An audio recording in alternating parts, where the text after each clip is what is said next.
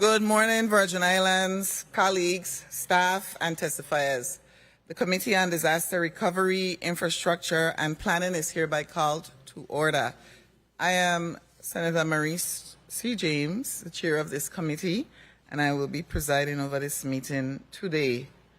As we begin today's hearing, I want to take a moment to recognize the significance of this day, October 16th, which is World Food Day, and the many important awareness campaigns being observed throughout the month of October. This is a month that calls us to action and compassion, a month that reminds us of the values that hold our community together. Each cause calls us to recognize both our shared humanity and our shared responsibility to one another. World Food Day reminds us that food is not merely nourishment, it is a fundamental human right. Yet far too many families still struggle to put healthy, affordable meals on the table. On these beautiful Virgin Islands, we must recommit ourselves to creating sustainable agricultural systems that feed our people, strengthen our economy, and ensure that no child, elder, or family goes hungry. This week, Seja Farms of the Virgin Islands is helping us take that step forward by hosting the first annual Farmers Conference, a powerful gathering of local farmers, agricultural experts, and policymakers who are exploring ways to strengthen our food security and food sovereignty. And this weekend's Bush Cook Chef Cook events will celebrate our culinary heritage, connecting farm to table and tradition to innovation, and will showcase our farmers and fishermen, our chefs, and the foods that tell the story of who we are as a people. These activities truly capture the spirit of World Food Day, connecting the soil, the sea, and the soul of our islands, feeding our bodies, preserving our culture, and honoring the people who fish the sea and work the land that sustains us. October is also Breast Cancer Awareness Month, and we pause to stand in solidarity with survivors, families, and healthcare professionals. Their strength reminds us that early detection saves lives, that access to care must never depend on a person's income or circumstances. Let's continue to lift up those who fight this battle every day and honor those we have lost by pushing for education, screening, awareness, and support. It is also National Bullying Prevention Month, a time to remind ourselves, and especially our young people, that words matter. Respect matters, and kindness matters even more. Whether in our schools, workplaces, or online, we must continue to foster environments where respect is the norm.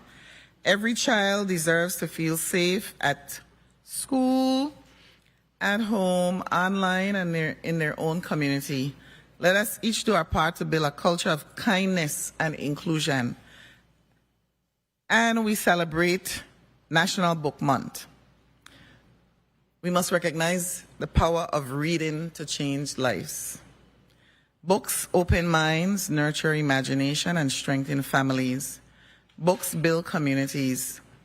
As someone deeply committed to literacy and education, I continue to encourage every household to make reading a part of daily life. Because when our children read, they grow not just in knowledge, but in confidence and possibility. Whenever I visit schools, I tell them readers are leaders. And finally, Domestic Violence Awareness Month reminds us that safety begins at home. We stand with survivors who have found the courage to speak out, and we mourn those whose voices were silenced forever.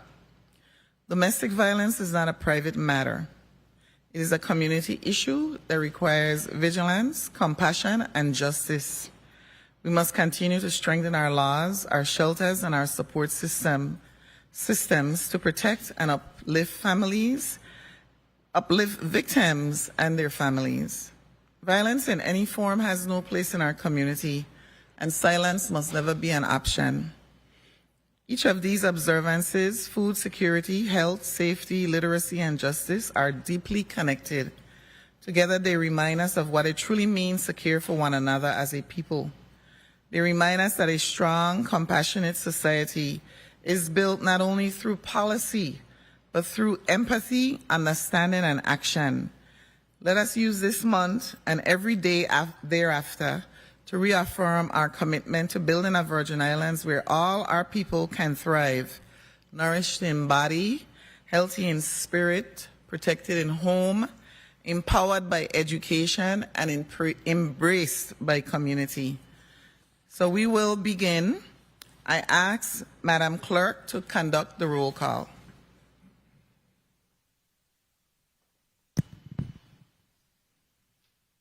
Senator Angel L. Bolkes Jr. Present. Senator Bolkes present. Senator Dwayne M. DeGraff. Senator DeGraff absent. Senator Hubert L. Frederick. Senator Frederick absent. Senator Marie C. James. I am here. Senator James present. Lastly. Senator Clifford A. Joseph Sr. Present. Senator Joseph Sr. present. Senator Milton E. Potter. Here. Senator Potter present. Senator Kurt A. Vialet. Senator Vialet present. Madam Chair, you have 5 present and 2 absent. Thank you, Madam Clerk. We have a quorum and we will proceed. We also have non-committee member, Senator Kenneth Gittins, here with us. Thank you. And we also have Senator Novell Francis. Good morning. Good morning. Thank you. Madam Clerk, do we have any correspondence to be read into the record? Yes, Madam Chair. Please proceed.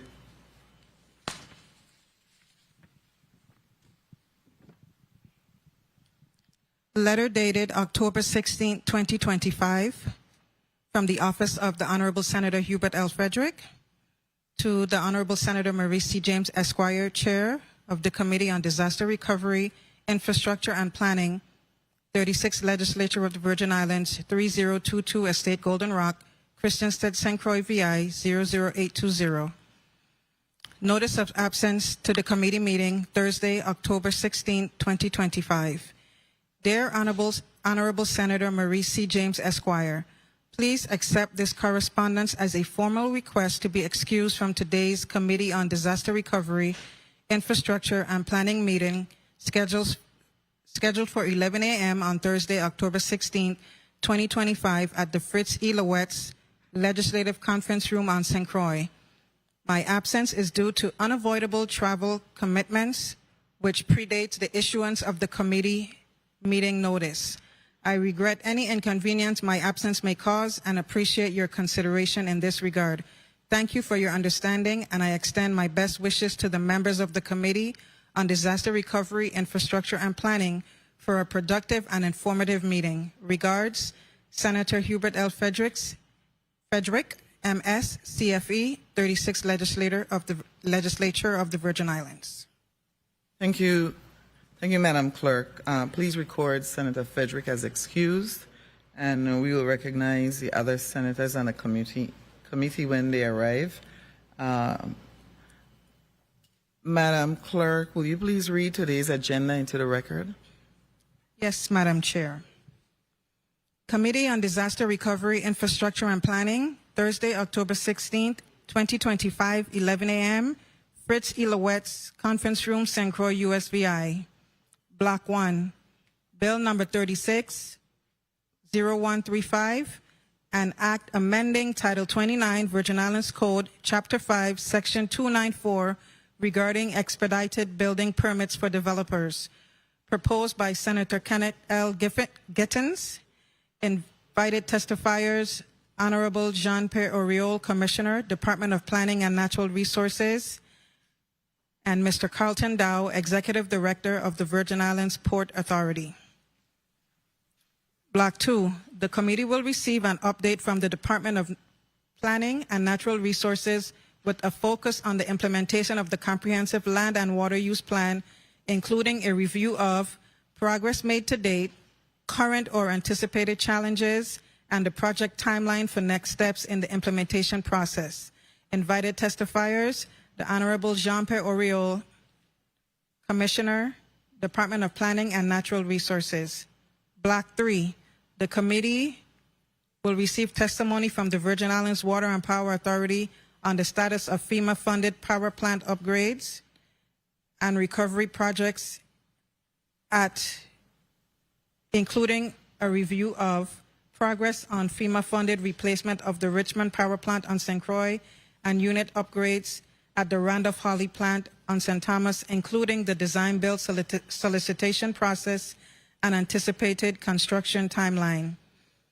Critical resilience projects such as undergrounding of electrical lines, installation of advanced composite utility poles, battery energy storage systems, and advanced metering. Integration of the recently commissioned solar farm on St. Croix into the WAPA power grid and their impact on system reliability, as well as any plans for solar development and integration in the St. Thomas-St. John district. Invited testifiers, Lemuel Laviniere, Chief Operating Officer, Electrical Systems, Virgin Islands Water and Power Authority; Noel Hodge, Chief Engineer, Virgin Islands Water and Power Authority; Vernon Alexander, Director of Special Projects, Virgin Islands Water and Power Authority; Maxwell George, Director of Project Management, Virgin Islands Water and Power Authority; and Joel Webster, Director of Grants Management, Virgin Islands Water and Power Authority. This concludes the reading of the agenda, Madam Chair. Thank you, Madam Clerk. We are joined by committee member Senator Dwayne DeGraff. Welcome, Senator DeGraff. I'm going to first ask the testifiers who are present today to just speak your name and title and position on the record before we begin with Block 1. Starting with Commissioner Oriol. Good day, Senator. Jean-Pierre Oriol, Commissioner, Department of Planning and Natural Resources. Good morning, everyone. My name is Testifier Nelson. I am the Engineering Project Manager for the Virgin Islands Port Authority in the St. Croix Division. St. Thomas Chambers. Good morning to everyone. I'm Carlton Dow, the Executive Director of the Virgin Islands Port Authority. Morning. Good morning. We will now begin the hearing on Bill number 36-0135, an act amending Title 29, Virgin Islands Code, Chapter 5, Section 294, regarding expedited building permits for developers. It is proposed by Senator Kenneth L. Gittins. So we will first hear from the sponsor of the bill, and then from persons present who wish to speak for, against, or neither for nor against the bill to be heard today. So I ask Senator Gittins, the sponsor of the bill, to present the bill. Senator Gittins. Thank you. Good morning to all. Thank you again, Madam Chair. Madam Chair and colleagues, I'm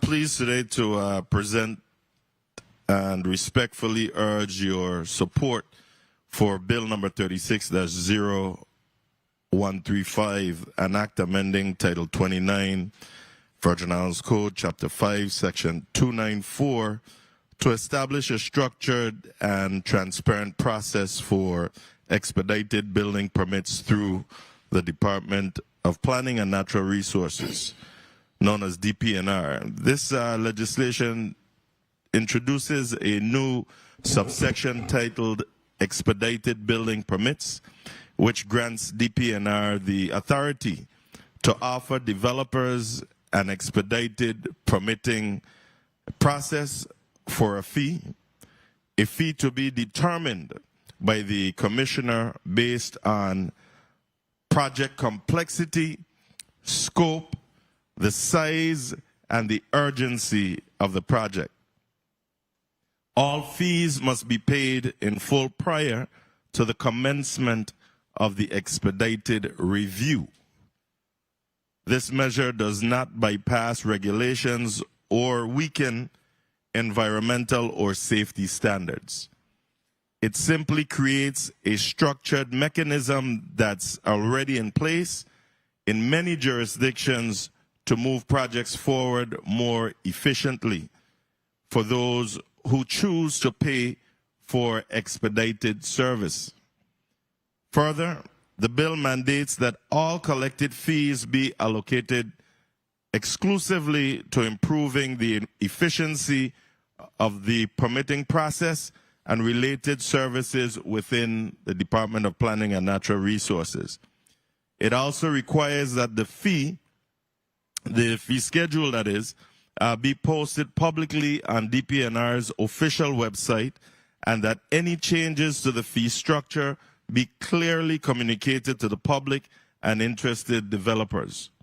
Transparency is not optional. It is mandated. To ensure accountability, the bill also requires the governor to submit an annual report to the president of the legislature detailing the total fees collected, the number of expedited permits issued, and an assessment of how effective the program has been in reducing permitting delays. Colleagues, this bill stems from the concerns and experiences of several developers and business owners who have faced serious and unjustified delays in the permitting process. These individuals, though unwilling to testify publicly due to fear of retribution, have voiced a strong need for a more reliable and timely permitting pathway. Now I must acknowledge that the DPNR Commissioner has expressed opposition to this measure, citing two primary concerns. One, that requiring expedited review may overwhelm an already strained staff, and two, that the bill does not prescribe exact timelines or fee amounts. But I want to be clear. The bill expressly empowers DPNR to set the timelines and to set the fee structure. If further clarity or amendments are needed, then I encourage the department to present those recommendations. But this is not a reason to stall this initiative altogether. It's time for solutions, not excuses. This measure is about more than bureaucracy. It's about stimulating economic development in the Virgin Islands, getting projects off the ground, creating jobs, and helping communities grow responsibly and efficiently. Let's do what we were elected to do, make decisions that benefit the people of the Virgin Islands. Let's put in place a system that works, not just for the Virgin Islands government, but for the hard-working men and women trying to invest in our economy. I respectfully ask for your support on this measure. Let's take a step forward in improving our permitting system and supporting the growth and development of our territory. Thank you. Thank you. Thank you, Senator Giddens. We will now hear from the testifiers who came today present to give us their position on the bill. And we will start with Commissioner Oriol from the Department of Planning and Natural Resources. Thank you, Senator, and apologies in advance for my voice. I'm still getting over a throat infection that I had earlier in the week. Good day, Senator James, Chair of the 36th Legislature's Committee on Disaster Recovery, Infrastructure and Planning, other committee members, non-committee members, and legislative staff present, and members of the viewing and listening public. My name is Jean-Pierre Oriol, Commissioner for the Department of Planning and Natural Resources, and I am present today to provide comments on Bill number 36-0135, an act amending Title 29 of the Virgin Islands Code, Chapter 5, Section 294, regarding the issuance of expedited building permits for developers. On July 10th, 2025, I sat before this body and presented the proposed budget for fiscal year 2026 for the Department of Planning and Natural Resources. Specifically, on pages 25 and 26 of the budget testimony, I pointed out that the FEMA Hazard Mitigation Grant Program that we transferred the majority of our permits employees on to ease the burden on the general fund was coming to an end in March of 2026, and I requested that the legislature approve a supplemental amount of approximately $600,000 to ensure that we did not have to terminate employees once the funding no longer remained. The Office of Management and Budget included this supplemental request during the budget wrap-up last month. However, when the final budget bill was submitted to the governor for approval, no additional funding has been provided to extend the employment of the existing permit staff, as well as hiring of additional staff to keep pace with the amount of activity now being submitted for review. And now DPNR is being told to implement an expedited review process when we run the risk of losing the majority of the staff tasked with the responsibility of said review. My specific comments on this bill are that it is incomplete. The sponsor states that there needs to be an expedited review process, but then does not offer how many days this expedited process should take, what the fee should be for that process. Rather, the bill basically says, DPNR, you go and figure it out. 29 VIC Section 294B requires the department to make a determination on an application within 30 days receipt of said application. Would it be possible to make a determination in a shorter amount of time for a fee?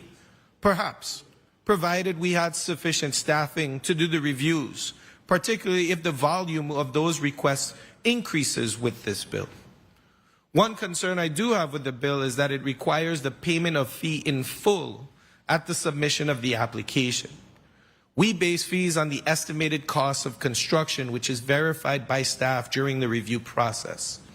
If the applicant underestimates the cost of construction and the fee is said to be paid in full at the onset, then the applicant would not owe any additional funds upon receipt of the application.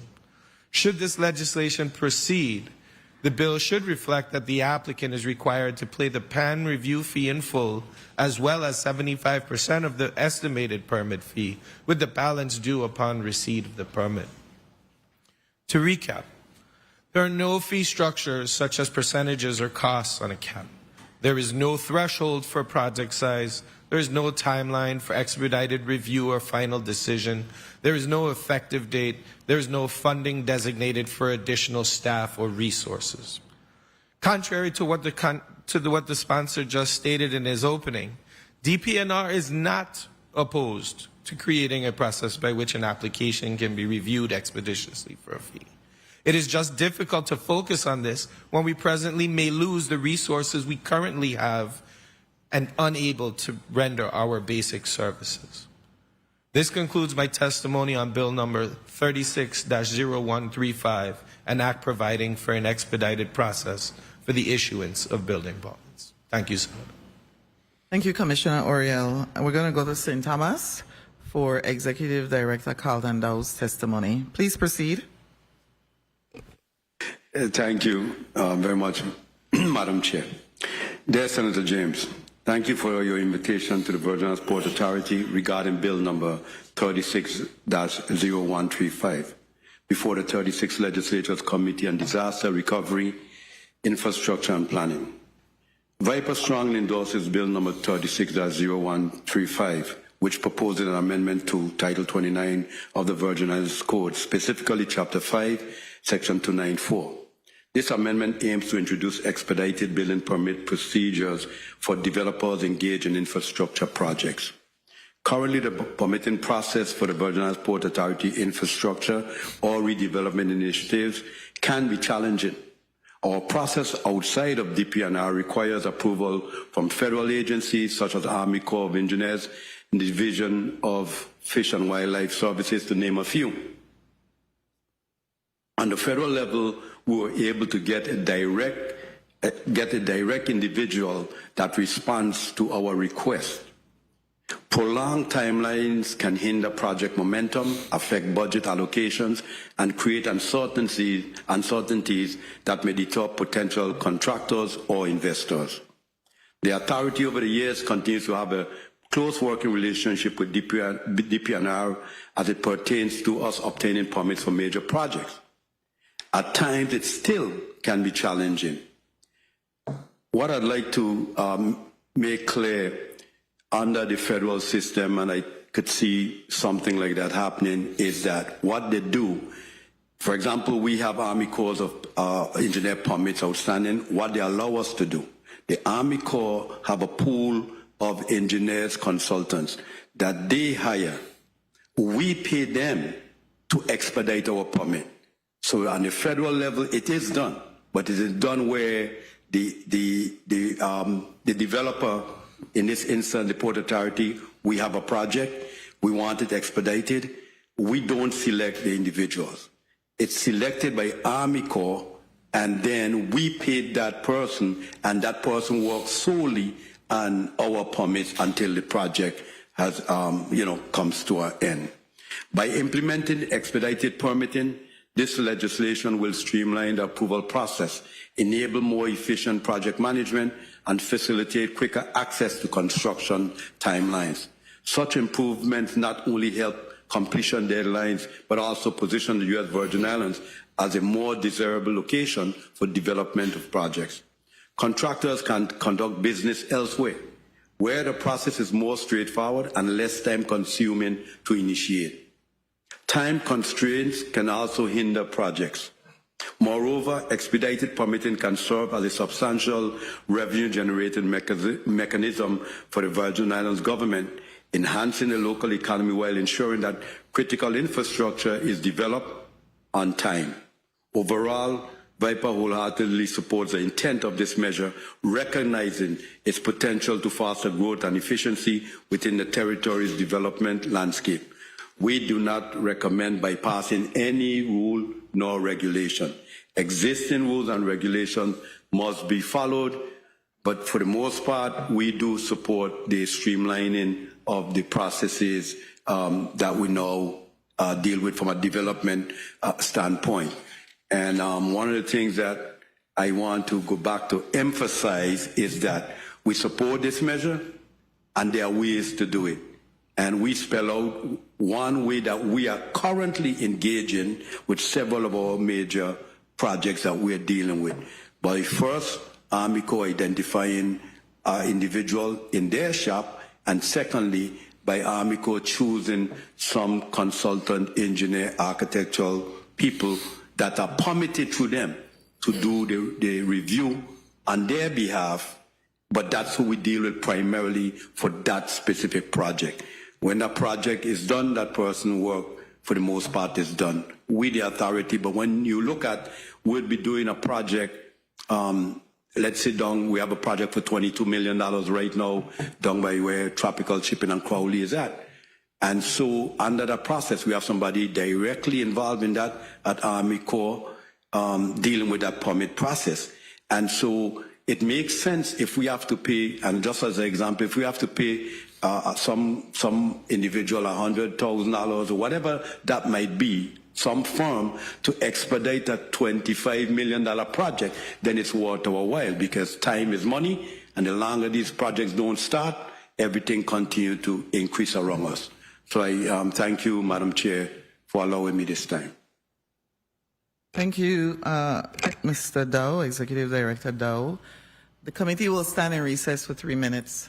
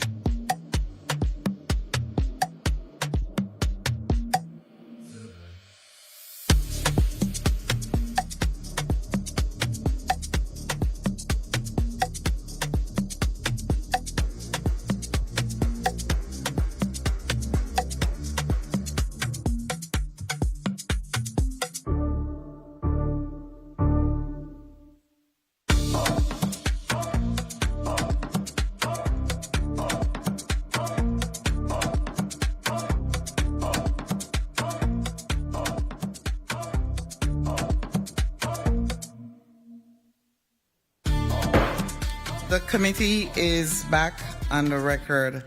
I'm going to first ask this question only because of being a federal employee myself and knowing that a lot of my fellow employees from the Virgin Islands National Guard are not working right now. I wanted to find out from you how many of your employees are affected by the government shutdown. Thank you for the question, Senator. None of my employees are affected by the shutdown right now. Okay, so that's great news. All right, so we're going to start with point of information, Senator Francis. Thank you very much, Madam Chair. Good morning to you, my colleagues. Good morning to the testifiers, and good morning to the people of the Virgin Islands. Of course, I heard from the Commissioner in regards to his concern in respect to the supplemental that have been requested for the employees of the permits that's being transferred from the federal over to the general fund. And I just wanted to reassure him that in fact that matter will be taken into serious consideration. As a matter of fact, we'll have a discussion with OMB today, something that definitely could be addressed and move forward. Our attempt was to ensure that we're moving a balanced budget, and now we have done that. There are certainly some additional tweaks that will be done as we move on towards the budget. The budget is a fluid document, and again, there's a lot of forecasting that's done. Now that we have specifics, we could certainly move to address the concerns that have been raised by the Commissioner. So, Commissioner, please rest assured that we'll address your concern with the $600,000 post-haste. Thank you very much, Madam Chair, for the time. Thank you, Senator Francis. Senator VLA, point of information. Thank you. Thank you, Madam Chair. Good morning to the people of the Virgin Islands. I just wanted to add that the positions or the monies that you have for these positions expire March of 2026, correct? That's correct, Senator. So we do have some months in which we can make sure that we appropriate those monies. And also for the 19 position, 5 are vacant and 1 position is new. Correct. So closer to the time, we'll know as to whether or not you're able to fill those vacant positions. And we also need to provide the funding for those vacant and the new positions. So we'll have a more total picture as to the exact amount that is going to take to be able to maintain those employees on the payroll until the end of the fiscal year. But the committee is committed to making sure that you receive those monies. So take that one off the list as to what you can't accomplish the particular goal. Thank you so much. Thank you. Thank you, Senator VLA. We will now start a round of 4 minutes. And this is the order. Senator Angel Bolquez Jr., number 1. Senator Kurt A. VLA 2. Senator Clifford Joseph A. Joseph 3. Senator Novell Francis 4. Senator Milton Potter 5. Senator Dwayne DeGraff 6. And Senator Maurice James, 7th, and then we will go to the sponsor of the bill. I had to change the numbers because I know the sponsor is the last to go. So we will begin with Senator Angel L. Bolquez Jr. You may begin for 4 minutes. Thank you so much, Madam Chair. Good morning, Madam Chair. Good morning, colleagues. Good morning to the listening and viewing audience, and good morning to Central staff. Just a few minutes before we turn to afternoon. And of course, good morning to the testifying panel here on behalf of Bill number 36-0135. And I believe from the testimony of the Commissioner of the Department of Planning and Natural Resources, I garnished a few things. And I think one of them is technically what is the definition of expedited, and technically how long does that last, among a few other inquiries. But I have a few questions for you, Commissioner. In relation to the bill, should the bill include a cap or a ceiling on the number of expedited applications DPNR can process at one given point in time? For instance, should there be a monthly cap? Would that with no cap, would that overburden your staff? It's difficult to say, Senator, because again, we don't have a reference or a number to work from. So I want to stop you there for a second, Commissioner, please. In reference to your current permits that you process, what would you consider to be overburdening for your staff, depending on the number of employees currently, just for regular permits? So just for the review process alone, all right, I have 3 plan reviewers in-house right now. We should be somewhere around 6 to 8. Okay. All right. My division right now is processing 400 applications a month. Okay. 400 a month. Yes. Okay. And also in reference to the bill, do you believe that there should be some thresholds in the categories for project size or even types of projects, because we have residential and we have commercial projects? So I don't, and the reason why I say that is because typically, and then when we are well staffed up, so in terms of plan review, like when I started in this role, we had 5 plan reviewers at the time in DPNR. We were able to do residential in about 21 days. Most commercial was a little bit over 30 or so. We, on projects that are more complex, which we figure will be the ones that will apply for this expedited process, those are the ones now that will be focused and not so much the residential. I don't believe that if we are putting an additional fee on for somebody to get something from 21 days to 10 or 11, that we're going to see a lot of applications on that for the amount of money that people would pay for it. So using the example that you just drew with 21 days to 10 days or whatever, just using that as a raw example. 1 minute. If a developer, whether they're commercial or residential, decides to expedite his or her permit, and your team is unable to process the permit in that specific amount of time, due to whatever staff shortages or whatever, should there also be a mechanism for them to be partially refunded or fully refunded or anything of that nature to be included in the bill? I mean, if I were paying for an expedited service and I didn't receive it, then I would expect some type, that as a consumer, you would want that, right? Like if I pay for U.S. Postal Service overnight delivery and it still takes 3 days, I'm bugging the Postal Service for my money back. So I think that maybe it becomes not a hard 10 days, but a 10 to 15 day, like a range, and you try and get it in the range so that you say you completed the service within the specified time frame. But this again, the law as it currently stands requires DPNR to make a determination in 30 days on all applications. And Madam Chair, if I may please have one last wrap up. Go ahead, Senator. Thank you so much, Madam Chair. And just for the sake of wanting to know about any other jurisdictions that may have expedited permitting that you're aware of, do you believe that those models should be looked at in reference to further developing the bill that is before us today? So after getting notice of this bill, we did research and reach around to some of our partners, and so we do know that an expedited permitting does exist. So it would be something that if we were going to look into, we would borrow from other counties and how they do those things. Okay, very well. Thank you so much for your response, and thank you for the time, Madam Chair. Thank you, Senator Boquez.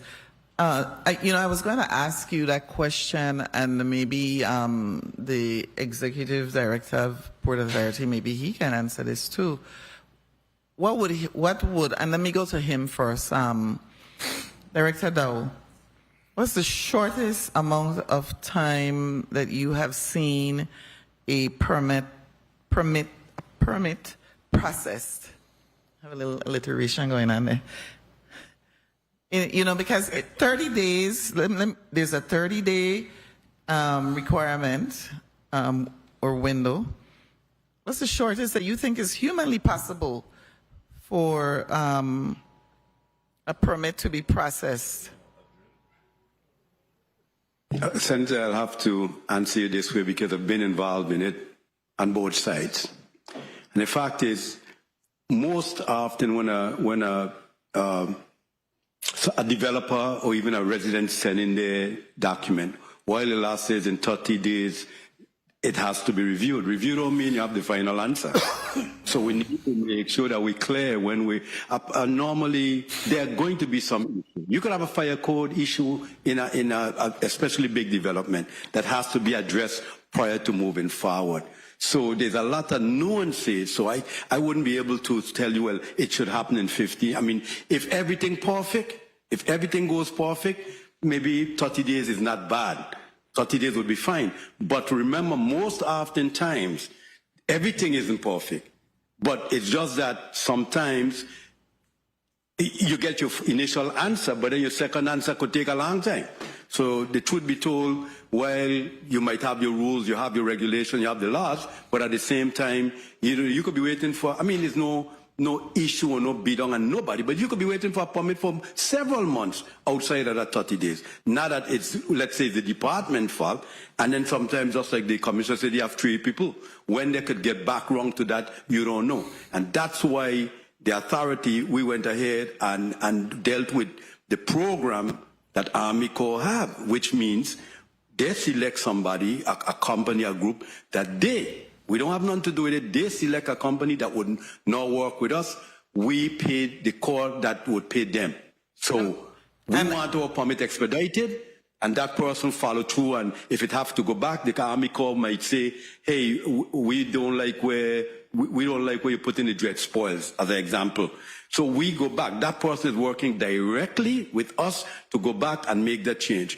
At the end of the day, the permit is signed off by Army Corps. That company is only but an extension. To me, major development, that I just would think that would be a logical way to go. You would not be interfering directly with the 3 people that's reviewing, somebody residents or whatever the case might be. So it all depends. Each applicant going to be different. Okay, well, we trying to you actually made an argument for not 2, just now in my mind, but I'm going to explain that to you later.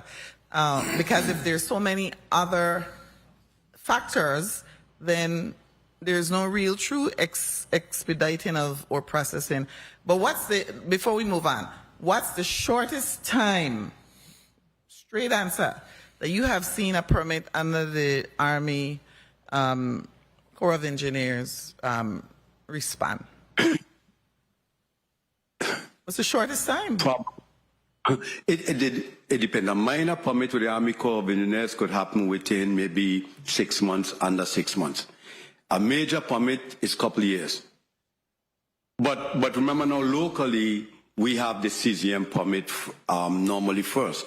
So the same permit that we have to get from Army Corps, we also have to have a local permit by CZM. So locally, that could be maybe a couple months, but again, I want to make sure, let's say everything is well with the application. No issues with the application. No issues. To me, 30 days is reasonable, provided nothing is wrong with the application. Which is what the law requires now, 30 days. It does require 30 days. Correct. Okay. Correct. I'm going to come back to you. I think you and I will be having this conversation, but I want to give my colleagues a chance while I process what you just said to me. So I'm going to recognize Senator Kurt A. Viale for your questions. Thank you, Madam Chair. I think the bill is pretty straightforward, and I think one of the reasons behind the sponsor not putting in any specific timeline was that the Senate really isn't the expert in these areas. But DPNR, you serve as the expert, and it would be best for you to provide us with a recommendation as to what is really doable. Because for us to come up and say, well, we want 1 week, and it's not doable, we literally are wasting time. But I know that a number of jurisdictions do have expedited permitting process, correct? We did look that up, yes, Senator. And an expedited permitting process would allow DPNR to generate substantially more revenues. It's possible, yes, Senator. In most jurisdictions, on the expedited permit, literally almost double the cost of the regular permit? So did not get that far, but I would say that I would not recommend anything less than double for that. So I think if it's properly structured within the realms of what you're able to accomplish, it could be a generator of additional revenues to the government from individuals who want to expedite a permit because there's a need for them to get the job completed quicker.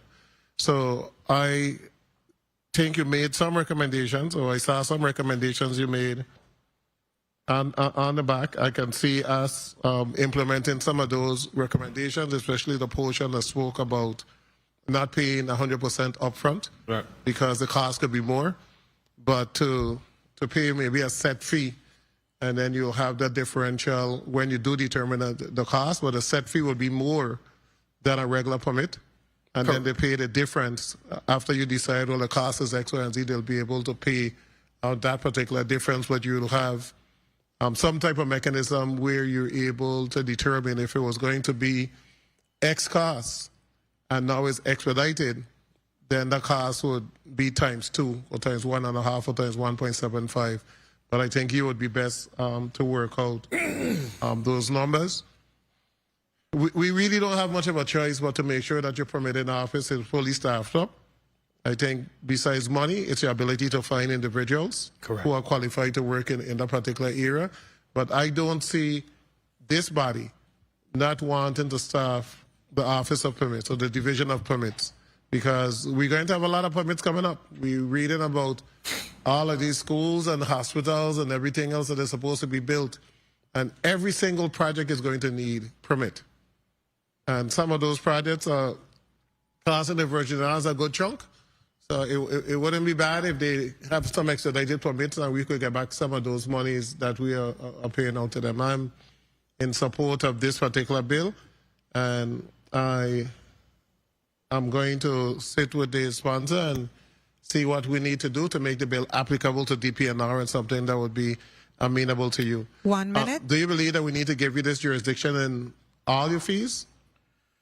I believe so, Senator, yes. I mean, it just makes it easier for us. Because right now, if you look in Section 296 of this, where it speaks to fees, it says that you must come to the legislature to discuss the fee schedule. So the last updated fee schedule was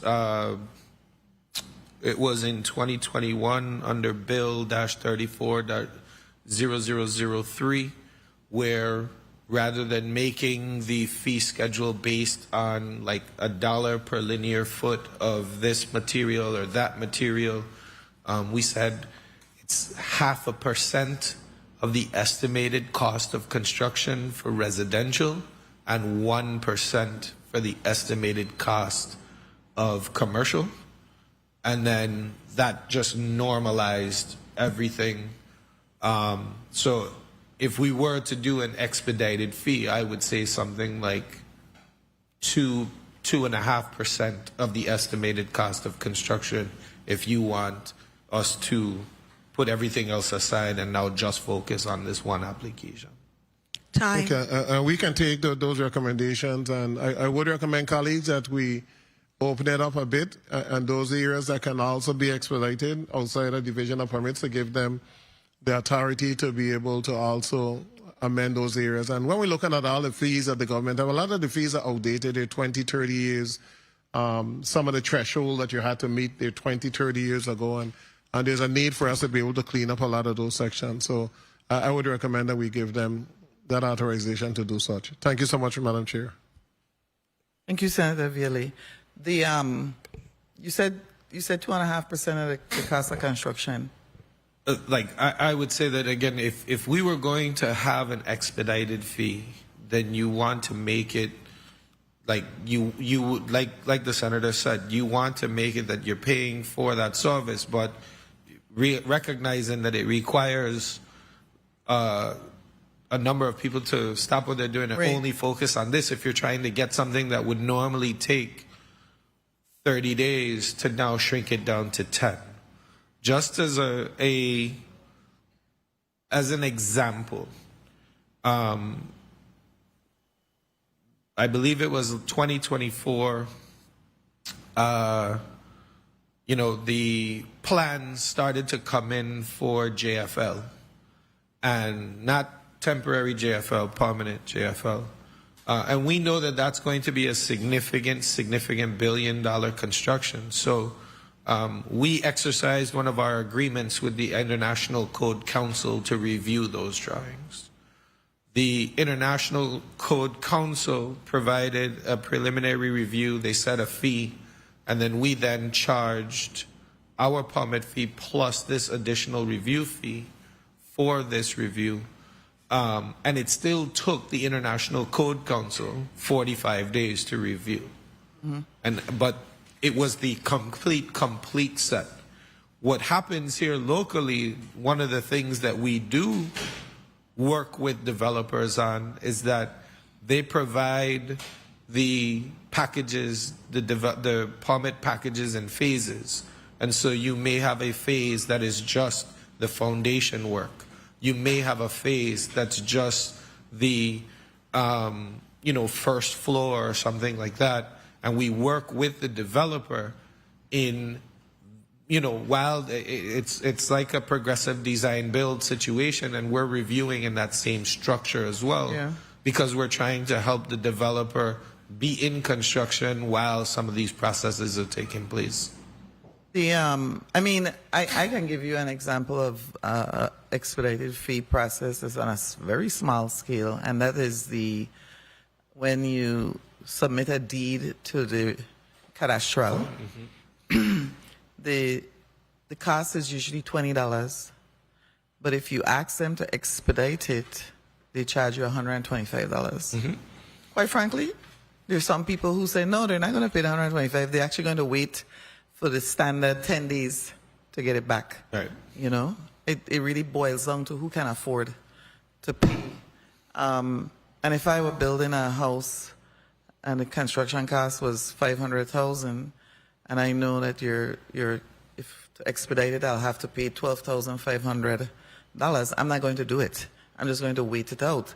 So it seems as if this would be really more applicable to certain project types, like critical infrastructure, disaster recovery projects, maybe affordable housing. The bottom line is you will definitely need more staff, because me, the homeowner who's waiting for my permit, expect to get it within a certain time. But expediting, as you said, and happens in cadastral, someone then leaves the processing of the other deeds and devotes themselves solely to doing the research for the expedited deed. There's no way around it but to increase your staff. I will say that right now. The point of information, Senator Viale. Thank you, Madam Chair.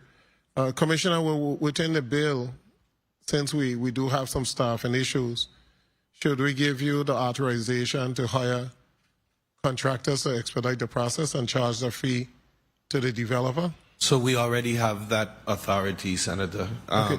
It's in Title 29, Section 312. I believe it's L, and it says that the commissioner may enter into agreements or anything. So that's how we have an agreement with the International Code Council. We adopt the ICC by statute, and so we felt it prudent to have an agreement with them that, But you could, I'm thinking about the ability for you to also be able to contract former employees that are very familiar with the process that could come back and expedite that particular project so that your other individuals could deal with housing and all the other issues that they have. Yeah, we would just we do have the ability right now. We would just have to Okay. pre-establish those contracts as a like a per diem type of Yes. situation where they're paid by the hour for these reviews if it's an And agreed that, upon that cost is passed on to the developer. Yes. And I just put on the record because we're always going to have this conversation about having sufficient personnel. Yeah. So we need to look outside of that and develop a process where we know we have personnel and we could charge higher fees and we could collect these monies in a timely manner. Thank you so much, Madam Chair. Thank you, Senator Vieri. Good point. We will have to find other models with what the senator referenced about all these disaster recovery projects that are coming up, and we just need to be able to get them through so we generate revenues for the government. Next up will be Senator Clifford A. Joseph, Sr. Thank you, Madam Chair, and good morning to the listening audience. Good morning to everyone in the Virgin Islands and wherever my voice is being heard. Good morning to the testifiers. Good morning, Senator. Commissioner Oriol, the question I would like to ask is, what is the average turnaround from between the average turnaround for permit issuance, FY24 versus FY25?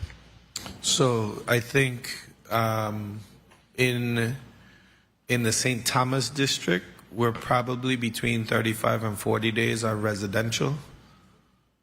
In the St. Croix district, I believe we're closer to a flat 30 days right now. Okay, can you place on the record the relationship between getting a building permit issued if a construction would be a coastal zone? What does the process look like? So the CZM process is independent of the actual structural building portion of things.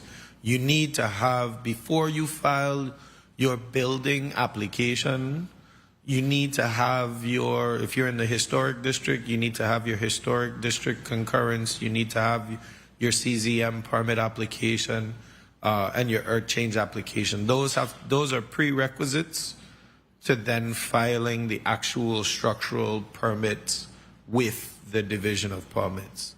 I asked that question because if we're expediting, I want folks to also understand there's other process outside of just your permitting process to get your building going. Right. It's not just the structural. The structural is the very last piece. Okay. The other the earth change, earth movement, and then also the historic portions all have to be completed before. Go ahead. Sorry. Okay, no, you go ahead. I was just going to say that for a time, we did accept applications simultaneously. What we had encountered was that persons were, when they would get the approval of one, they would begin construction rather than getting the approval of all three or so. And so we had to cease that practice because there were too many people beginning their construction projects without going through the entirety of it. And then how do you monitor the commencement of the 120 days after the permit is issued? So you're required as the developer to notify the department when you are starting. It's a permit condition. And then every file is marked with when that person notifies the department that they're beginning. You have to put a very specific permit placard that we issue on the construction entrance at the site. And then your site will be monitored from there on. As far as government projects, do you have an expedited measure? 1 minute. Practice right now? Oh, yeah, sorry. So the government projects are government and semi-autonomous projects on the CZM side do have a contracted timeline. They go through something called the Federal Consistency Determination process.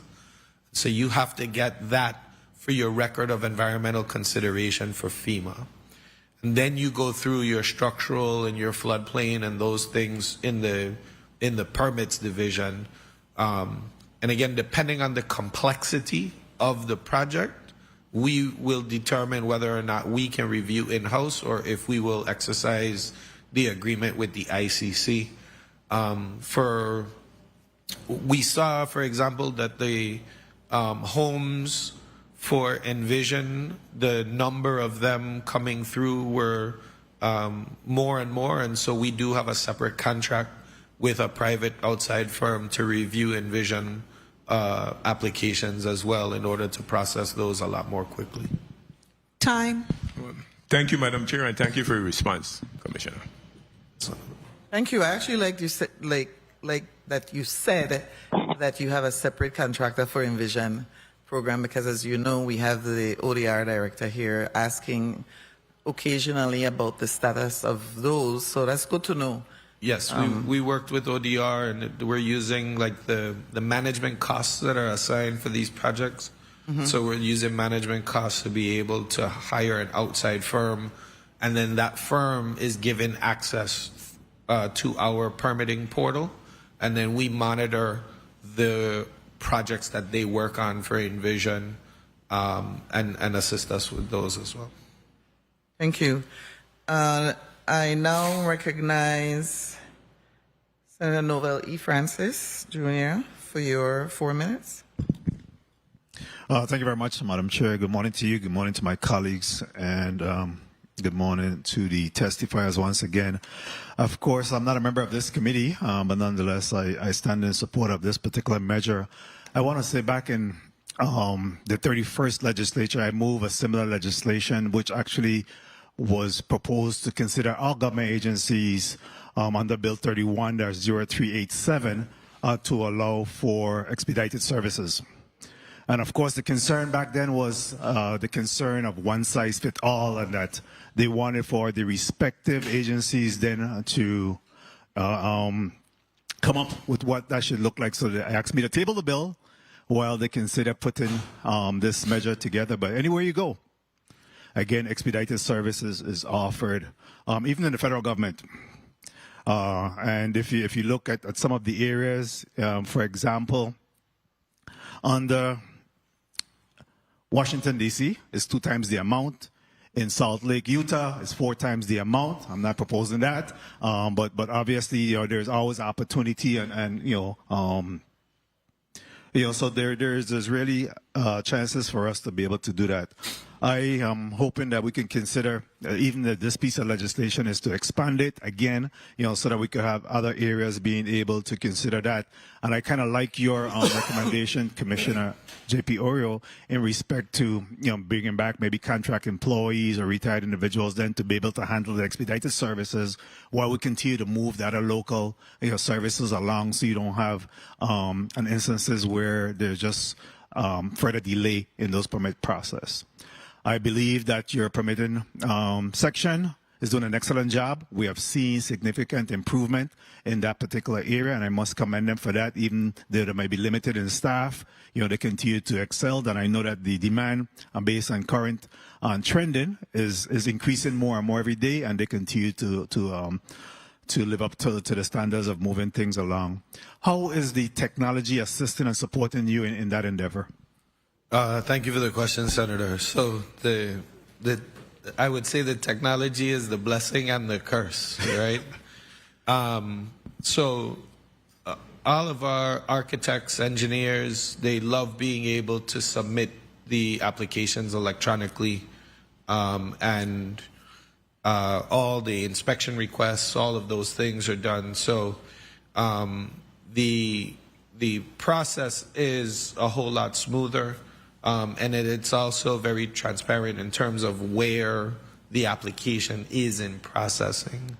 I think that because of the ease and because of how we're able to turn around certain things very, very quickly, like, depending on the size of the project, you can turn it around in a couple days.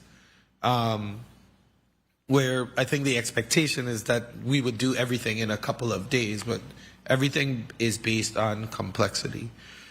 We are looking to, and I am hoping we're able to do 1 minute. in Q1 2026, add an extension, an AI extension to our permitting platform. It is something that is now being promoted by the ICC.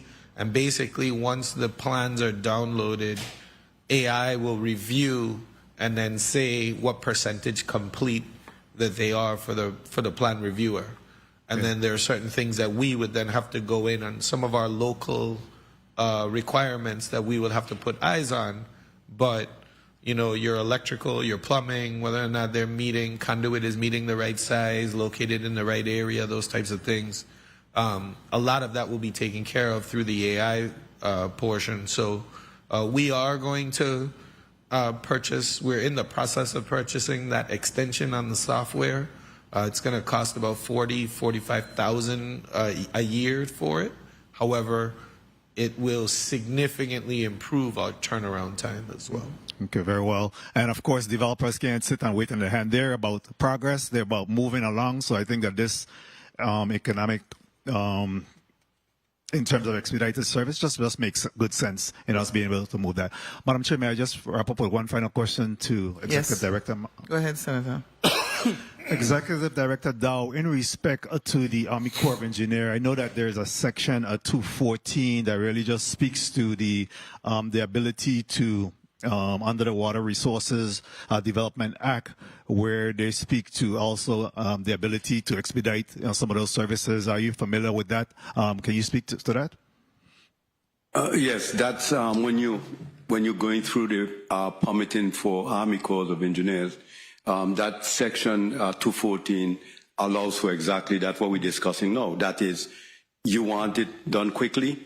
Hey, they hire the contractors or the architects, engineers, whoever the plan may call for. They hire them, but the agency, in this case, would be the Port Authority. We are the ones pay. It could be, most times it's some private firm. We pay, whatever the fee might be, $100,000, $200,000, I don't know, but that's the person that's dealing directly with us, answering our questions, and then but the final sign-off comes from Army Corps of Engineers. Those are contractors that work for them, which I heard what is being, you talk about the, whether retirees or whatever, could be a combination, because depending on what the nature of the project and how large it might be. But the bottom line is that if you, in this instance, and I use the tropical project we're doing, about $25 million, it's worth our while to pay somebody that Army Corps recognizes when we were dealing with a permit, to pay whether $100,000 to $150,000 or whatever that price was, so that we could get that back. All of us know the cost of all construction, everything continue to escalate. So the longer you take, the $150,000 is going to cost you way more than what is $150 for that individual to be able to expedite it. But I just want to make sure we understand the final sign-off is that of Army Corps. And in this instance that you're discussing, the final sign-off still will be DPNR, just that whoever doing the review for them, if you decide to do that, would be still have to get their clearance, the final sign-off by DPNR. Thank you very much for that response. Time is money, Madam Chair. So let's get on with this and definitely get it done. Thank you very much, Madam Chair, for the time and opportunity. Time is money is right. Executive Director Dow, so in the cases that you've been involved in, the Port Authority has been the entity that paid for the expedited processing? Correct, because in this case, we are the developer. Right, so yeah. All right. I just wanted to make sure that I understood that also. One of the things that my main concern is equity in processing. As you know, in 2017, when hurricanes hit, and because of the shortage that exists in our community all around, there's a shortage of contractors even for residential renovations. And so it's important to me that we fund you adequately so that we have equity in processing, so that residents and small contractors are not disadvantaged compared to large developers who can afford to pay for priority. I'm going to make that clear. I for one, believe in revenue generation, and I believe in expediting. In my prior life as a real estate development attorney with Hadj and Sheen, we paid, so I understand totally. But at the same time, because of the circumstances we are now in the Virgin Islands, I'm going to make sure that I protect those who can afford to pay, and that they, in fact, are so I was very happy when you said that with the Envision program, that you were able and you dedicated somebody to make sure those particular permits were taken care of. So I'm going to commend you on that, because I see that you understand, compassionate leadership. I'm going to move on now to Senator Milton E. Potter for your 4 minutes.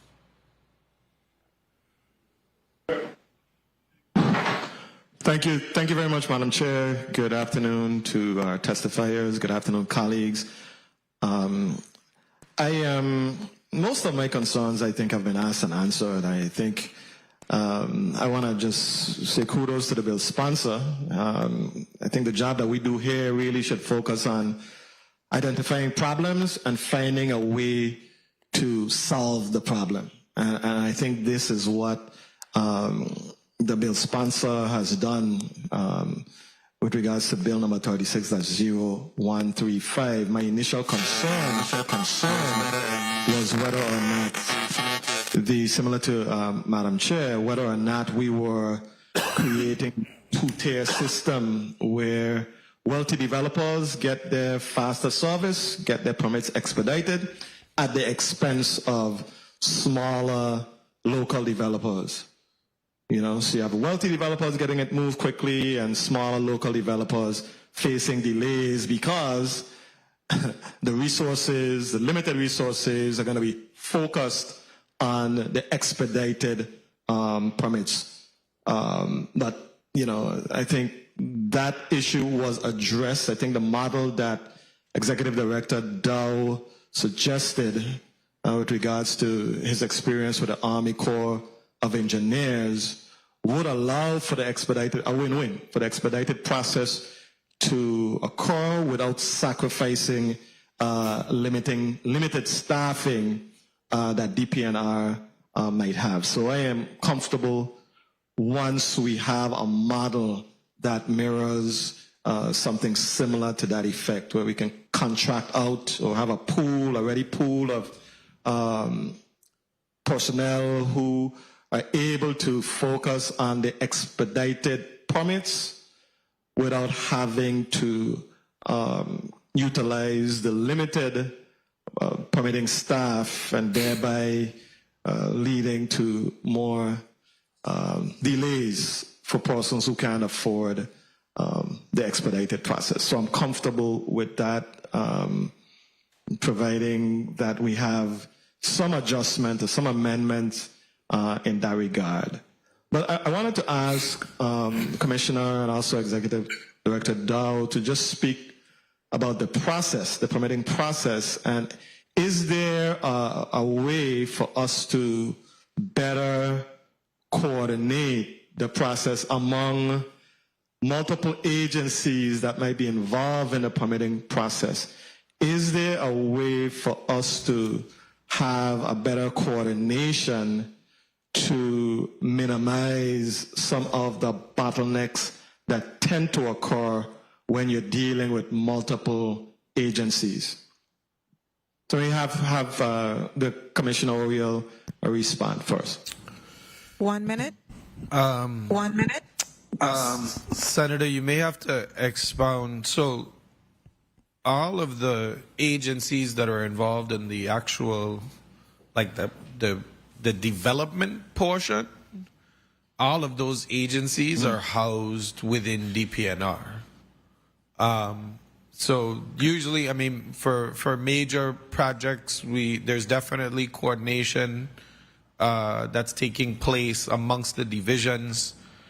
Even on the Envision sites, there's lots of coordination that's also taking place, again, because they all have to go through some internal DPNR review process to meet the record of environmental consideration for FEMA.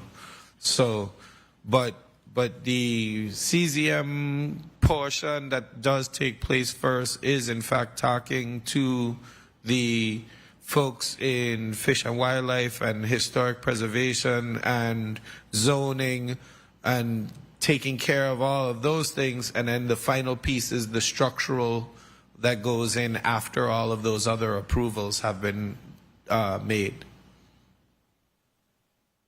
Okay, so there's no external agencies or entities that are typically involved. It's really a DPNR-centric process. Yeah, during the permitting phase, not really. It's now on the certificate of occupancy phase is where we have some external. So, for example, we for large commercial scale projects, we will do our walkthroughs with the fire department to make sure that everything related to the fire code is done correctly or installed correctly.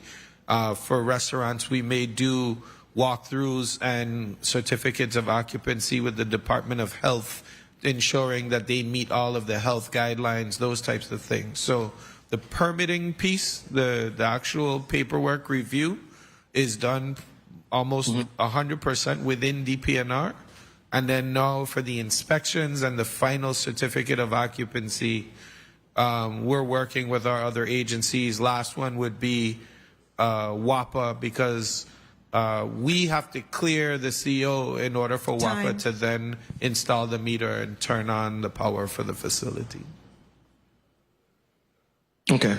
Thank you very much, Madam Chair. If I might just have Director Dow, Executive Director Dow respond. Yeah, Sure, go ahead. Quickly, a lot of our processes and our major, what I consider the major projects, CZM normally is going to be our first stop, normally for what we're doing, what we're engaging. And that process, to move to the one good thing is the pre-application meetings. To me, that's something that it works, because at that pre-app meeting, you have a chance to discuss with the staff, you know, the nuances, and they have a chance to, so by the time you get to the application itself, a lot of issues are worked out. But then, and that's on the local side, but we also have to deal with fish and wildlife, you know, removing, you know, species from under the water, transplanting them, the U.S. Coast Guard, and all this stuff. But locally, I believe one of the biggest issue that we had faced for quite some time was, believe it or not, was the lack of quorum at CZM. That went on for a long time. It's been much better in recent times, but not having a quorum. When we can't have a decision made, not for 1 month, 2 months, 3 months could go on, and they don't have a quorum. But like again, it's been much better today. So I remember several years ago when we dealt in this institution, we had a similar situation going on at the Schneider Hospital. And at that time, we took a position that folks who are on this board, if they're missing 50% of the meeting, then they don't need to be on the board. And there must be some way, because these things really impede the work that has to happen. So for a long time, and I know there might be where the commissioner still could do X, Y, Z, but the fact is, they're established for a reason, and a lot of times that's been one of the big hindrances that we have experienced along the way. Thank you very much for your responses, Executive Director Dow, as well as Commissioner Oriol. Thank you, Madam Chair. Thank you, Senator Potter. I now recognize Senator Dwayne DeGraff for his 4 minutes. Thank you, Madam Chair. Good afternoon, colleagues. Good afternoon, testifiers, all of you listening present. You know, when you're the sixth person in the number, you hear a lot of good information. And, you know, Commissioner, when you said no to the bill, I was along the same lines. I was along the same line saying, well, hey, you know, the little man gonna suffer because you have to move all your little people, you have to move all your people to go address the little man, the residents, the, you know, commercial locally, and to put them toward people who got deep pockets and pay for these things.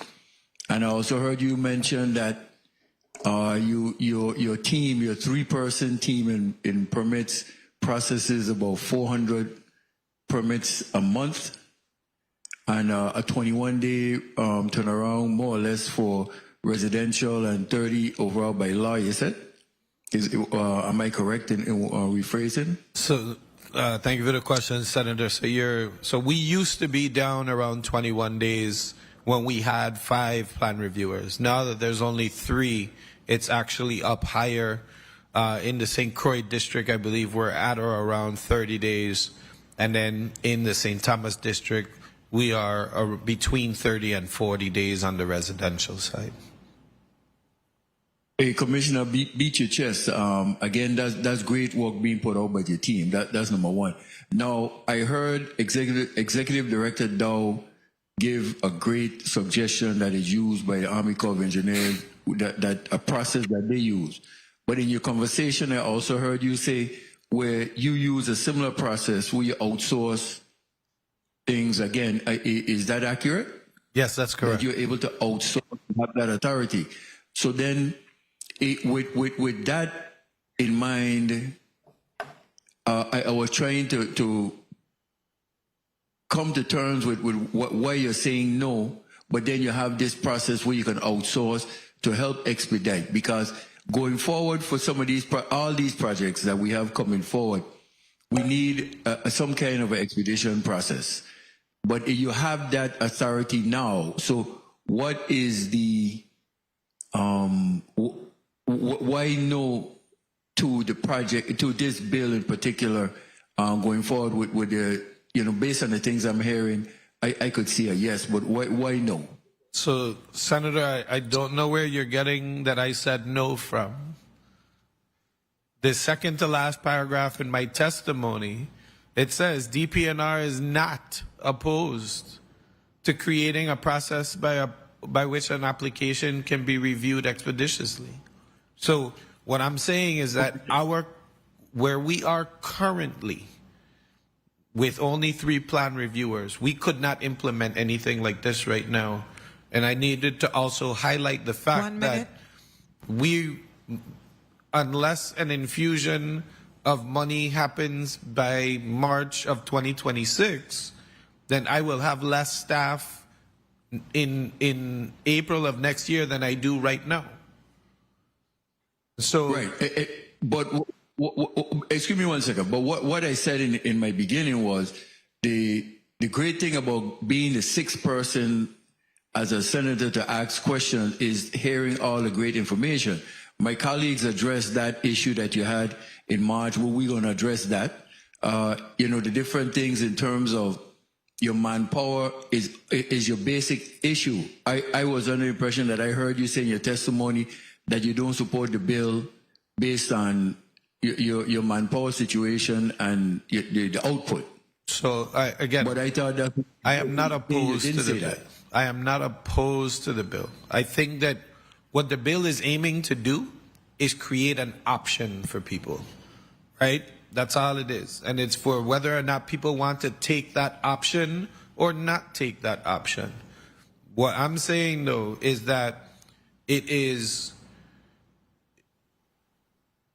was not fleshed out to the point where it's clear-cut how it will, even though what it does state is that DPNR, we will leave it to you all to flesh out what all those points are.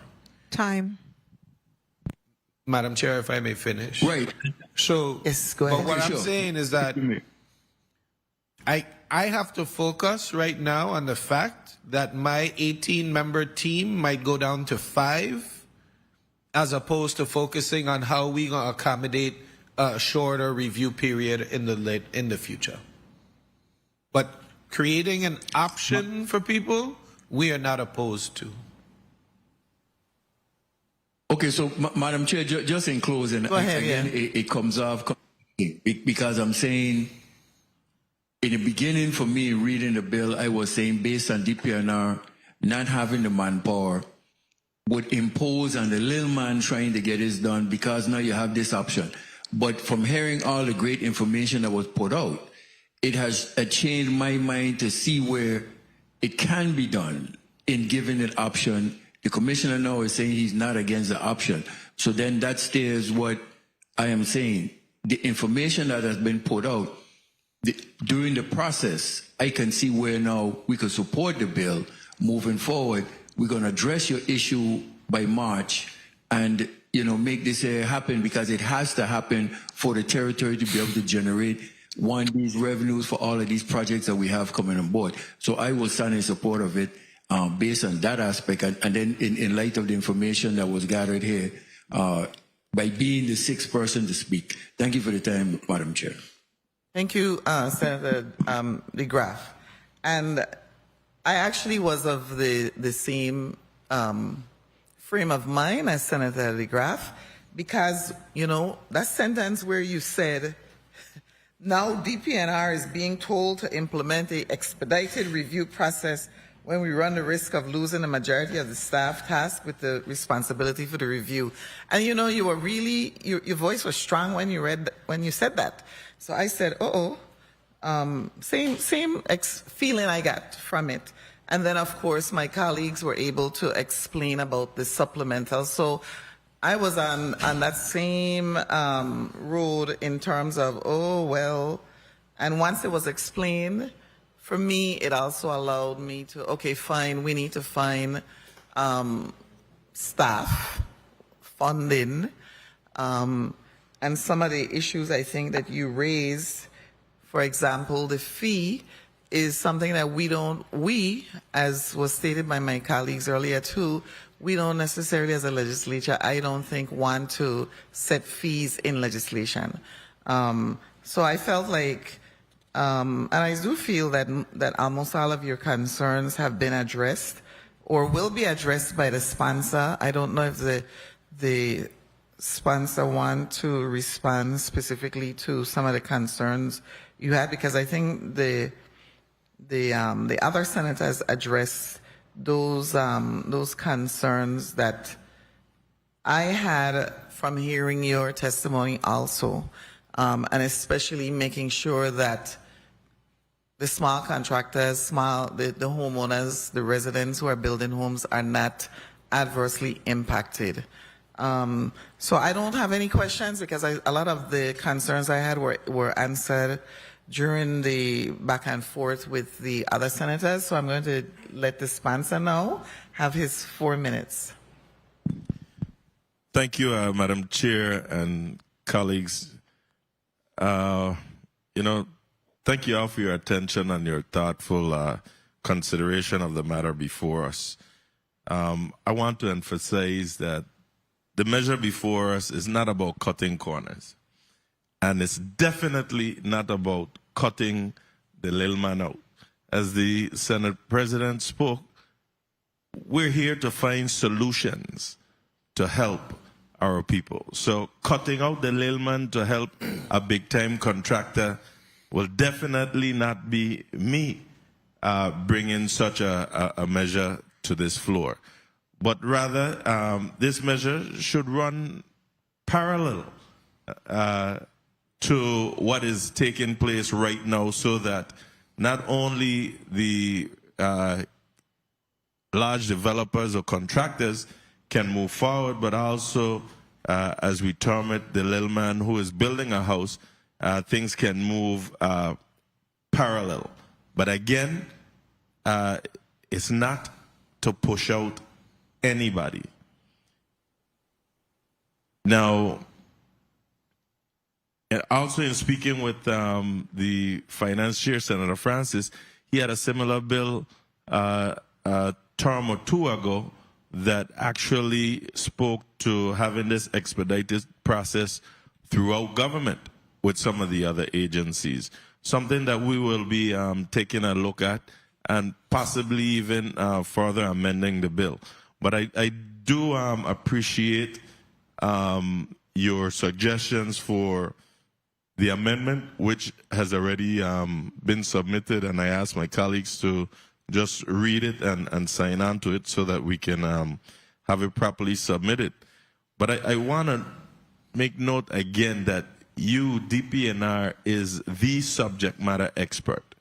And one of the things that I didn't want to do also was to put any additional pressure on you, whereas we will sit here and determine what's the timeline, what the cost is, and whatnot. You're the subject matter expert, and that's why I leave the bill in the manner in which it is, so that you can determine that, and as you eloquently stated, based on complexity and all the other items that you will take into consideration.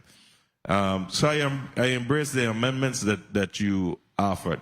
But let me just ask you one question. In the last year or two, have you done any expedited permits for any major development?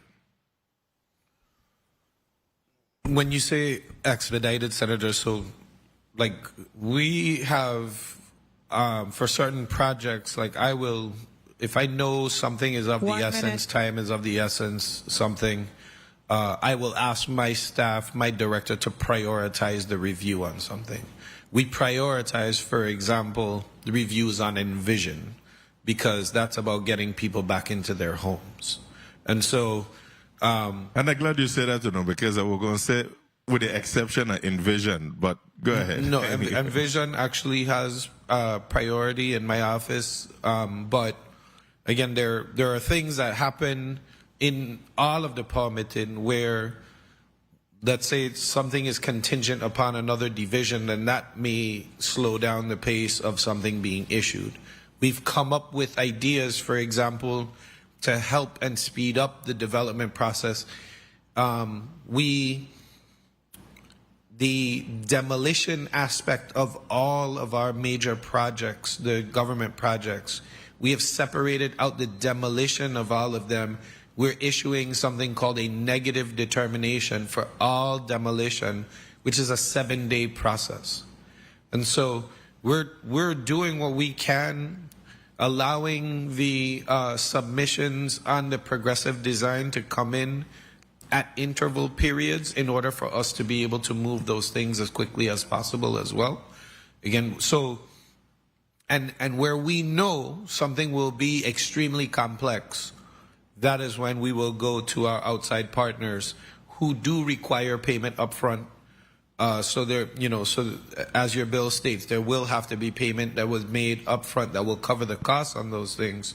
JFL is my perfect example, where the review agency told us how much it would be to review that permit. We informed the applicants, they submitted the checks, we got those things processed through, and then the external agencies did the review for them. So. Time. Thank you. And if I may just wrap up here, you know, the measure before us is a measured solution to a well-documented problem. Developers, contractors, business owners, you know, they're not asking for favors, but I mean, they're asking for fairness and efficiency so that we could just get the projects move. Now, like the finance chair also said, time is money. So if we could do this in an expedited process and it's done properly, documented with transparency, kudos for us. This time I just want to again thank the testifiers for their testimony and their input. There is staffing challenges at DPNR, which we've spoken about and that we intend to address. It's good news to hear that no employees are directly affected at this time. There's a lot of work to be done to fine-tune the implementation, and we will be doing everything that we need to do. We have a reason to act, and we definitely need to do so. We have a responsibility also to support economic growth in the Virgin Islands, to create a government that facilitates, not hinders, development, and to respond to the needs of our constituents. So simply put, that's what we're doing. Colleagues, Bill number 36, that's 0135, represents a step forward, a more efficient, responsive, and modern permitting system, one that works for our people and respects our processes. So again, thank you all as we move this measure through. Thank you, Madam Chair. Thank you, Senator Gittins. Point of information, Senator Veely. Thank you, Madam Chair. Commissioner, you said that in reference to the permit fee. You don't know the permit fee until you complete the entire scope? Right. We charge the applicant an application fee and a plan review fee based on what they present as the estimated amount. But then when you, after the review has been concluded and the reviewer has determined what the estimated amount of construction is, that's what the permit fee is based off of. Okay, because in your recommendation, I can see the application fee, I can see the plan review fee, but in the initial application, we won't be able to determine what's 75% of the cost. So the application comes in with an estimated cost of construction, but it's just that, it's estimated. And so it's 75% of the estimated cost, but there is a possibility that it could be way more. Correct. So, because again, using the JFL example, if we're going to outsource... Okay, so hold up a minute. I totally understand, though, but I'm trying to see if the 75% kind of locks in, that if they pay if we say 75% and they pay that to complete this process, that it's their understanding that it's only 25% more, but that it can be more. So I'm thinking, how do we need to word that? We go have the application fee, you have the plan review fee, but then 75% mean that's 3/4 of a number. A number, yeah. So I don't want the final it to be determined, to be like, okay, so then we need to put that, which... to be determined by the department. Like, because again, like let's say somebody submits an application as $1 million is the estimated cost, and we do our review and our estimated cost comes out to 1.5 million. That 25% is going to be based off of the 1.5 million that we have determined it to be, and not what they submitted it as, the 1.5. But we will have collected at least 75% on the 1 million to at least process, to be pushing through the process a lot faster. And I totally understand. I'm just thinking how we need to word it so that we don't have a case in which somebody saying, well, your application says I paid 75%, I'm only going to pay 25% more. So we just need to word it in such a way that they clearly understand that the cost could be more than the 25%. It could also be less, correct? Yeah, it should be that the balance, so maybe we just say it's 75% of the estimated cost submitted, but that the balance will be balance will be based on the final Actual determination of the department. Okay, so I think we need to add in some additional language. Okay, thank you so much. Point of information, Senator Francis. Along that line, Commissioner, I just wanted to find out from you, is there a formula that you utilize then to make that final determination for consistency purposes? Is there a formula, CPI, square footage? There is a formula. Unfortunately, I'm not the technical person to explain that in full, but there is a formula, and it's even on the application form. That's how the application gets submitted, with an estimated cost by the applicant as well. So that means there's be a level of consistency. It's not arbitrary and capricious in any way. Correct. What our staff is doing is verifying the information submitted by the applicant, and we could disagree and say, no, this should be higher or lower, and then, or we say that it's consistent. And is there an appeal process if the developer or the permittee feel disenfranchised in any way, shape, or form? Is there an appeal process in which so any determination made by the commissioner under Title 29 is appealable to the Board of Land Use Appeals? Very well. Thank you. Thank you. Thank you, Senator Francis. Senator Wilkins. Excuse me. Thank you so much, Madam Chair. In relation to the previous statements by the senators, I wanted to add to it because I only can assume at this point, but based on the scope and the type of project versus, commercial versus residential, there may be different types of requisites for those projects. So I only can assume that there may need to be a table of different expedite times based on the scope and the size of those projects as well? Technically, no, Senator, and the reason why right now is because the law as it reads says we're supposed to issue a determination within 30 days anyway. So there is a ceiling. So expedited would be anything less than that. Okay, so irregardless of the size, scope of the project, commercial, residential, industrial, whatever, it's going to be you're going to determine a flat time frame, if I can call it that. I mean, we'll have to figure that piece out. Right now, it's just undetermined. We'll have to look and see what other counties, districts, those types of things do for them. Okay, very well. Thank you. Thank you, Madam Chair. Thank you, Senator Volquez. In reading the bill, it says that all fees collected will be allocated towards improving the efficiency of permit processing and related services.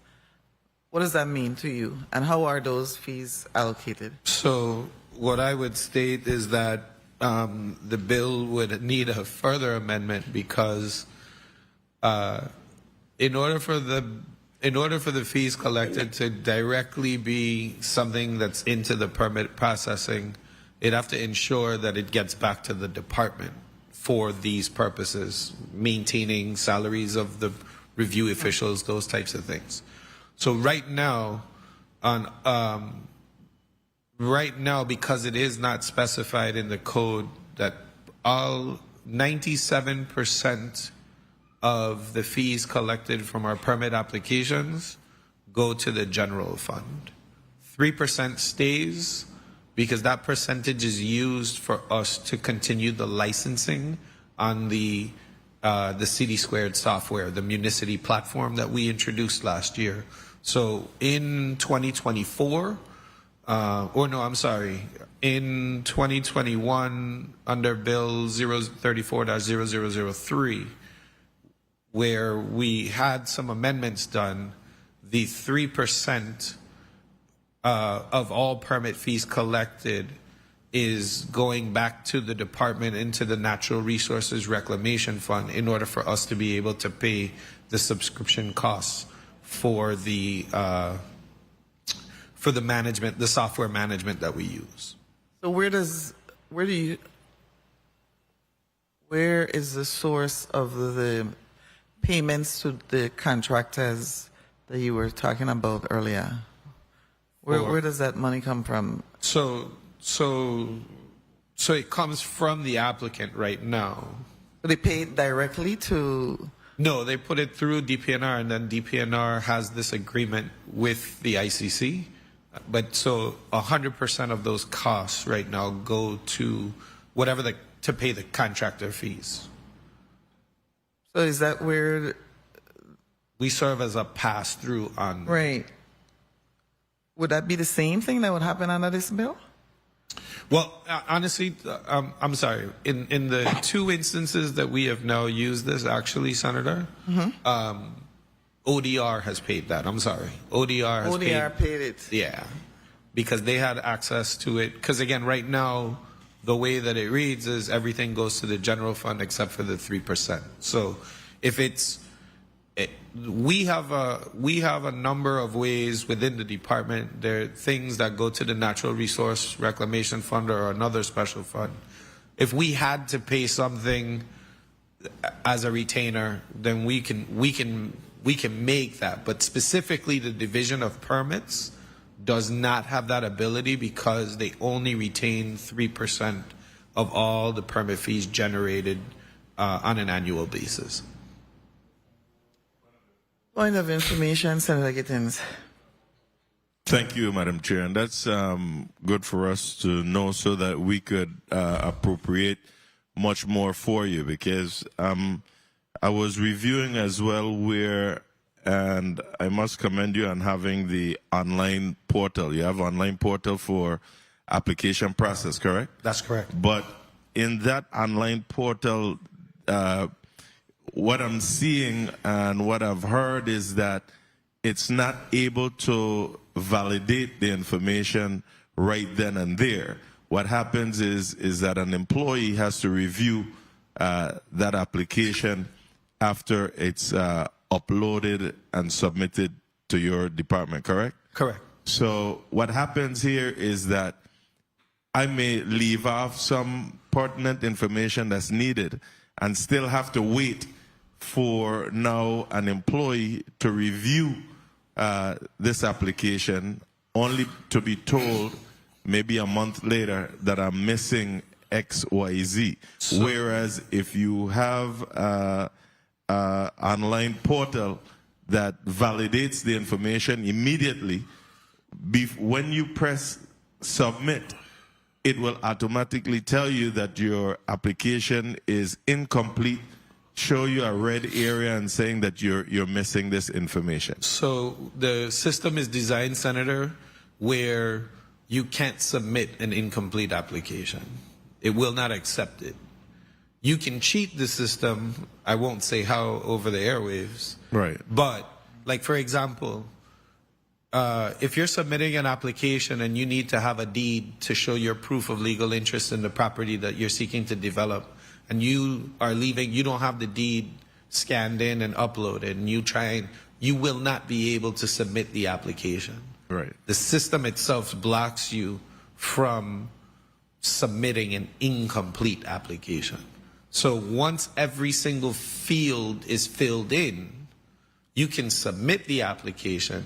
Now somebody has to review that application to make sure all the fields that you've submitted are correct. Accurate. Yeah. Okay.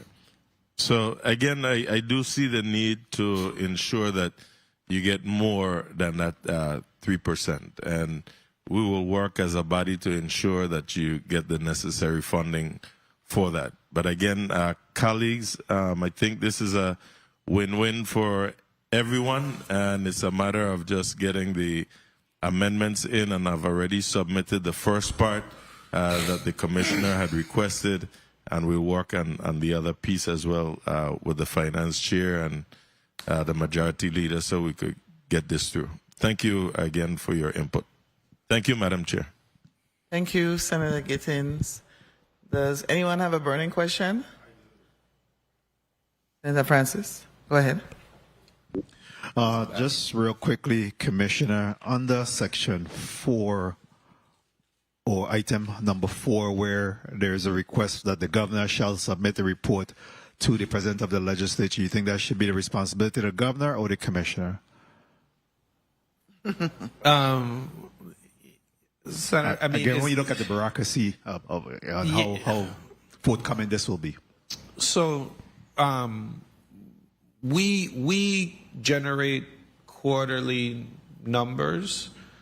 Actually, now it's actually moved to monthly, I believe. But we generate our numbers and share them with the Bureau of Economic Research as well as the Tax Assessor's Office. They actually have immediate access into the portal because when the different stages of construction are taking place, it's actually also highlighting what the economic activity is. So some place that is just under construction, we flag that, it's noted, and how that is progressing along to when the certificate of occupancy is there. So it's very simple for us to issue reports on a monthly basis for what construction was applied for, and then now we would be able to export out what construction has started based off of the applicants going back in and notifying us that they have started construction. If the section wants us to specifically highlight what construction was permitted using the expedited process, you know, we would have to do some manipulation in terms of the outputs on the system, but we can talk to the software developers if that was a need, if that report is really a key need for validation. So going back to the basis of my question, you think that should be the responsibility of the governor or the commissioner in terms of then providing that detail? It might be a summary at the final on an annual basis versus the governor being responsible for Yeah, submitting that. I would say one of the easiest ways for that to be transmitted would be from the commissioner as part of like budget testimony. Yes. And then show to wherever you are at the time of the budget, and then your 2 prior years for it as well. So it could be a line item submitted at that time Yeah. with the budget. Yeah. All right. Thank you. Thank you, Senator Francis. We will take a 3-minute recess.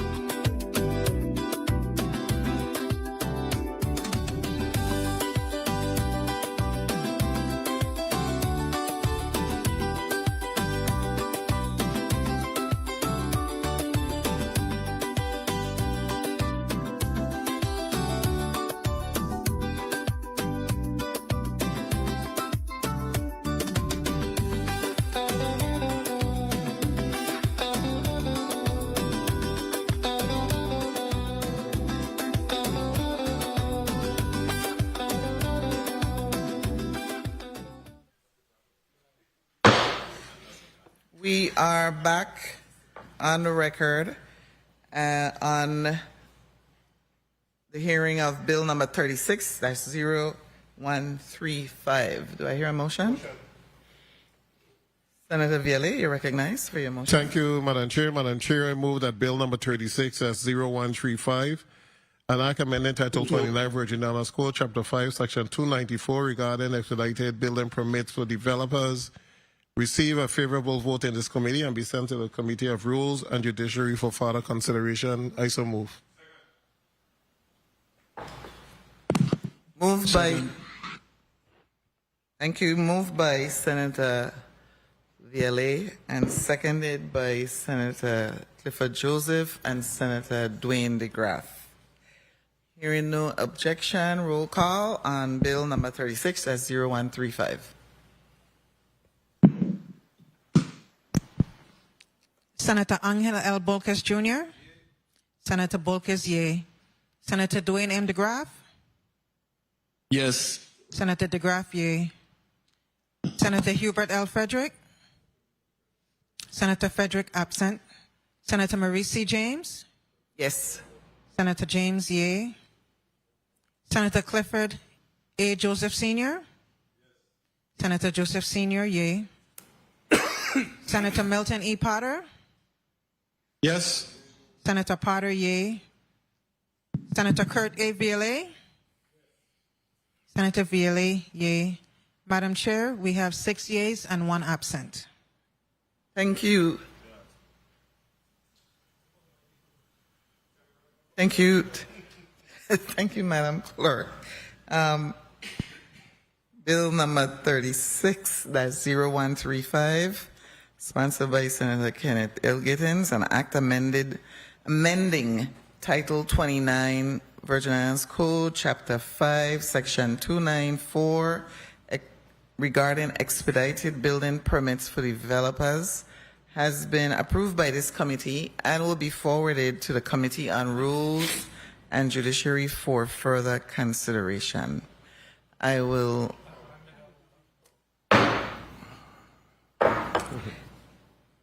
now ask the testifiers for the 30-second statements and, of course, the sponsor after. Go ahead, Commissioner Oriol. Thank you, Madam Chair. So I want to read just DPNR's mission, just to be clear.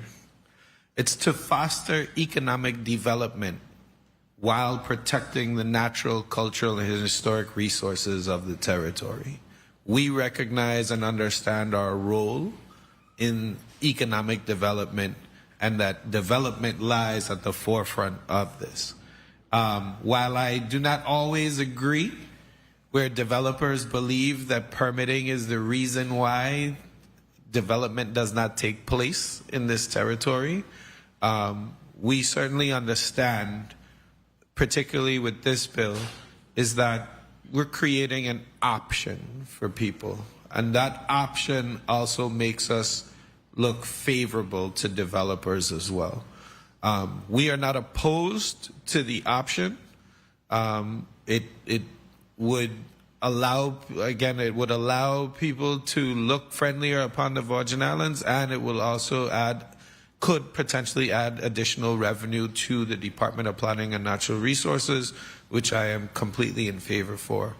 I just felt it was prudent and necessary to state that in our current state, it would be difficult for us to push forward having this option without addressing all of the resources necessary for us to be able to properly implement it.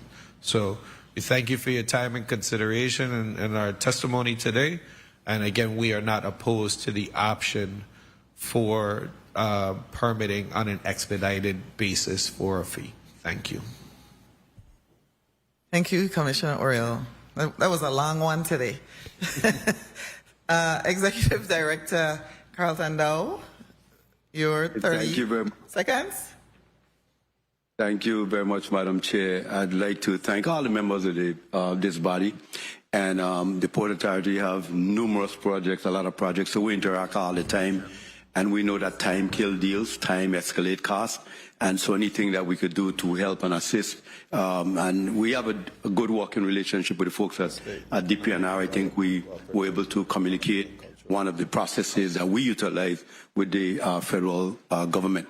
At the end of the day, working together works. Thank you and have a good day.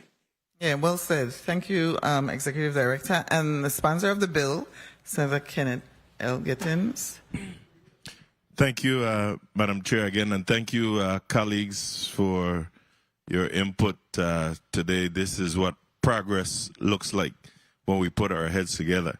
And Commissioner Oriol, thank you for putting your mission statement on the record there just now, because we just received some disturbing pictures as well going on in Frederiksted with something going out into the ocean, and hopefully your team will be on there. I'm not sure what it is, but I'll share the pictures with you after we come off the record. But I picked that up, especially while you spoke in your closing statement, while protecting the, what was that again? Can you read that part again? It's to foster economic development while protecting the natural, cultural, and historic resources of the territory. Right, which includes our environment as well. So I definitely would like you to see what's going on there. I swim in those waters, and it's really concerning to me. Thank you again, colleagues. Thank you, Senator Giddens. The committee stands in recess for 15 minutes.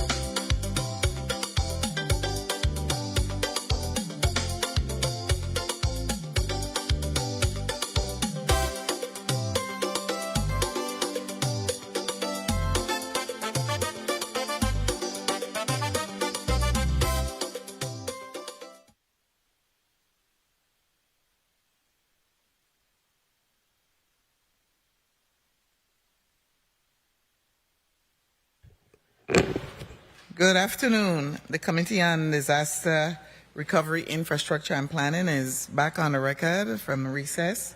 And we're now on block 2, where we're going to have Commissioner Oriol provide us with a brief status update on the Comprehensive Land and Water Use Plan. I'm going to, as I said at the beginning of this term, I want to keep us focused on what was heavily invested in by DPNR and the community. So, Commissioner Oriol, you may begin.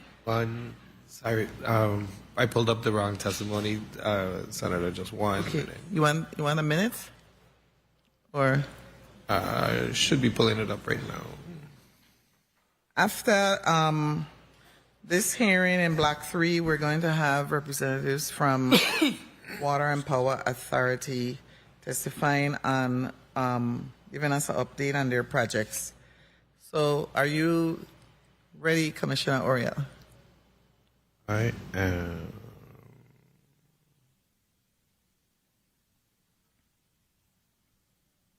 Sorry, Senator, it's just not opening. Give me one. It's not opening? Do you want me to? 1 minute, Reese.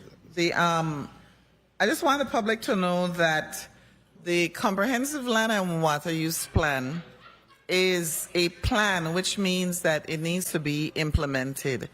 And the Department of Planning and Natural Resources did a phenomenal job getting the community involved, getting the community to provide recommendations, and finally came up with the plan. Now it's on us, the legislature, Department of Planning and Natural Resources, and all the other agencies that are listed in the implementation plan to start working to make it a reality and make sure that going forward, we are actually, when we're developing, because as we were talking earlier today about development, we want to make sure that when we're developing and making any changes to the environment, we're doing so in accordance with the Comprehensive Land and Water Use Plan. Our focus in the legislature really is going to be on how we can make changes in legislation, specifically the Commissioner Oriol and I talked earlier about making changes to the Coastal Zone Management Act, making changes to the Zoning Act. One of my colleagues is a big proponent of removing zoning from the legislature, So those are some of the things that going forward, our community needs to decide on how we're going to address the beautiful Virgin Islands that we live in right now. So, Commissioner Oriol, are you ready? Yes. All right. And again, good day, Senator James, Chair of the 36th Legislature's Committee on Disaster Recovery, Infrastructure and Planning, other committee members, non-committee members, and legislative staff present, and members of the viewing and listening public. My name is Jean-Pierre Oriol, Commissioner for the Department of Planning and Natural Resources. I am present today to provide an update on the Comprehensive Land and Water Use Plan as requested by the Chair's invitation dated September 23, 2025. This update will include progress made to date, current or anticipated challenges, and any projected timelines for next steps in the implementation process. When we were last present before this body on May 29, 2025, we indicated our immediate focus would be on addressing amendments to the VI Code, which would bring our processes more in line with the comp plan. We also stated that we would be concentrating efforts on funding sources which would assist with the implementation. Since our last meeting 4 months ago, we have finalized 2 contracts for professional services to review and update code amendments to Title 29, Chapter 3, more commonly known as the Zoning Code, and Title 12, Chapter 21, better known as the VICZM Act. We are estimating that some of these amendments will be shared for public comment early in January, in the January 2026 timeframe. Collaboration with other agencies and entities on planning initiatives has also been active in the last few months. We have participated in the Department of Public Works' kickoff meeting for the 2050 Transportation Master Plan, the WAPA Water, St. Thomas, St. John Master Plan, stakeholder workshops, met with the VI Housing Finance Authority's consultants on the analysis of impediments to fair housing choice, and even today with the Frederickstead Waterfront Charrette being hosted by the VI Port Authority. One of the components of this analysis is to understand the current zoning code and its impact on affordable housing development. We will be participating in the Virgin Islands Port Authority Frederickstead Waterfront Master Plan kickoff meeting and are working with master's level students at the University of Pennsylvania on a master's level studio architecture course where this year's focus is on St. Thomas and land use planning. We have worked with the Office of the Governor and the Office of Disaster Recovery on specific zoning updates, specifically those for the P public designation and for the creation of a category for microbrewery and microdistillery, just to name a few, to ease consistency requirements and drive economic activity respectively. It is our understanding that the proposed measure for the small-scale distilleries was transmitted on October 1st, 2025 by the Office of the Governor for consideration, and the measure for the P designation will be transmitted shortly. Within the department, we have identified several parcels of land to pursue for inclusion in the territorial park system. In August, DPNR closed on 2,400 acres of land in Annalee Bay St. Croix, commonly known as Maroon Ridge, and we will be shortly closing on another 150 acres in Perseverance Bay St. Thomas. Over the next 6 months, several other property purchases will take place as we grow the territorial park system.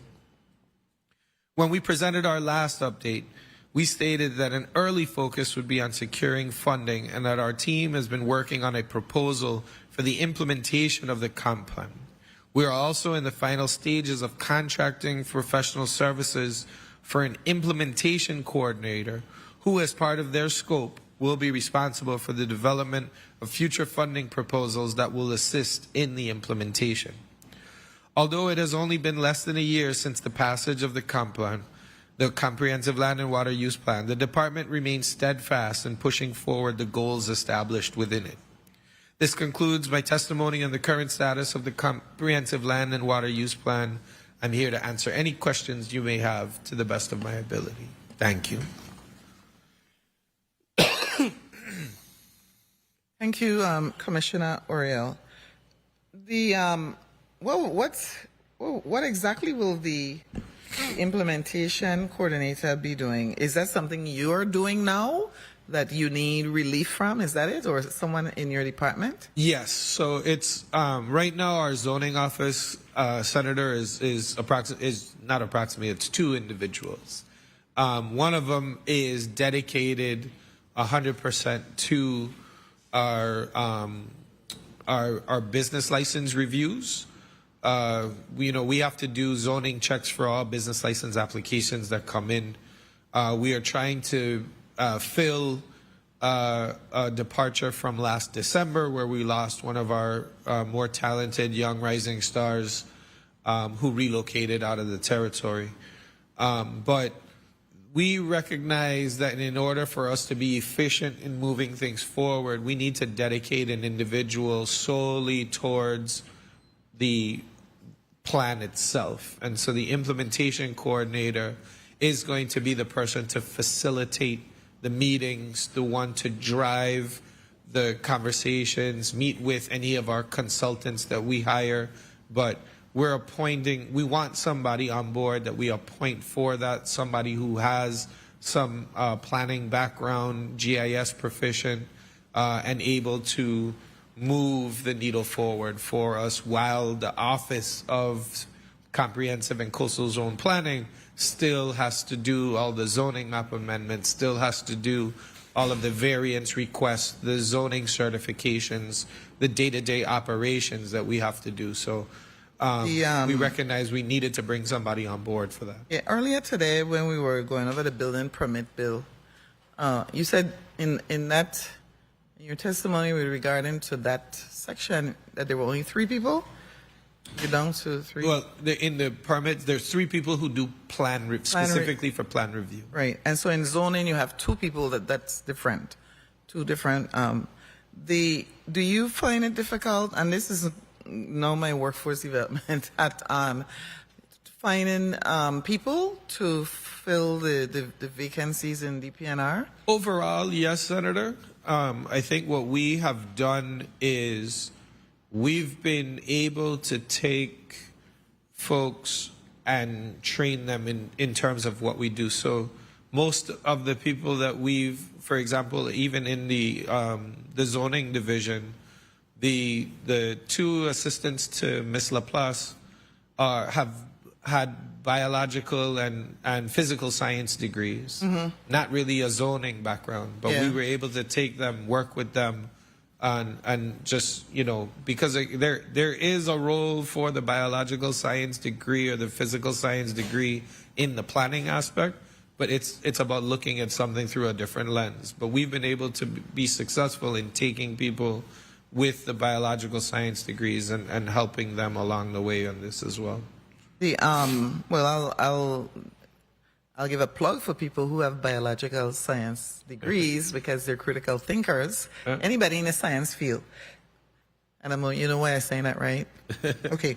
So, before I move on to questions from my colleagues, I just want to really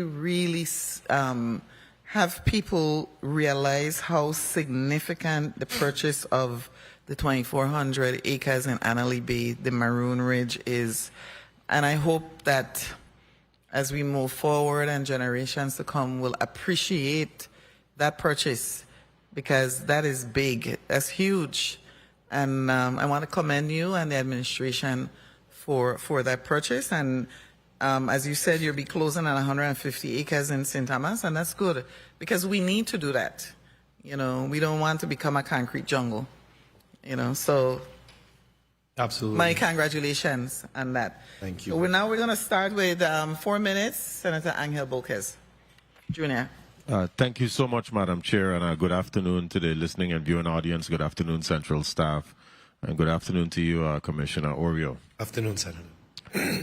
Like the chairwoman mentioned, these are some important parcels of land that we can keep in our history and and to protect our environmental culture as well. I wanted to ask a question. You mentioned the P zones, right?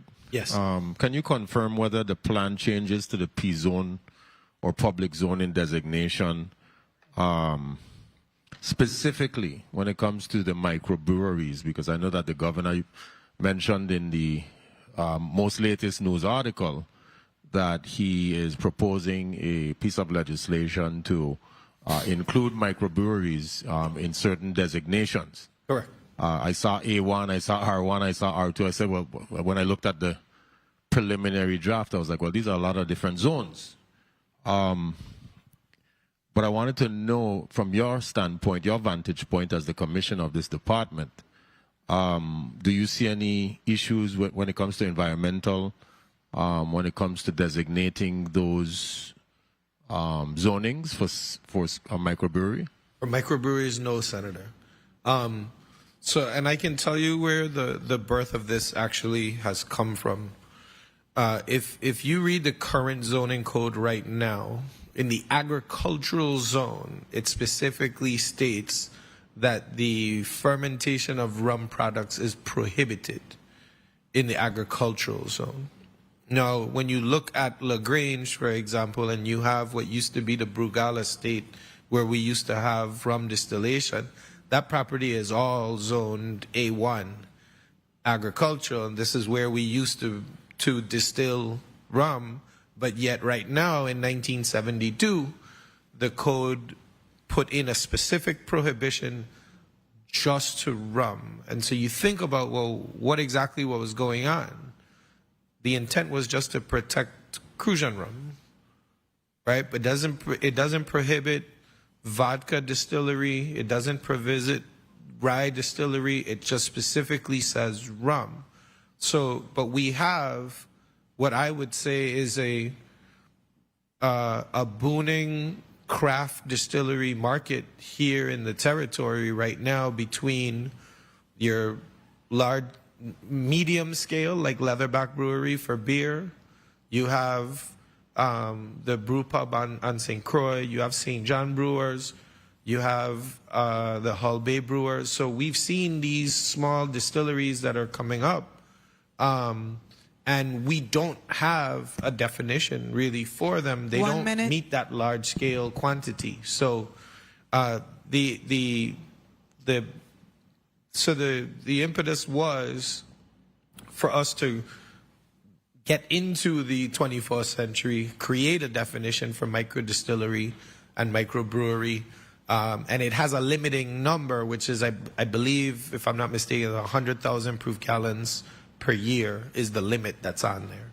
And I know that there's going to be a lot of economic value, especially with the cover over and all of that, to do something like that.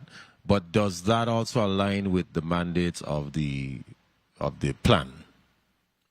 Yes. Is it aligned with the plan? It is, because again, it's, you know, these small scale distilleries that can take place on smaller plots of land are also encouraging the mixed use of properties, which is one of the things that we discussed in the plan. So whether you're doing it on agricultural land, whether you're doing it on an R2 zoned lot, it's the mixed use of the property. And that was something that was spoken of. But this was something that we felt we needed to pull out and push separately and on its own, because it was going to garner a lot of conversation. And, you know, every time I've had a conversation about the distillation of rum, it goes back to one specific incident, which is 2013 and the rum fungus that we had that year. And we've been distilling rum in the territory for hundreds of years, but we have one year that we can point to where something bad happened, but we identified what the problem was. It's not distillation on its own or just willy-nilly that happened. It was a specific grade of molasses that was causing the rum fungus and that sort of thing. So we've identified what the cause was, the problem is, and then now we said, but this was going to get some more conversation around it. So it was easier for us to try and push this forward and be more in line also with the EDA 2020, Vision 2040, which is also looking for people to take advantage of the economic benefits on the rum. More rum cover over revenue for the territory. So. Madam Chair, if I may ask one follow-up question. Sure, go ahead. Thank you, Madam Chair. And I wanted to shift over to the portion of your testimony where you mentioned that you were going to provide zoning amendments. And I was curious to know if there were any talks about expanding different zoning opportunities for affordable housing markets or areas throughout the territory, because as we know, we're in a housing crisis here, and affordable housing is something that we're in dire need of. So absolutely. So first, with the overall zoning code massaging that we're looking to do is to be less stringent. Right now there's B1, B2, B3 and all of that. We want, and even this actually was a product of charrettes that we did back in 2014, where the community said, hey, you know, these are pretty stringent. We've should be a way to be a little bit more flexible in between the zones and the lot coverages and those types of things. For me personally, I can say that there is something that I will endeavor to put forward while I'm sitting in this seat. And it's going to be one, we want to create a height waiver for affordable housing. So right now, most of our areas were limited to 3-story. The last time we came to the legislature to get the variance for the Megan's Junction 2. But I believe that the only way that we're going to be able to create affordable housing is to build vertically. And so I will take on the responsibility of identifying areas, prime areas, to include our towns, where you can put in a 5-story or a 6-story building. We have examples of one-offs. Like, for example, Windward Passage Hotel is in the middle of town. It's a 6-story building, you know, and you think about, well, how did this get built when all these other limitations are set to 3? But if we had the opportunity to take multiple parcels next to each other and build a 6-story building for affordable housing and get the towns and life back into the towns and those types of things, we have to take advantage of that. Excellent. Thank you for your responses, Commissioner, and thank you for the time, Madam Chair. Thank you, Senator Bulkes. And we will now go to Senator Noel Francis Jr. Thank you very much, Madam Chair, and good afternoon. And thank you, Commissioner, for your testimony, and also congratulations to you and the administration in the acquisition of the Maroon Ridge and Annalee Bay. That is huge. And we should really take the time to make sure that we're playing that up because, you know, St. Croix has been designated as a national heritage area. And one of the advocacy on my part in doing that is for us to be able to get funding and grants to support the development of our culture and history in those areas. So I just really wanted to ask you quickly, is there any proposal or what's being discussed in terms of how the team intends to utilize the Maroon Ridge? Thank you, Senator. So the first thing we're going to do actually is have some stakeholder engagement and have community conversations around the 2,400 acres, and not just that as a park unit itself, but as multiple units, because we already have several land holdings and we're looking to acquire even more. But we want to make sure that we capture what it is the people of St. Croix feel that we should be doing with the property. We know that there is certain activity that takes place there already. We want to make sure that we control some of that activity.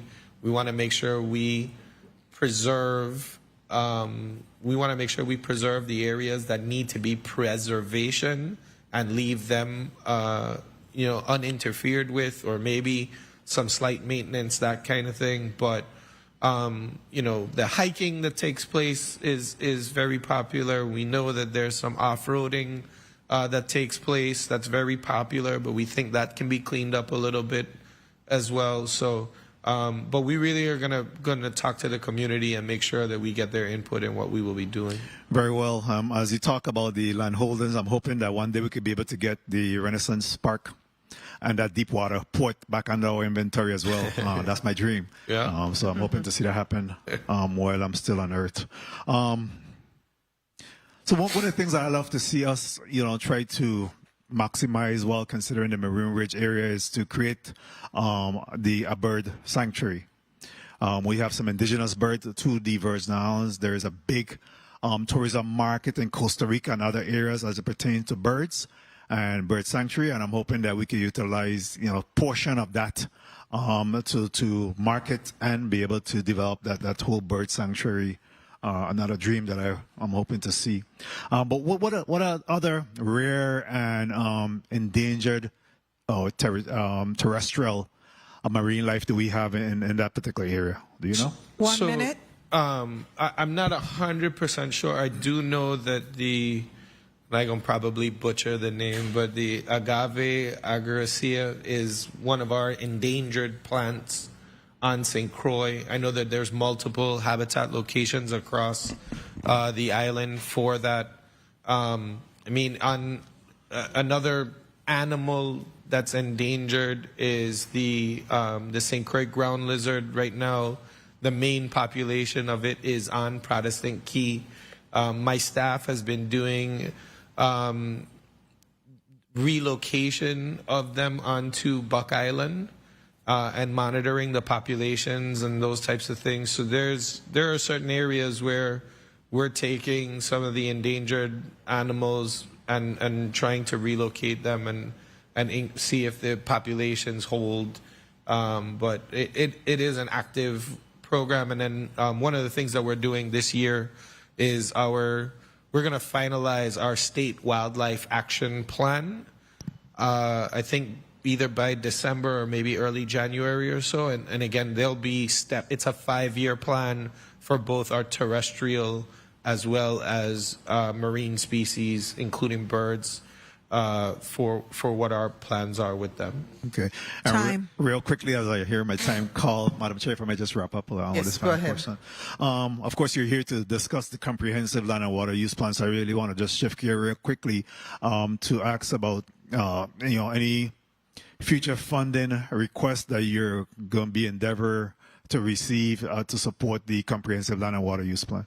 Sure. So the first thing that we're doing, Senator, is we've been working very closely with the Housing Finance Authority because there is a specific pot of funding for planning in the CDBG MIT pot. And so my team has been in conversation with HFA for a good chunk of that, that at least will put us through the the first 3 to 5 years of the implementation matrix on the plan itself. Once we also have the implementation coordinator on board, we're gonna have to see what the next 3 years on the federal resource side looks like, because certain pots of money definitely went down, but then there are other pots of money that have actually gone up.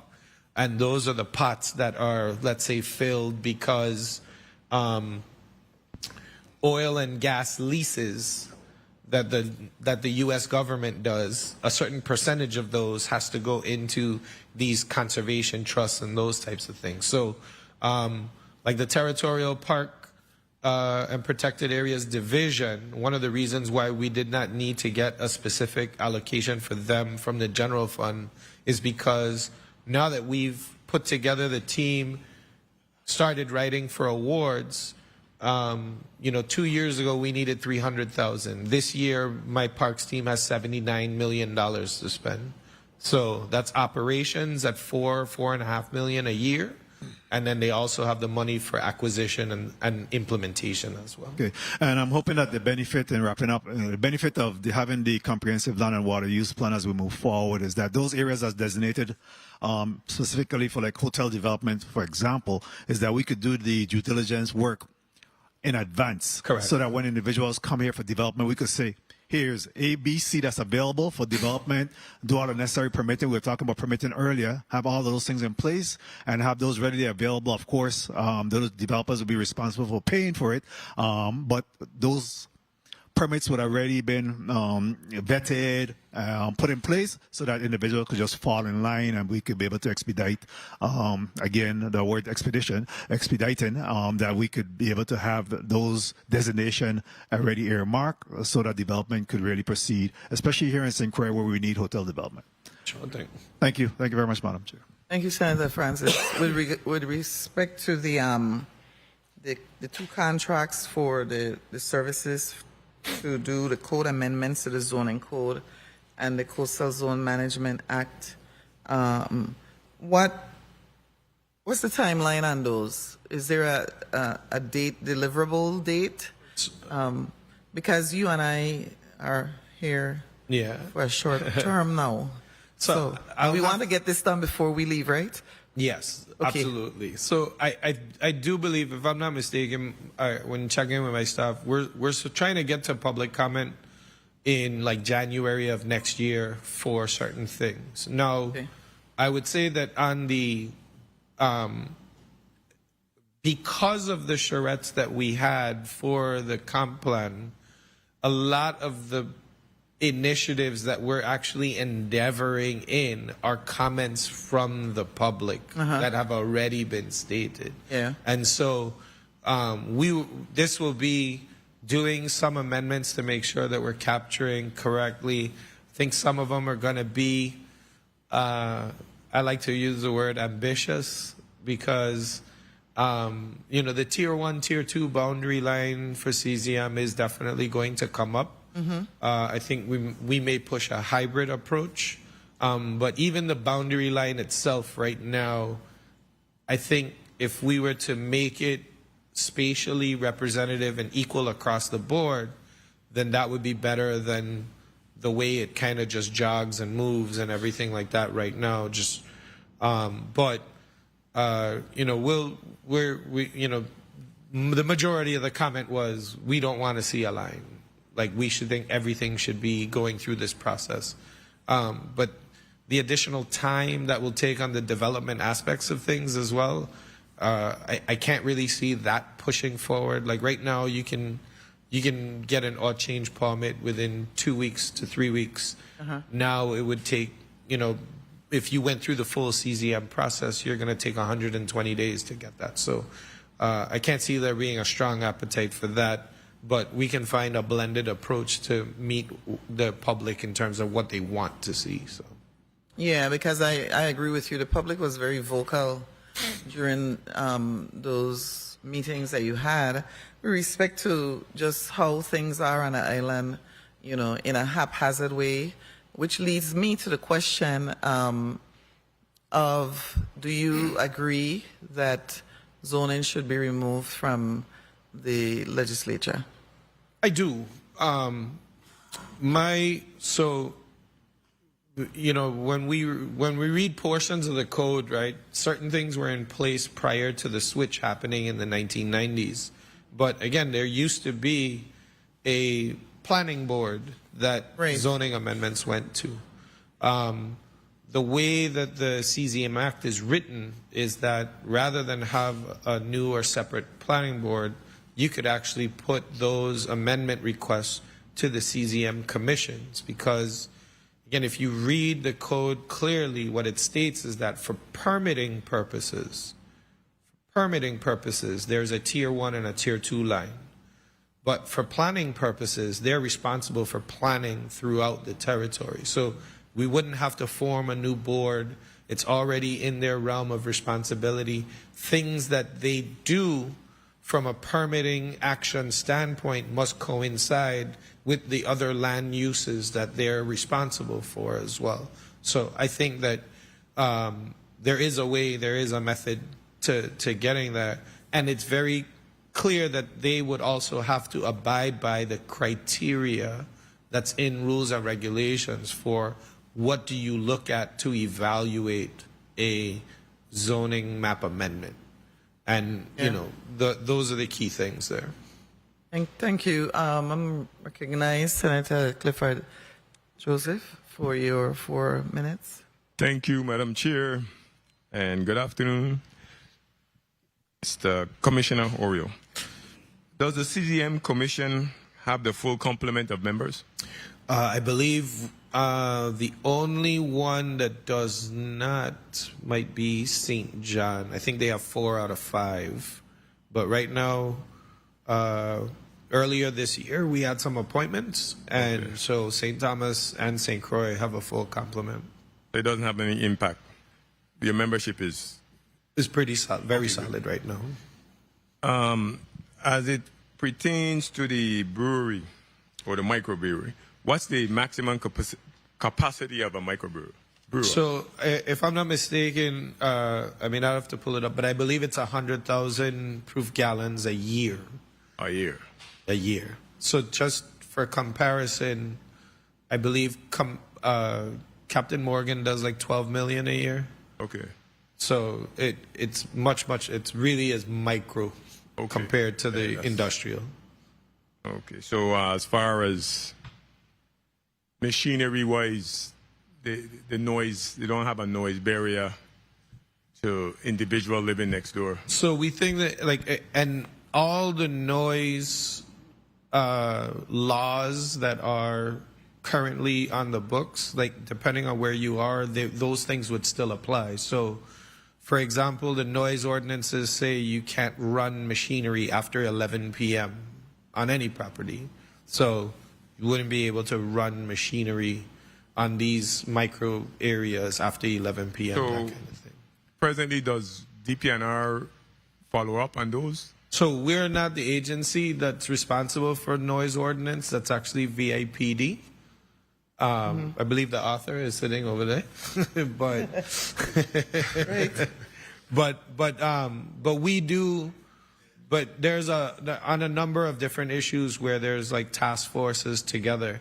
We'll be looking at that. Like for example, after a major storm, when our officers are paired with the VIPD officers, they'll often be doing checks in neighborhoods because you're not supposed to be running your generator 24/7 if it makes more than a certain amount of noise. So they would do those checks, those types of things. Because I'm looking at within the neighborhoods where you have large groceries and any likewise type of commercial, like tearing off to the end of a residential area. The problem I'm seeing is I don't think nobody's monitoring that. Because if, for instance, if you're selling water and you have a well and you come into pump late at night, that would be a noise audience in a sense, because here you got a truck coming next to my house to come load up water to go deliver to somebody. I still feel that, but the pumping, the pumps, the well pump itself, pumping that oil man, and so that's my question as far as. Yeah, so the noise ordinances have, for example, like distances, so and a threshold. So if I'm not mistaken, like it's at the property boundary, right? And then a distance of an additional 100 feet. Your machinery cannot be more than 75 decibels, or 74, because 75 triggers the actual ordinance. So if I'm 100 feet away, not from the actual source, but from the actual property boundary, and it's less than 75 decibels, then you're not violating the noise ordinance. We see where some of this happens because we know. So the one thing that we do have to take an active part on this is when people are doing like interior construction at night. Yeah. And if you're sawing and cutting and those types of things, we often get complaints from people. And so we'll have to monitor that a little bit closely. It's very, very difficult in the towns because there's not 100 feet between the two parcel lines. So 100 feet could be 6 parcels across. So we may have to put special conditions that say, hey, you can't operate after this hour and that kind of thing. But all of that is subject to condition. And I think as the way the legislation for the brewery is going is that we still have to go through a public notice and gain and get input as to what some of those conditions might be as well. Time. Thank you for your response. Thank you, Madam Chair, for the time. Thank you, Senator Joseph. I recognize Senator Kurt Vielle for your 4 minutes. Thank you, Madam Chair. I am just smiling to myself about all of this talk about this micro brewery. I am just like, unbelievable. As you wind the clock back 4 years ago, and exactly what the proposed legislation is trying to do was passed by this body 4 years ago, met with uproar by a select group of individuals who said they called Fredericks at home, and this body went and repealed the legislation. While all of the economic benefits were touted, meetings were held, spoke about the impact to the Virgin Islands, and because it was a political year, and I was the sponsor of the bill, got a lot of back and forth until they had to be pulled. And the exact same thing is now. And 4 years, you fast forward, and we could have been enjoying the benefits of this from 4 years ago. Matter of fact, the person who wanted to establish a microbrewery was renting a Grand Hotel and was ready to use a Grand Hotel as an excursion site for how rum is produced and developed, etc. And all of that was thrown out. So it's here. But I have preemption because I resubmitted the bill.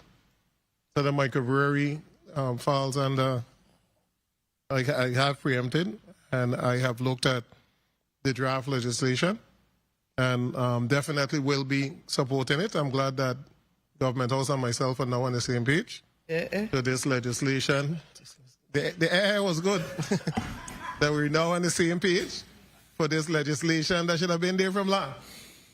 So we're going to work and make it work and put in all of the environmental concerns that are necessary to make the process wholesome and protect the environment. And that is what I pledged to do the last time. I'm going to do that again because we don't want anybody to destroy the environment of the Virgin Islands. But in reference to the zoning, a lot of the categories or the zones are so overbroad. There's so many uses. Are we looking to revamp it? Yes. So to narrow, because I mean, you could do multiple stuff in each of them. And I think it needs to be a more narrow designation that when you receive some type of zoning, it's just not a free-for-all, 100 different categories that you qualify for. Do you see an expansion of the number of zone or the number of zoning types, or just redefinition of the categories that fall under each, or the uses that fall under each designation? So I think, Senator, our goal really is the number, the very specific number is, 1 minute. is actually prohibitive or restrictive when you think about future planning that you can't really account for, right? So I think the idea is to make the categories more general, that more activities can fit under it. And then, you know, like... Is that better for control, though, in terms of... I think so, because what happens when we receive an application for something that is not listed is that we then have to do a lot of research and justify how you're going to allow that to be in there, which is then subject to, you know, appeal by a neighbor or this or that or what have you, because it's not specifically listed. One of the things that can happen or should that fall under variance? So I think that then if we do that, we're coming to the legislature a lot, or we're going through a variance process a lot. And so I think what we want to do is, if you have, I can give an example of an activity that you will not find in the zoning code whatsoever is, what's the zip line, right? So zip line isn't in there, but it's... And zip line covers...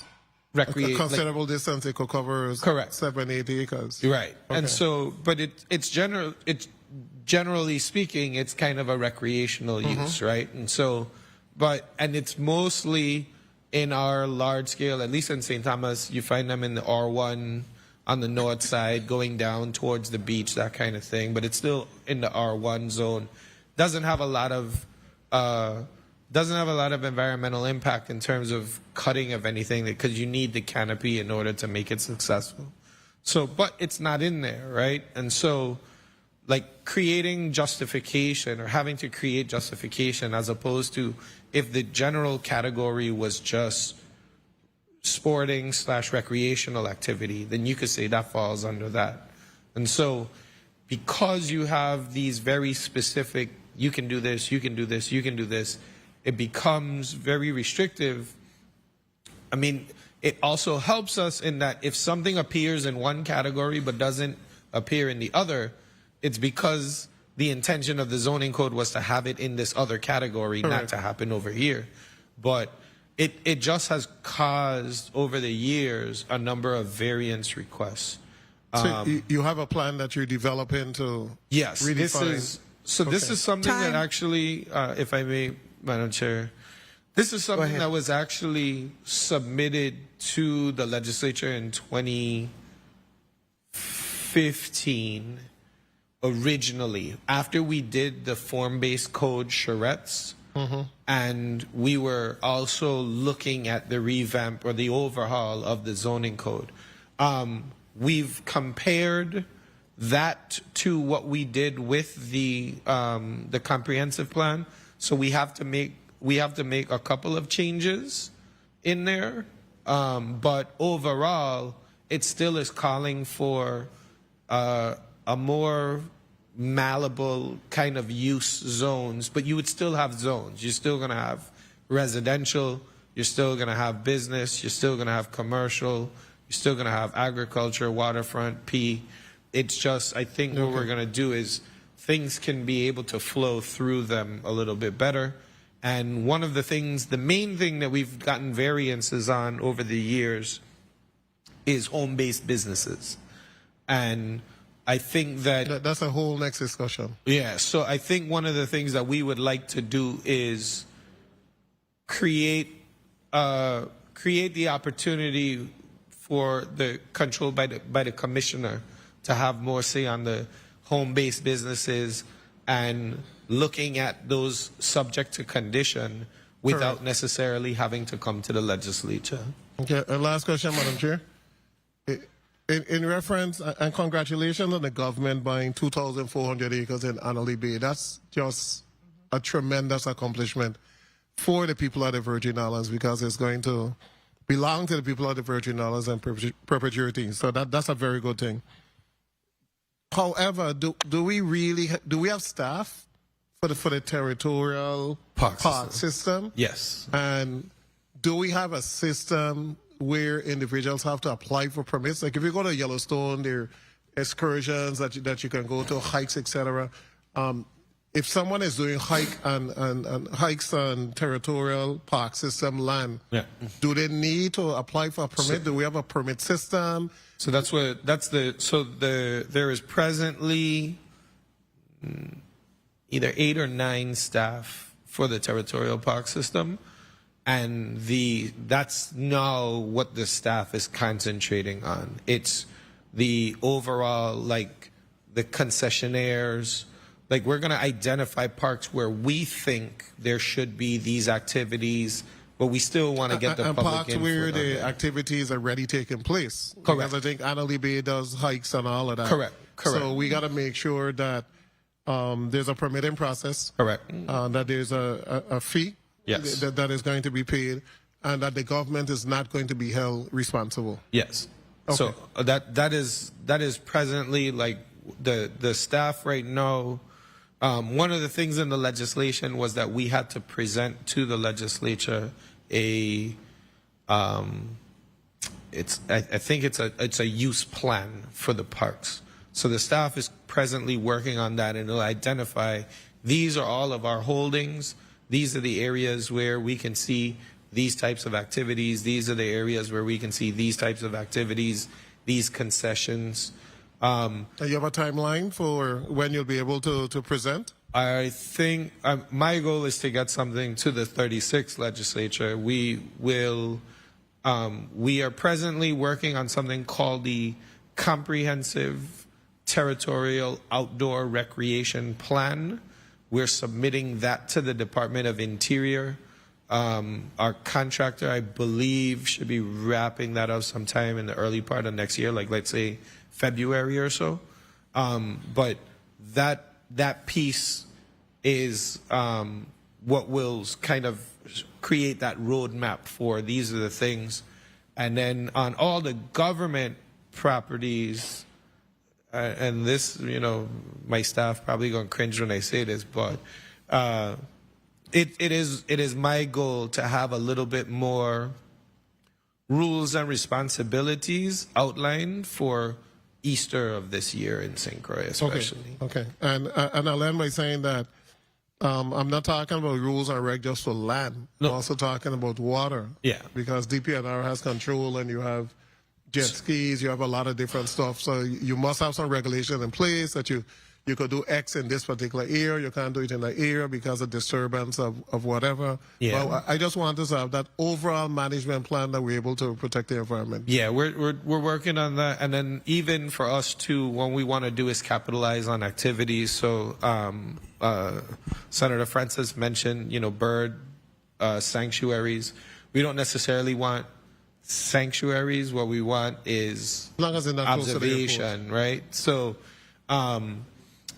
but for example, all the government-owned keys in the territory are wildlife sanctuaries. Some of them prohibit Included in one off of Hovensa? I'd have to double check that one, but so as long as it's government owned, it is a wildlife sanctuary. Some of them are prohibited from any kind of activity. Others you're allowed, but you have to put a management plan in place for that. And we want to encourage visitation onto some of these as different activities, whether it be day hikes, kayaking, overnight camping, that sort of thing to take place. So we just need to make sure that we outline all of those things. Our biggest concern, of course, is trash, right? Like, we can't go out to the offshore keys and pick up trash very easily. So we've got to be able to figure out how do we manage those types of things. Thank you so much. Thank you. Thank you, Senator Vielle. I recognize Senator Potter for your 4 minutes. Thank you very much, Madam Chair. Good afternoon, colleagues. Special good afternoon once again to you, Commissioner Oriol. Commissioner, you mentioned in your presentation initially that there were current or anticipated challenges, but you didn't really detail any. What do you see, what do you foresee as the primary obstacles to implementation of the Comprehensive Land and Water Use Plan? Thank you for the question, Senator. So ours is having sustained funding to thereby then have the ability to facilitate all of the discussions necessary in terms of planning and working with other sister agencies, making sure that we are fully aware of what some of their plans are and that they are fully aware of what the requirements are, and pushing them towards things that might be new. But, and I say funding, but that funding is what's going to relate into dedicated staffing to be able to facilitate those conversations.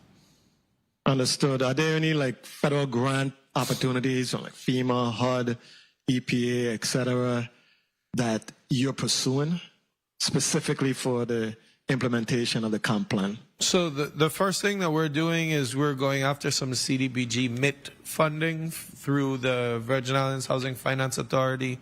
We are also looking at whether or not there's several planning things through NOAA, and then there's also several planning things through the Department of Interior, but we just have to wait and see what the discretionary funding will look like in the future. This past year, because it was a continuing resolution, we knew what those funding limits were because they were set by the previous administration, but we have not seen what FY26 funding will look like yet. Understood. You mentioned a little while ago about collaborations with critical collaborations with other agencies, Department of Public Works, WAPA, Housing Authority, Port Authority. Are there any formal agreements actually in place with these agencies? No, Senator, we don't have any formal agreements. Would that be necessary? I want to say no. I want to believe that we're all part of the central government. We're all part of the executive branch. And so, DPNR is not there to be a hindrance. We want to really be there to help facilitate and push things forward, initiatives forward. We want to push things in the ag plan forward. We want to push things in the Vision 2040 plan forward. We want to push things that in the housing plan forward. So we want to make sure that we're where things are going to be cited, we are involved in that process. I would say that the conversations with our sister agencies that have critical infrastructure have been good thus far. And, without any formal MOAs, and we hope that that continues long into the future. My recommendation is get some formal MOAs. That would be my recommendation. Okay. Commissioner, I want to really commend you and your staff for a really well executed launch campaign for the comprehensive land and water use plan. I think it was one of the better executed PR campaign that I've seen. Now, beyond the January 2026 public comment period, what ongoing public engagement strategy exists to keep residents informed, involved, and engaged in the implementation of the comprehensive land and water use plan? Sure. Time. If I may, Senator. So I think, Senator, the best way to answer that, it really will depend on what it is, what the end goal is, or what the product is, as to how we approach. I think we catered our launch strategy to what we needed for the comp plan, which was active participation. We wanted people to come physically, put their thoughts down, mark up on our boards, make sure that they went back to our website, put in information. And so we developed a strategy that encouraged people to come in person for that. I think the next round of things that we're working on right now is going to be is really on these code updates and making sure that our processes and procedures are up to date. There's a lot of things that people have comments on, particularly when it comes to regulatory reform. So I think that is going to be something where we have a couple of stakeholder engagement sessions, but we'll have to put out red lines and changes for what we want to do. I think that when we're talking about the park system, that'll be a completely different engagement strategy, because again, the idea is to get the public's input on each individual park unit for what they would like to see. We're trying to plan where we should have boat launches. We're trying to plan where we can have bird viewing platforms. Great Pond is a perfect example of where those things can happen.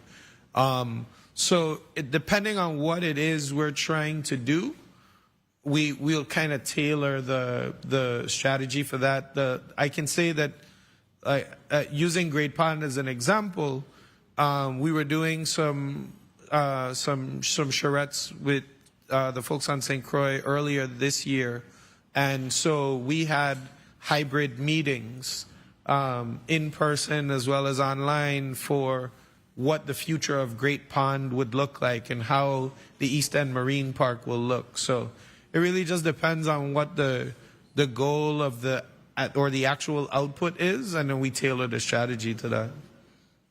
Thank you. Just for one final question, if I may, Madam Chair. Go ahead, Senator Potter. I just really want to just express kudos, definitely, on the newly acquired parklands. And just out of curiosity, if you can give us some insights as to how were these specific parcels, the Annalee Bay, Perseverance Bay, how were they identified and prioritized for acquisition under the comp plan? Sure. So I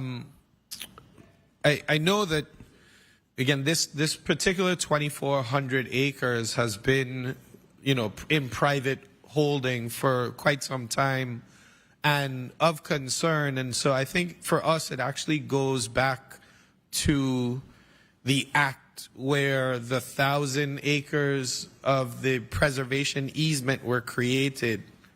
And if we think back to the 1980s when that was first done, or maybe it was like 1978 or 79, that the parcel of land was actually bigger. It was actually 4,000 acres at that time.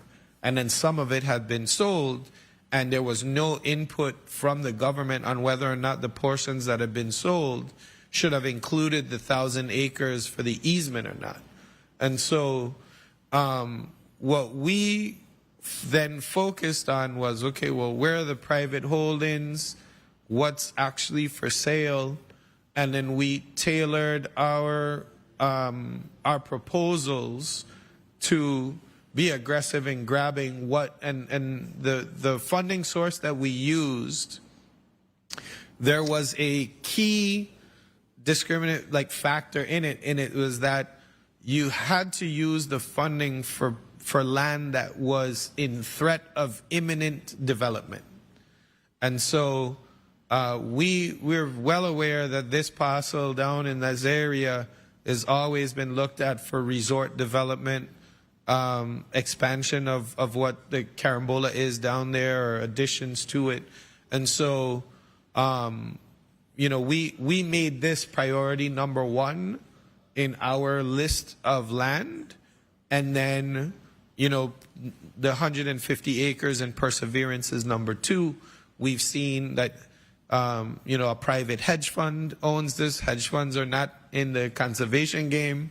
They're there to flip property. So, we kind of tailored our strategy in terms of that. But for that 2,400 acres, I think it's because that's what remained of the original 4,000 acres.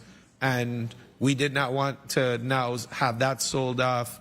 And again, the government not be able to weigh in on what the 1,000-acre easement should be. So.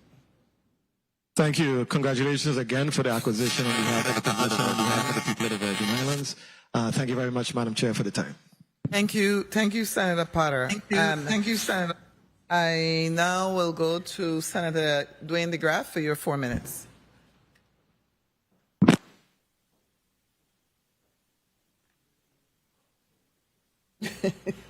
You break your mic. He's still strong. You're still a strong man. Don't mind him, Senator DeGraff. Oh. Okay, test. Thank you. Go ahead. I was just testing to see how fast you're going to respond. Thank you, Madam Chair. Go ahead. Commissioner, again, as my colleague mentioned, again, congratulations on the purchase and acquisition of those lands. A couple of questions I have, and I hope there are land and water use, the processes that we're going through, I hope they're related. Now, in regards to the implementation of the land and water use, will it end up changing any fees and property taxes and things for going forward in what we're looking at that exists already in our territory when we start making those implementation on some of those areas? So on the fees side within DPNR, yes, Senator, it will result in some changes in some fees. I can't speak to the tax portion. I know that the land, you know, the assessments for land taxing is something that has to go through a process. But definitely fees within DPNR would be kind of more brought up, but it'll be more on the regulatory side as well. Okay, so then would that actual fact that my colleague before asked, would that be put out to the public prior to, I guess, if anything, increasing those fees? Yes. So, for example, something that I'm definitely aiming to change, but I don't know what the number is right now, is in order for us to issue a zoning violation, like we have to issue 2 written warning notices for the same violation, and then the third instance gets referred to the AG's office, and the maximum penalty is $75. So that's not a deterrent to anything. You know, the process that we would do is pull it back administratively within the department, and then that $75 will likely be somewhere around $2,000 to start. Okay, and like I said, I think the most important part about it is informing the public, as we did prior to the great work that you did for the land and water use plan. So I think we have to notify the public, and like you mentioned, a scenario here is a good start. Thank you for that. Historic preservation.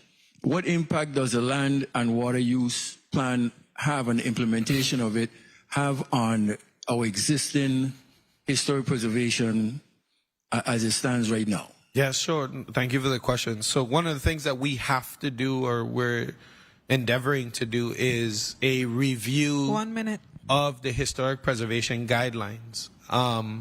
The guidelines are from, I believe, the 1960s. Remember, there actually are no guidelines for St. John specifically. St. John is not a Danish colonial town. It is much more neo-U.S. developed, from the 30s and 40s. And so we don't have guidelines. And so we actually attempted during this year, while we were going out for the comprehensive plan, we attempted to do to bring on board a firm to help us do the same types of charrettes with the public. But the bids came back astronomically high, 4 times the amount of money that we had.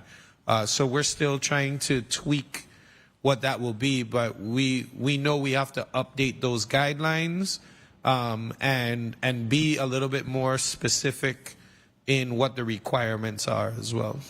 Time. And two final, Madam Chair, I just wrap up. Sure, go ahead. In regard to the acquisition of the properties that we got, like St. John, we see that St. John is owned to a degree by the federal government. Now, with the acquisition that we have, would that impact again, you don't know about the taxes, but would it impact the surrounding areas of persons who want to eventually purchase properties in those surrounding areas near these acquisition properties? Yeah, so I think, again, Senator, if we decide, and we have not done this would definitely be going out to the public. But right now, one of the key things to maintain is that there have been no changes in the actual zoning designation for any parcels at this time. There have been none. There are some areas where we could see where we would say, hey, this should move to this based off of the surrounding area, that sort of thing. But we have not gotten that in depth yet. It's something that we have to do when we look at the estates individually and see how we build those things out. Okay, and just in closing, the Army Corps of Engineers, I guess in, I think it's Title 33 USC, where they become a part of the permitting process for coastal zone permits. If I'm saying it right, would the land and water use implementation have any effect on the processes with the Army Corps of Engineers? None whatsoever.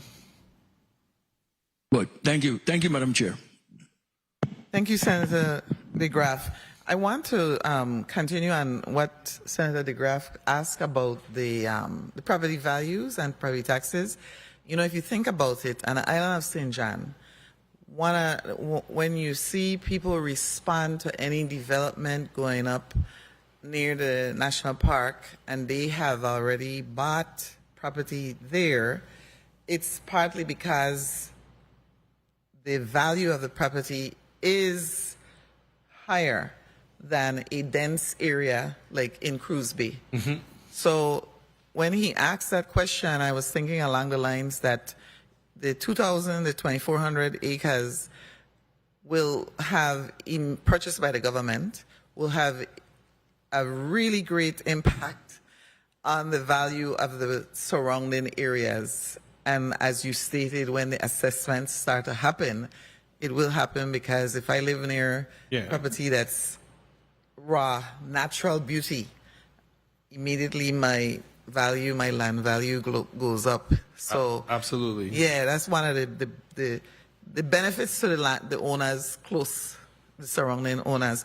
Is Kramer's Park under your jurisdiction or under Sports Parks and Recreation? It's under Sports Parks and Recreation. I think a lot of the creation of the Division of Territorial Parks and Protected Areas calls for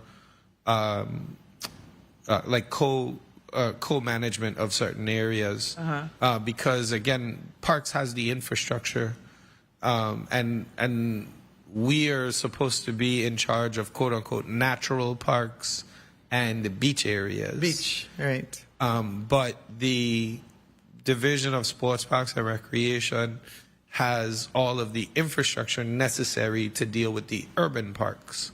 And so, and they have all the contracts for the lifeguards. And so, I mean, the easiest way for us to do something is, like Senator Potter mentioned, an MOA between the two, and says, hey, right now, for at least the next 5 years, we just continue status quo. They continue to provide services to those developed areas. They have the infrastructure. They got the garbage trucks. They got the people to clean, pick up the contracts. So there's no need for us to disturb those things. And then we'll focus on the planning aspects of things. Yeah, because eventually, I mean, as you spoke about all these different, when you develop them for not necessarily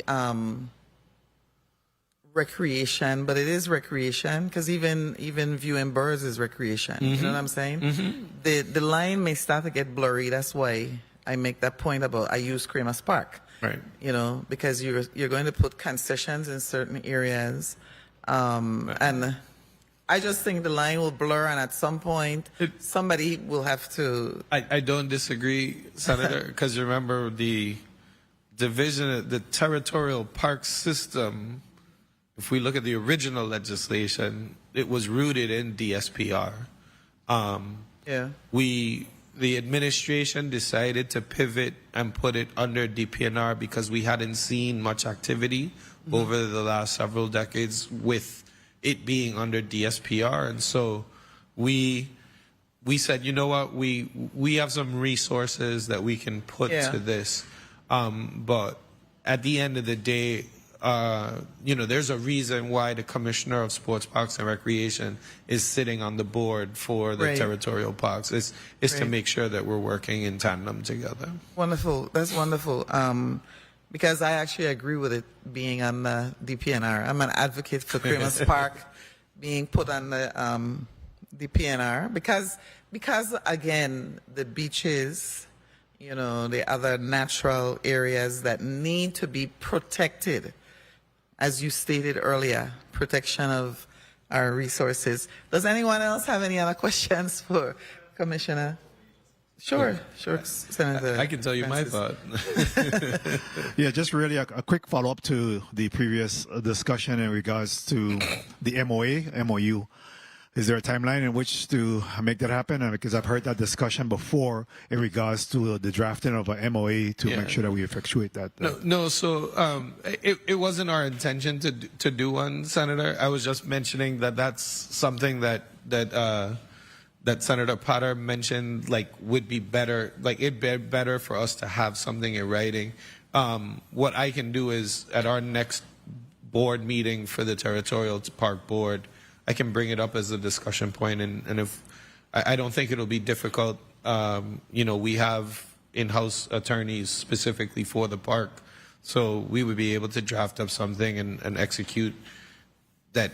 Right now, it's at least for the next several years, it's status quo. Yeah, I think it's so important that that is done because, you know, of the situation with the over at Emerald Beach, for example, where some of it falls under Sports Park and Recreation, some falls under DPNR. Yeah. You know, I think it's important that that clear line of demarcation is drawn, and in fact, we know who's responsible for what. So MOA, MOU is definitely something that's needed. Okay. Thank you. Thank you, Senator Francis. The microbreweries and micro distilleries, are they now located in the correct zoning areas for their operation? The ones that do exist? Yes. Yes, They I are? think so. Yes, for all the ones that I'm familiar with. Yeah. Okay. just verifying because, you know, when you talk about specific zoning updates and creating a category for microbrewery and microdistillery, it makes me, it raises a red flag for me. So what category or where where are they operating now? Are they operating legally or not? That just jumped out at me. Yeah, so what we, because it doesn't exist in the code, what we do is we then borrow language from other, like the American Planning Association has guidelines that we use that we will default to, and we don't have anything specific to ourselves. For those. And then you look at the operation in terms of the distillation and the fermentation, and you see whether or not those are specific to any one use category or if it's silent on them. If it's silent on them, then that's when we start to look at other guidelines to see whether or not. But the retail sale of it, is one of the things. So, I know for sure we were looking at, okay, you can distill in a residential area, but now are we going to allow the sales for it to take place? Because that's not consistent. We allow home-based businesses, but home-based businesses, you don't have the foot traffic or anything like that you do, right? So all of those things were going into consideration and then borrowing from the APA and then trying to set some guidelines and us choosing which zones this would be appropriate for. And I think we narrowed it down to the actual distillation itself. So that's why you're then bringing this new bill regarding... Correct. Okay. Because, okay.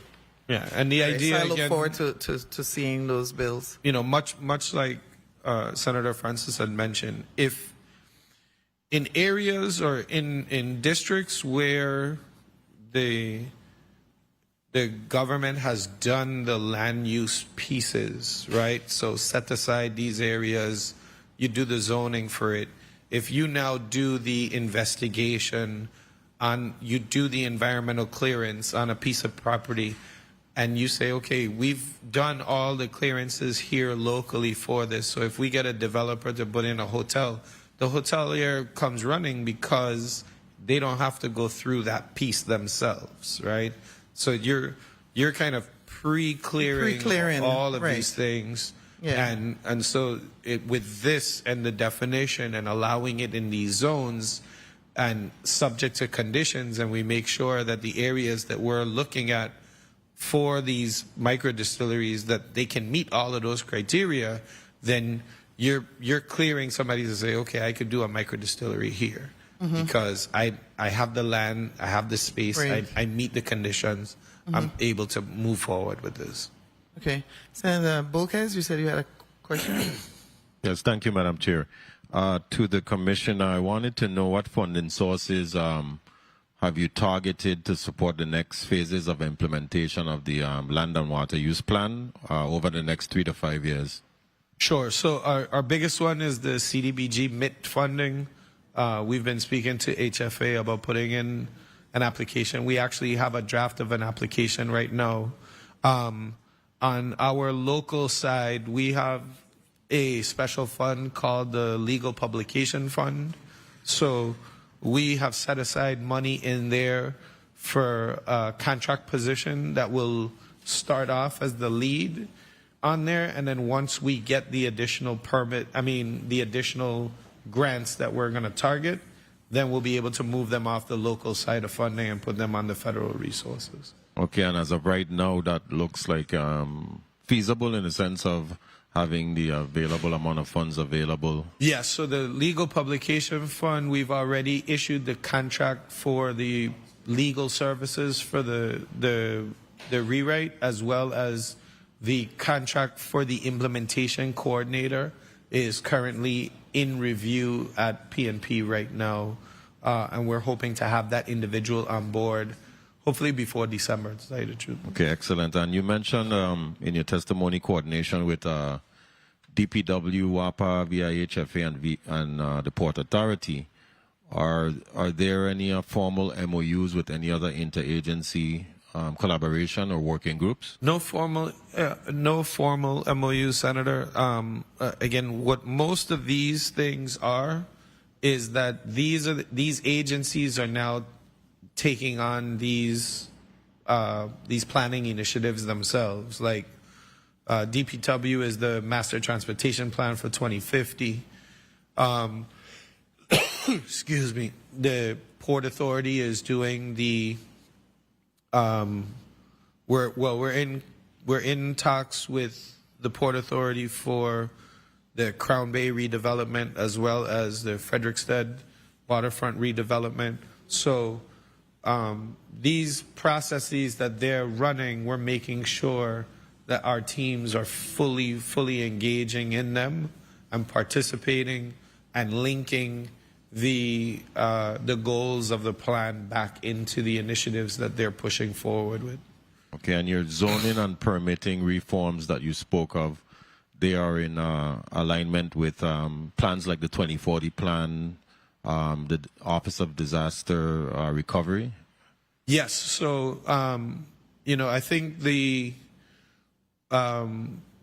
have massaged as much as possible the CZM regulations to allow for us to, especially on the Office of Disaster Recovery side, to execute as quickly as possible several of the initiatives, and that has worked out very, very well thus far. I think that the next round of amendments on the CZM Act will probably be focused on process overall, and then the things that are on the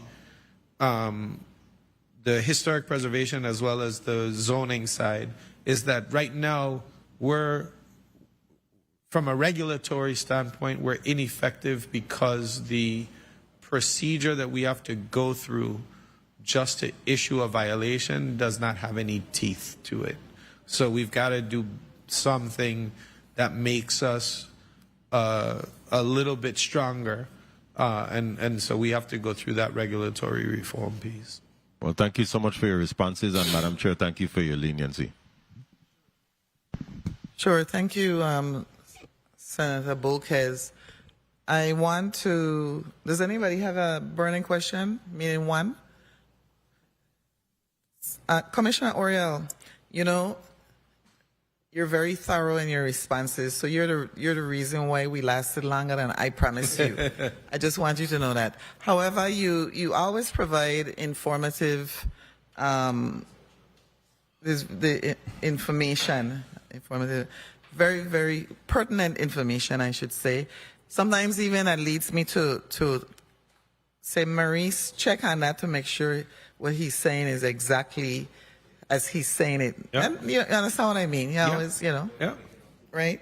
That not that you're making it up, but what was interesting for me today, and before I let you go, when you said about St. John and not having Danish colonial buildings, my mind went, wow, that's true. I started to think,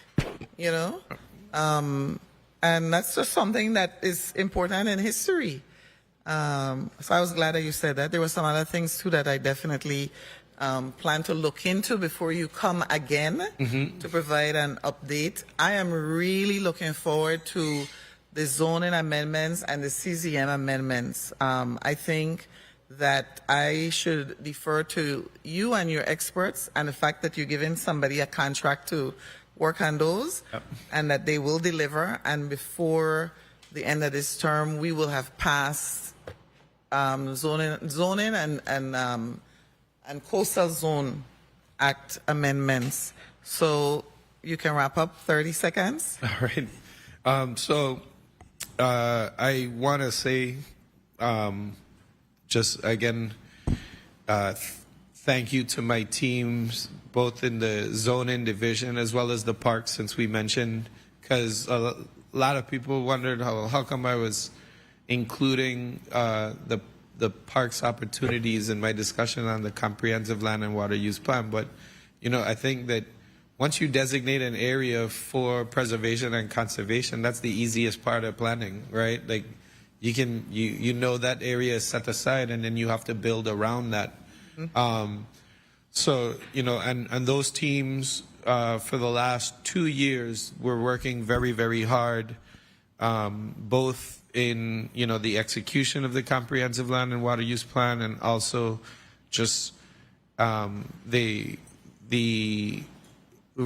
don't think people realize how difficult and how competitive the $77 million award that we were able to get from NOAA, how competitive across the country that was. And for us to get 90% of what we had requested was a significant feat. And this is an agency that was truly in its infancy when this happened. So kudos to Leah Laplace, kudos to Christina Edwards, or Kitty Edwards, as most people will know her by. Yeah. You know, I think that I also appreciate the way that they look forward and see things, and so I'm always comforted by the fact that they know that there is a direction that they're moving in. And so, to answer your question, Senator, yes, we are moving forward, even though it may be incremental, but we're moving at a pace. But I think that given all of the other initiatives that the other agencies are now taking on, and the fact that I believe because we've gone through this comprehensive plan, that they make sure that they involve the Department of Planning and Natural Resources now. I couldn't say that maybe 10 years ago, where a lot of agencies were probably just in a silo and thinking about things just on what they're looking at for what their needs are. But now it's, no, let's include DPNR, and not just from a regulatory standpoint, but actually to look at planning to assist. Where can we issue, or where can we support a variance? Where can we look for or seek to put public housing or affordable housing, mixed-use housing? And again, what are the strategies that we're going to have to come up with to make it happen? So, like I said, I'm somebody who, I am not afraid to come before this body and state that, hey, you know, we have to build up.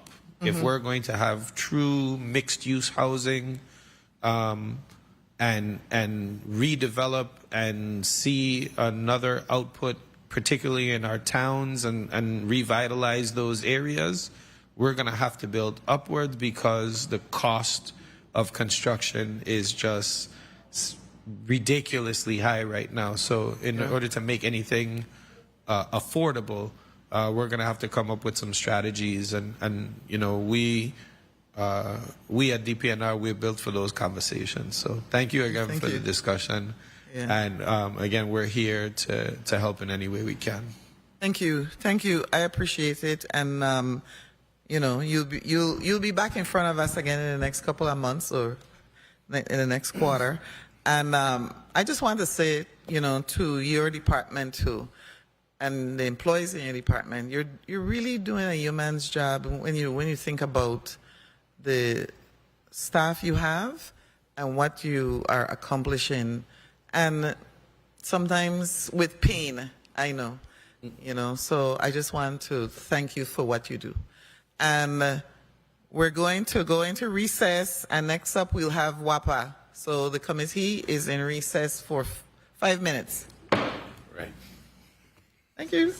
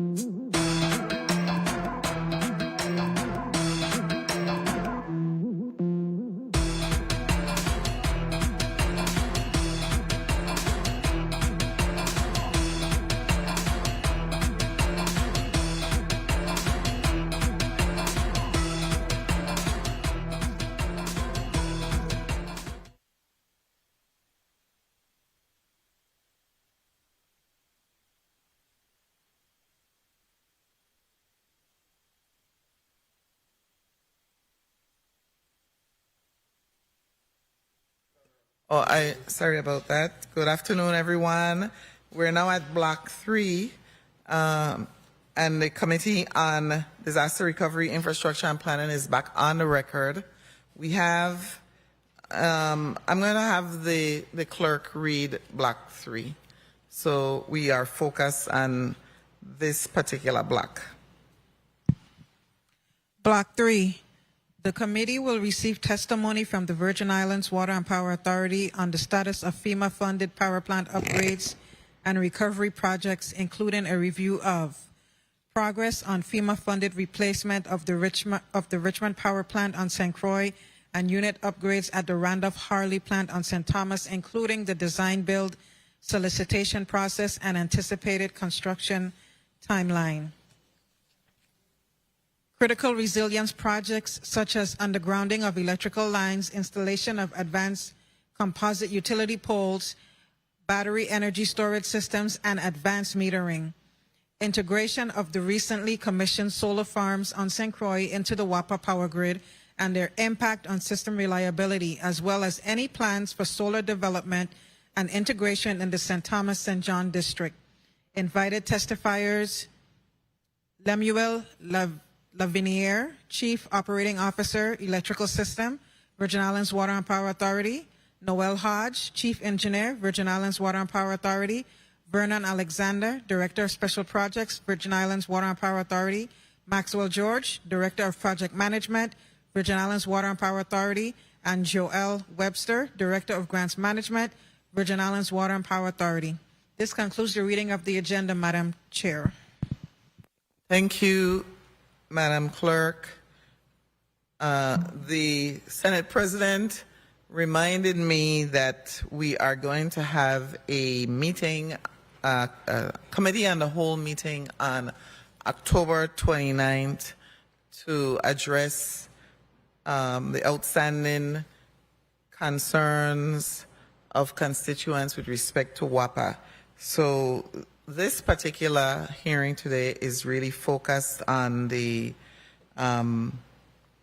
recovery and resilience projects. And so I'm going to first have the WAPA personnel on St. Thomas. We don't have anyone here on in the St. Croix chambers, so I will have you just simply state your name and title for the record so we know who is present. Joel Webster, Director of Grants Management. Maxwell George, Director of Project Management. Good afternoon, Vernon Alexander, Special Projects Director. Good afternoon, Noel Hodge, Chief Engineer. Okay, thank you, Miss. I believe that Ms. Webster is going to present the testimony, so go right ahead. Good day, Honorable Maurice James, Chair of the Committee on Disaster Recovery, Infrastructure and Planning, members of the committee, other honorable senators present, the listening and viewing audience. I am Joel Webster, Director of Grants Management for the Virgin Islands Water and Power Authority, WAPA, or the Authority. Joining me today are members of the Authority's team, Mr. Noel Hodge, Chief Engineer, Water Systems, Mr. Vernon Alexander, Director of Special Projects, and Mr. Maxwell George, Director of Project Management. Madam Chair and distinguished members of the legislature, thank you for the opportunity to testify today on the progress of the Virgin Islands Water and Power Authority's federally funded recovery and resilience projects, those planned, ongoing, and completed. As we all recall, the authority's infrastructure suffered catastrophic damage during Hurricanes Irma and Maria, contributing to an estimated $11 billion in total damages across the territory, including severe damage to the generation units at both the Richmond Power Generation Plant on St. Croix's North Shore and the Randolph-Harley Power Generation Plant on St. Thomas's South Shore. In the years since, WAPA has developed and begun implementing a comprehensive roadmap toward a more resilient, efficient, and sustainable power system. This effort is guided by our mission to strengthen power generation, transmission, and distribution systems while ensuring that Virgin Islanders receive reliable, affordable, and modern energy services. Completed projects. Among the major accomplishments in recent years is the completion of the purchase of the propane terminals at both the Randolph-Harley and Estate Richmond power plants as of July 2024. This $145 million investment, funded through the Community Development Block Grant Mitigation Program, provides the authority with the flexibility to purchase fuel on the open market at competitive prices. This change allows the authority to strengthen operational efficiency and financial stability. WAPA has also completed several undergrounding projects funded through the Federal Emergency Management Agency's Public Assistance Program. These projects are crucial for hardening our transmission and distribution infrastructure. By placing key lines underground, the authority has reduced the potential for storm-related damage and significantly shortened the restoration period for customers following major weather events. Ongoing projects. The authority's work continues with several critical projects currently underway. One of the most visible and transformative efforts is the territory-wide installation of composite poles, also funded through FEMA's Public Assistance Program. These hurricane-resistant poles are rated to withstand winds of up to 250 miles per hour and are essential to strengthening the power grid. As of this testimony, installation is approximately 96% complete on St. Croix, 94% on St. Thomas, including feeder 13 bypass, which is at 80% complete, and 87% on St. John. Once fully completed, this project will greatly reduce system vulnerability and speed up post-storm restoration. Alongside this initiative, multiple undergrounding projects are in active construction. On St. Thomas, work on feeder 5A, which serves the Randolph-Harley power plant, Lindbergh Bay, and the airport area, is about 75% complete. On St. Croix, undergrounding along feeders 8B and 9B, which covers Hannah's Rest and Queen Mary Highway, is also roughly 75% complete. And the upcoming Queen Street project, funded by FEMA Hazard Mitigation Grant Program, replacing overhead lines with an underground distribution system from the Richmond substation through Christiansted. Other projects, including those in the container port, Golden Grove, and Midland areas of St. Croix and in Cruise Bay St. John, are approximately 95% complete. These efforts, funded through FEMA's Public Assistance Program, directly contribute to our long-term resilience goals and minimize the duration of outages after natural disasters. Resilience and modernization initiatives. In addition, WAPA has several initiatives underway that will transform how we deliver electricity to our communities. Through FEMA's Hazard Mitigation Grant Program, the authority is developing microgrids on St. Croix and St. Thomas. These microgrids will combine solar generation and battery storage systems to create local power zones capable of independent operation. On St. Croix, the Western microgrid will include an 18-megawatt solar photovoltaic plant paired with a 20-megawatt-hour battery system. On St. Thomas, the Bovoni and Fortuna microgrids will feature a 15-megawatt, 30-megawatt-hour BESS design. On St. John, the Coral Bay and Cruise Bay systems will integrate both solar and thermal generation. These projects, now in the design phase, will enhance grid flexibility, reduce the scale of outages, and ensure communities retain power during emergencies. In addition to FEMA-funded initiatives, WAPA has received critical support through multiple U.S. Department of Housing Urban Development HUD programs. CDBG mitigation and CDBG disaster recovery, each targeting unique aspects of grid restoration and modernization. WAPA has also received $35 million through HUD's Community Development Block Grant Electrical Grid which is referred to as CDBG E-Grid, the program to support non-duplicative repair and replacement projects. These include the installation of a battery energy storage system at the Eastern Substation in Red Hook, St. Thomas, the repair and replacement of severely damaged feeders 11 and 12, and the procurement of new transformers across the territory. Together, these projects strengthen critical infrastructure, improve efficiency, and support grid reliability. Further, through HUD's CDBG Disaster Recovery Program, the Wardsilla Phase 2 Next Generation Project is advancing with $84 million in funding.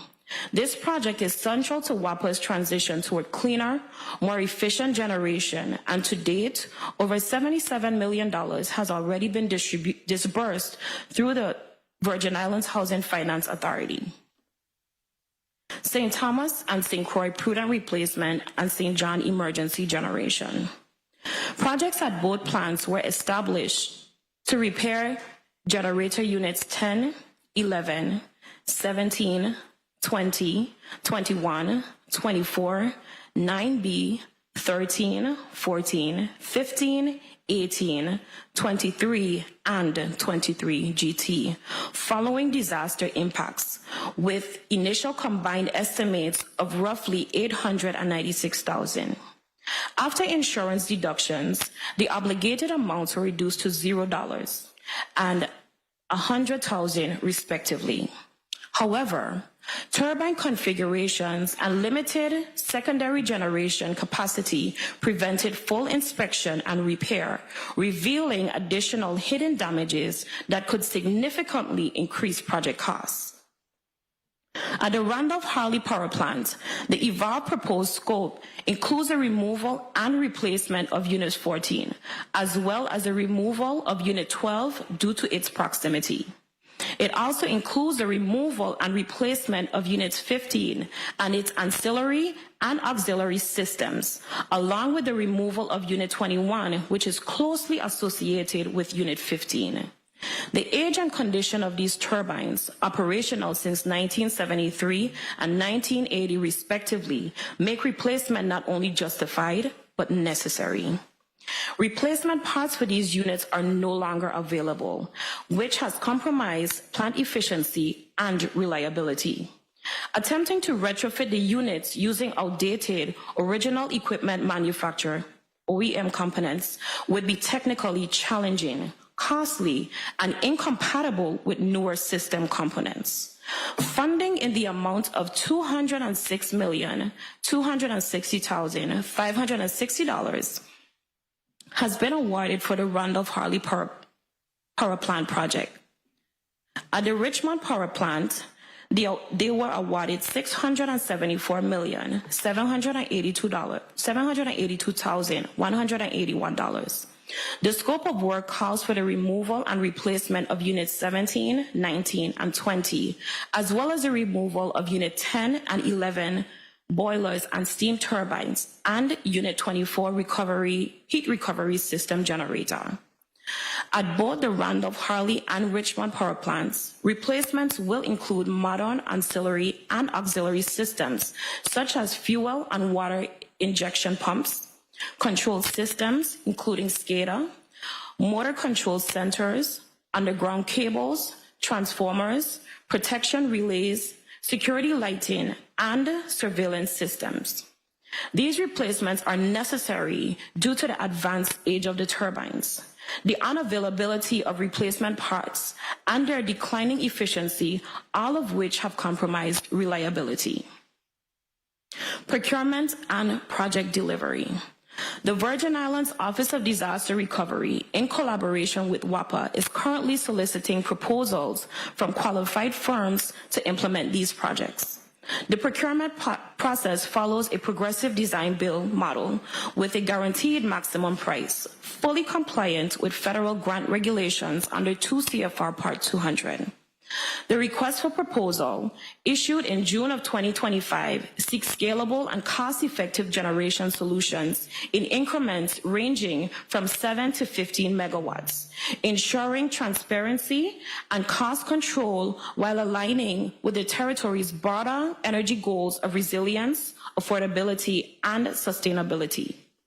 The project's primary objectives are to, 1, replace or supplement existing generation capacity with reliable and resilient power. 2, reduce the territory's reliance on fossil fuel. 3, improve grid resilience during and after extreme weather events. And 4, enable integration with both existing and future renewable energy and battery storage systems. To achieve these objectives, technology options under consideration include dual or tri-fuel, internal combustion engines, aeroderivative turbines, gas turbines, solar photovoltaic systems paired with backup generation, and other firm or hybrid renewable solutions. Implementation will take place in 2 phases. Phase 1 will focus on installing temporary as well as battery energy storage systems to restore stability and reliability to both plants while detailed engineering is completed. Phase 2 will involve the installation of permanent, prudent replacement generation systems and their supporting infrastructure. Additionally, WAPA and ODR are exploring opportunities for greenfield generation installations where funding allows. This approach aligns with FEMA's Continuity of Operations Plan, COOP, by enabling power restoration from alternative sites in the event of a major plant disruption. St. John Emergency Generation and Battery Energy Storage. Unlike St. Thomas and St. Croix, the island of St. John currently has no local generation capacity and relies entirely on power transmitted via submarine cables from the Randolph-Harley power plants and St. Thomas. This dependency creates significant vulnerability. To address this, 3 hazard mitigation proposals, HMPs, have been identified under Project Worksheet 60 for St. John. These include the following: undergrounding for feeders 7E and 8E, the Cruz Bay Battery Energy Storage System, Frank Bay Emergency Generation, Coral Bay BESS, and the installation of composite poles along feeders 7E, 8E, and 9E. The current focus is on combining battery storage and emergency generation to strengthen grid reliability and support critical loads during outages.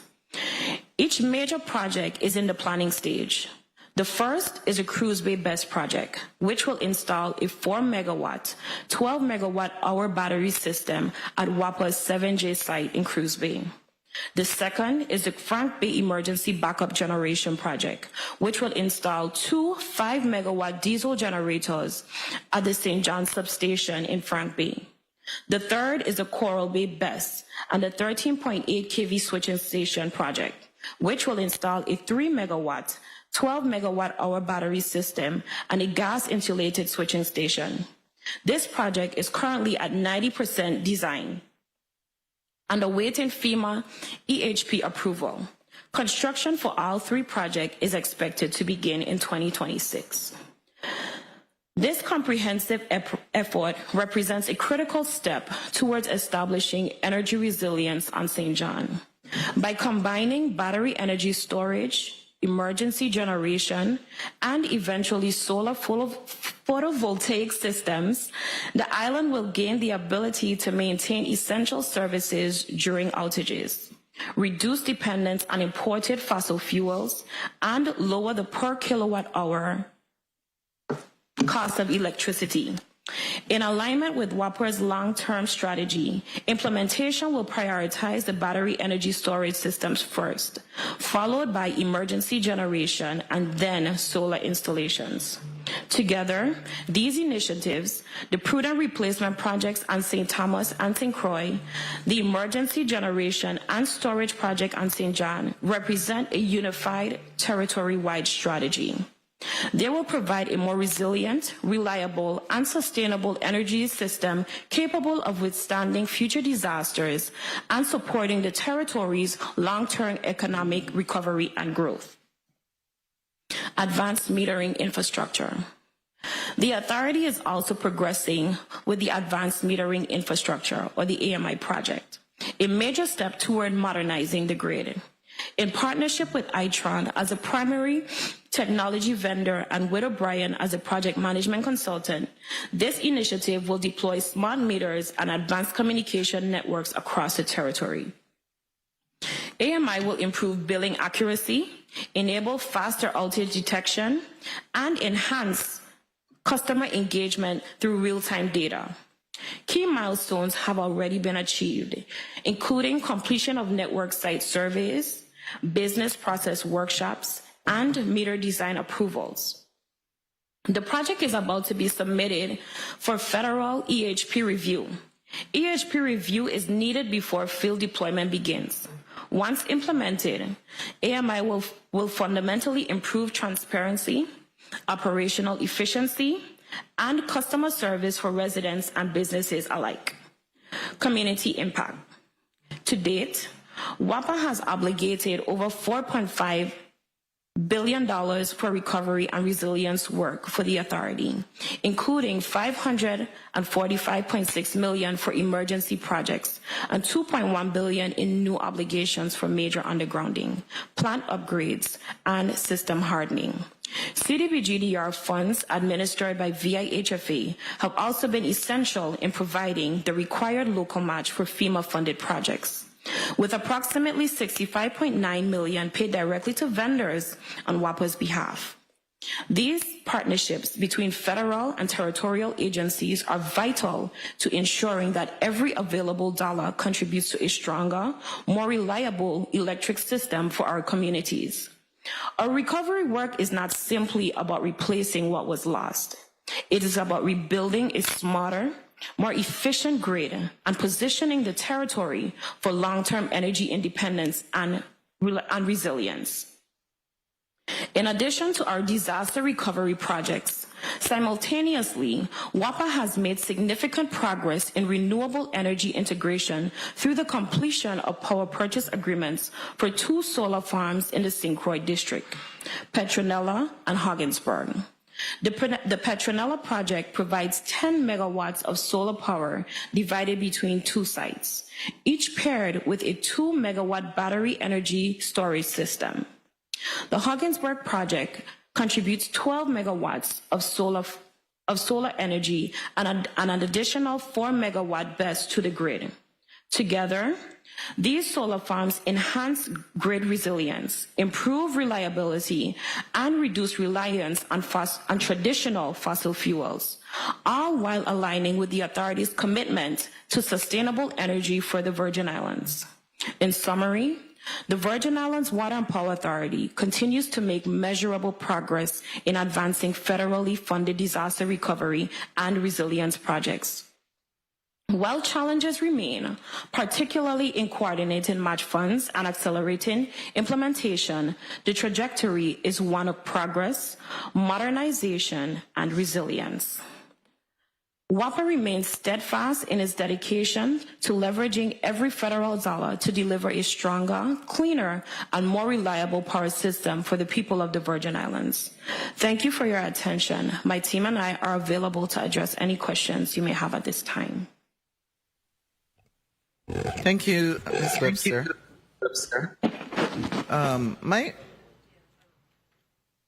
This is a very technical area, you will admit. But of course, we have the people sitting with you who can break it down for me and the public. So we're going to start. I am going to start by asking you to explain to me and the public what a microgrid is. Anyone, the engineer maybe, or one of the other people? Talk about a microgrid on page 3, and it talks about the fact that it will reduce the scale of outages. So I want you to connect that, how the developing these microgrids will help us with reducing the scale of outages. Thank you. Good afternoon. This is Maxwell George, Director of Project Management. A microgrid is simply like a separate power source. So instead of being solely dependent on the Estate Richmond plant in St. Croix or the Harley plant in St. Thomas solely for power generation, these microgrids act as a small power station that allows for, in case the outage at the power plant, that would automatically kick in and supply power to key areas so that they are not impacted directly by the outage at the plant. With these grids, they're also being able to be tied in to feed power back to the plant to allow for quicker recovery. Restoration. So the placement, for example, on the island of St. Croix, there is the Western microgrid, and then on St. Thomas, the Bavonia and Fortuna. How were those sites selected for the placement of the microgrids? You understand what I'm asking, right? Yeah, I'm understanding you. Okay. So, for example, I'll use St. Thomas, the Bavoni site, for example. For the best at the Bavoni site, that's going to immediately supply power to like those areas leading from Haven site going out towards Bolongo, and then heading east towards Red Hook area. So those areas will be immediately fed by that microgrid there. And then also there's a 34.5 that would go back to the plant that would allow for power to be distributed back to Harley and then regenerated to redistributed to other key areas on the island. Were those sites chosen because of population density, or was there another factor that determined where those microgrids would be located? I don't have all that information readily available if Mr. Vernon Alexander, Director of Special Projects. When the initial plans were made, that was indeed a factor. Population density was one of the factors as well. Okay, thank you.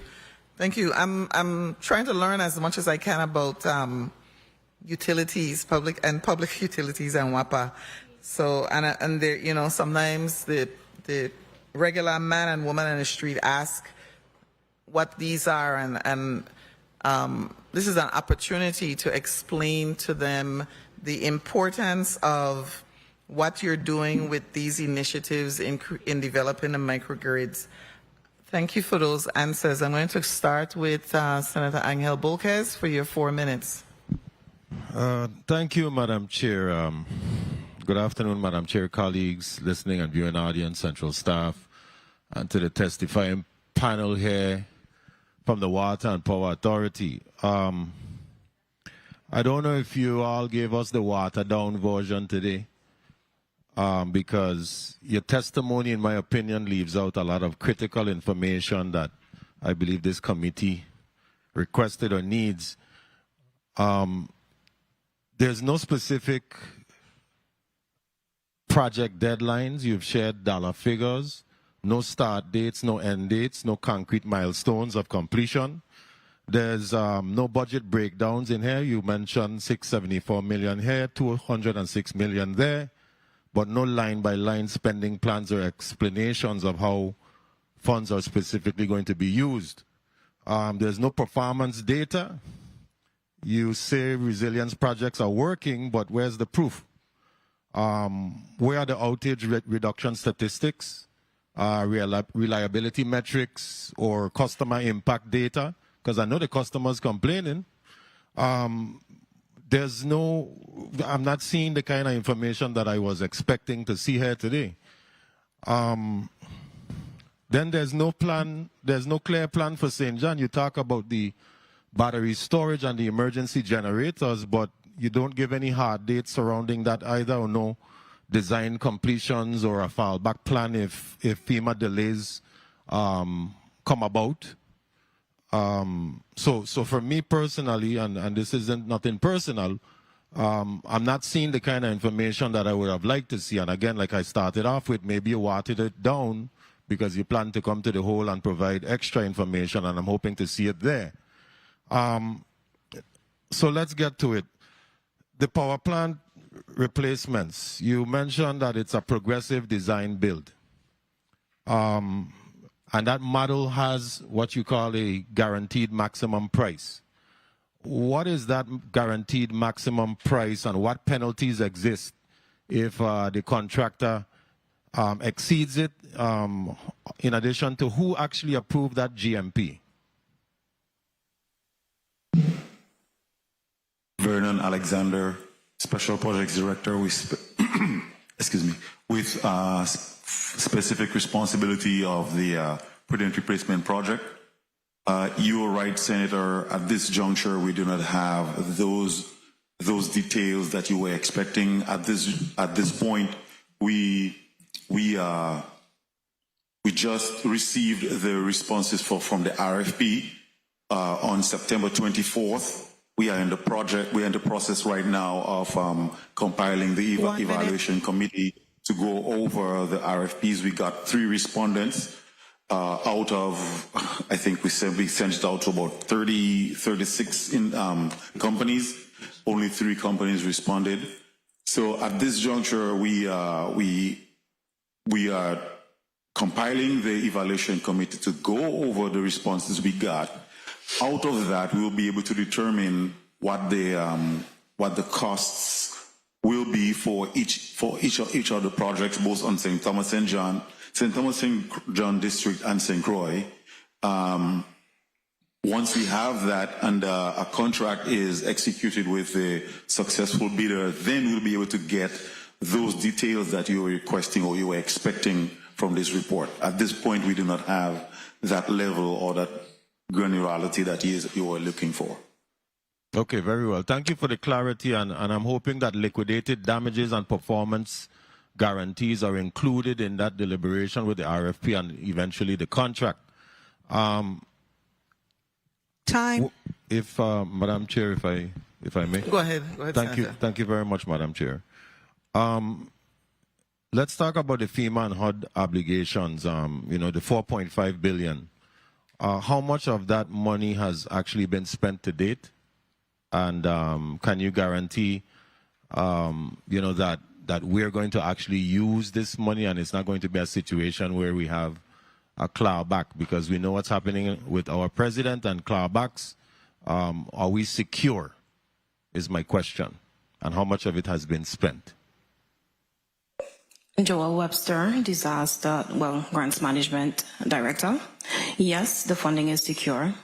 And to date, we have spent approximately $892 million out of the $4.5 billion that have been obligated thus far. But of that $4.5 billion, we recently had all of the prudent replacement projects obligated within the past year, which total a little more than 2.1 billion, which, if you do the math, we're kind of on target with spending the money thus far. Okay, very well. And let me just close off, Madam Chair. I would have liked to have seen again more in your testimony, and I just want to say publicly, this committee holds a very great responsibility right now in our history, right now in this time, when we're trying to rebuild our territory. This committee has the responsibility to make sure that we apply purview concerning our disaster recovery. So next time, I hope that you provide us with more information so that we can determine more clearly. Thank you for the time, Madam Chair. Thank you, Senator Bokes, and great points when you started, because I myself said timelines, deadlines, amounts. I'll ask this though, maybe you can help with this one, which is the composite pole installation. What prevents WAPA from getting to that 100% completion? Can you tell what's left, or what's stopping us, and what are the target dates for the 100%? If you know that information. Yeah. Maxwell George, Director of Project Management. As we stated, territory-wide, we're pretty close to the 100% mark.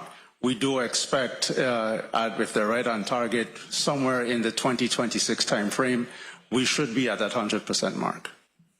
Thank you. Thank you. Next, I will recognize Senator Kurt A. Vielle for your 4 minutes. Thank you, Madam Chair.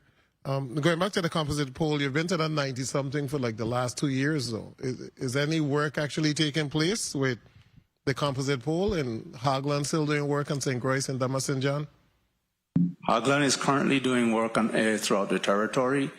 For example, here in St. Thomas, they are doing the Feeder 5 area down in the sub-base area.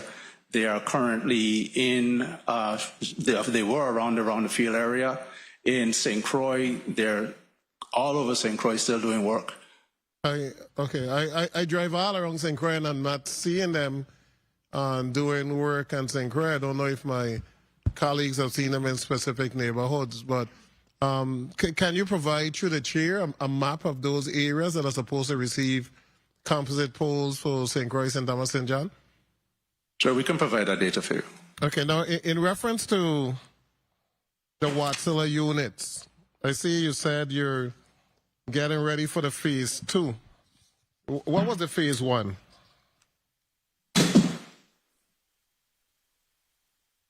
Vernon Alexander, Director of Special Projects. Phase 1 was the first 3 gas-fired engines.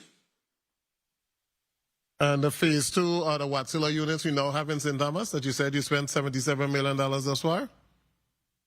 Yeah, phase 2 are the second set of Watsilla engines. So the first phase 1 was actually Watsilla engines as well. Phase 2 are the other 4 engines that were installed, which are dual fuel engines. So phase 1 was just diesel, and phase 2 is dual fuel, propane and diesel. Phase 1 was just vaporized LPG. Vaporized LPG. That's correct. Phase 1, Watsilla units are where? On St. Thomas or St. Croix? St. Thomas. St. Thomas. Yes, sir. All of the phase 1 units working? Yes, sir. Phase 2 or phase 2 actually using propane now? The 4 Watsilla units you have on St. Thomas? Phase 2 are currently being operated on LFO, liquid fuel oil. Okay, so stop. Hold up. Sorry. Hold up. And I'll recommend for anybody that from WAPA that's listening to the question, if you can answer now, that you make sure you provide the answer at the committee of the whole next week. In reference to that particular contract for the phase 2, those 4 units on St. Thomas, wasn't a big part of that contract to be able to operate on propane? That's correct. I said that those engines are dual fuel. Work on liquefied. But right now they're working on one fuel only. They're not working on propane. That's correct. So during the performance testing, they performed properly, and then once they were put online for regular operation, they encountered some issues with some pumps. Again, those engines are unique to the Virgin Islands. Okay, hold up. Yeah, go ahead. We had a scope of work for those engines. Those engines were supposed to operate on propane. So I really don't care to hear about the uniqueness or anything, because they were paid $77 million to deliver propane engines to the island, propane turbines to the island of St. Thomas. They're not burning turbine. They're costing the authority a lot more money every month in diesel fuel because of the inability to get them online to run propane. I've asked a question from early this year as to when is WAPA going to file damages or ask Watsilla to recoup the difference between the diesel and the propane that the people of the Virgin Islands paying for right now when we're supposed to have a cost saving, and we gave them $77 million. Have we filed any legal paperwork, any legal documentation against Watsilla for not delivering what they were supposed to? Liquidated damages. Yeah, what I can say briefly is that currently our legal department is working with some external law firms in crafting that type of document that you're referring to, in order to address the needs to make WAPA whole because of the losses we have experienced. I have heard, and this is not you guys. I mean, this is just I'm preparing for next week. But I've heard that same exact answer for the last 5 months. So either you're consulting with somebody that's in law school and you're waiting for them to graduate to get a degree, or you're not really utilizing lawyers, attorneys that could put a case together in a week or two for the government of the Virgin Islands. But this government is paying substantially more. The savings are supposed to be at least $1 million a month. And we're paying substantially more for these units that are not working, and they were new units. At some point, the government got to take a stand. Did Watsilla submit change orders and refuse to do any work unless those change orders were dealt with and the governor settled that particular issue? Yes, sir. That was last year, and that was taken care of already. Okay. And I wanted on the record, last year, Watsilla held the government of the Virgin Islands hostage, saying that they want their money for change orders or they're not going to get those units online that were sitting in St. Thomas for over 4 years. The government settled with Watsilla to get those units on. And by God, come January, February, the units aren't working. St. Thomas have power outage over and over. No fault to those individuals who sit in there from WAPA, but a direct result of the contract that was entered into a Watsilla with units that are not proven any place. And then they're sending engineers down to St. Thomas to do X, Y, and Z, and they still can't resolve the problem. So we're paying more money, and you guys don't have electricity on a regular basis on St. Thomas. Something wrong. And at some point, WAPA got to say enough is enough. And Watsilla, we're going to hold you fully responsible for all the issues that you're causing. And it's not only not being able to have a reduction in the price of fuel by using propane, but it is the continuous power outages that have caused individuals to lose appliances across the board when they turn back on and the voltage is too high. I mean, at some point next week, I don't want to hear the answer that we're still consulting with attorneys, and I want to hear an answer as to when they're going to file that case against Watsilla. Because everybody that filed against the government of the Virgin Islands, and it seemed like the government had just settled. Like, this wasn't WAPA settling. The executive branch settled a WAPA contract that was horrible. And perhaps if they take the warnings of the last CEO, a lot of this wouldn't have happened when he was pushing back against these things and he was bumped out and given a $50,000 bonus to shut him out up. Thank you so much, Madam Chair. Thank you, Senator VLA. Hopefully we'll see the breach of contract complaint filed soon, right? Huh?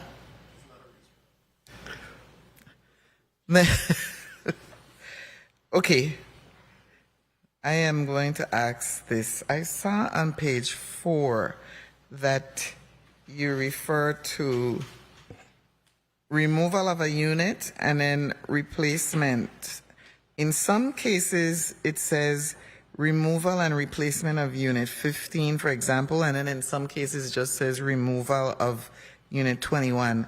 So does that mean then that you've made a decision that some units should not be replaced, but that you would have, it would not affect the generation of power? Can somebody answer that for me, please? Vernon Alexander, Director of Special Projects again. The units that are earmarked for removal and replacement, those were determined after FEMA themselves had done the review, the investigations and everything of that sort, and determined, if I step back a little, you remember initially we were just talking about repairing. Yeah. But once you realize that those things, it wasn't worth the while to repair, it was necessary to replace, especially on St. Croix, where most or all of the units are earmarked for removal and replacement. On St. Thomas, only 2 units were identified, and those were units 14 and 15. Unit number 14 is in the proximity of unit number 12, and if we were to install a new unit there, it would be in the way, so it was necessary to remove unit number 12, an old decommissioned unit. Unit number unit number 15, it's functional right now. Right now, it's one of our workhorses, but it is also earmarked for removal and replacement. However, it is in the proximity of a heat recovery steam generator, or HRSG, and because of that, the HRSG was earmarked for removal.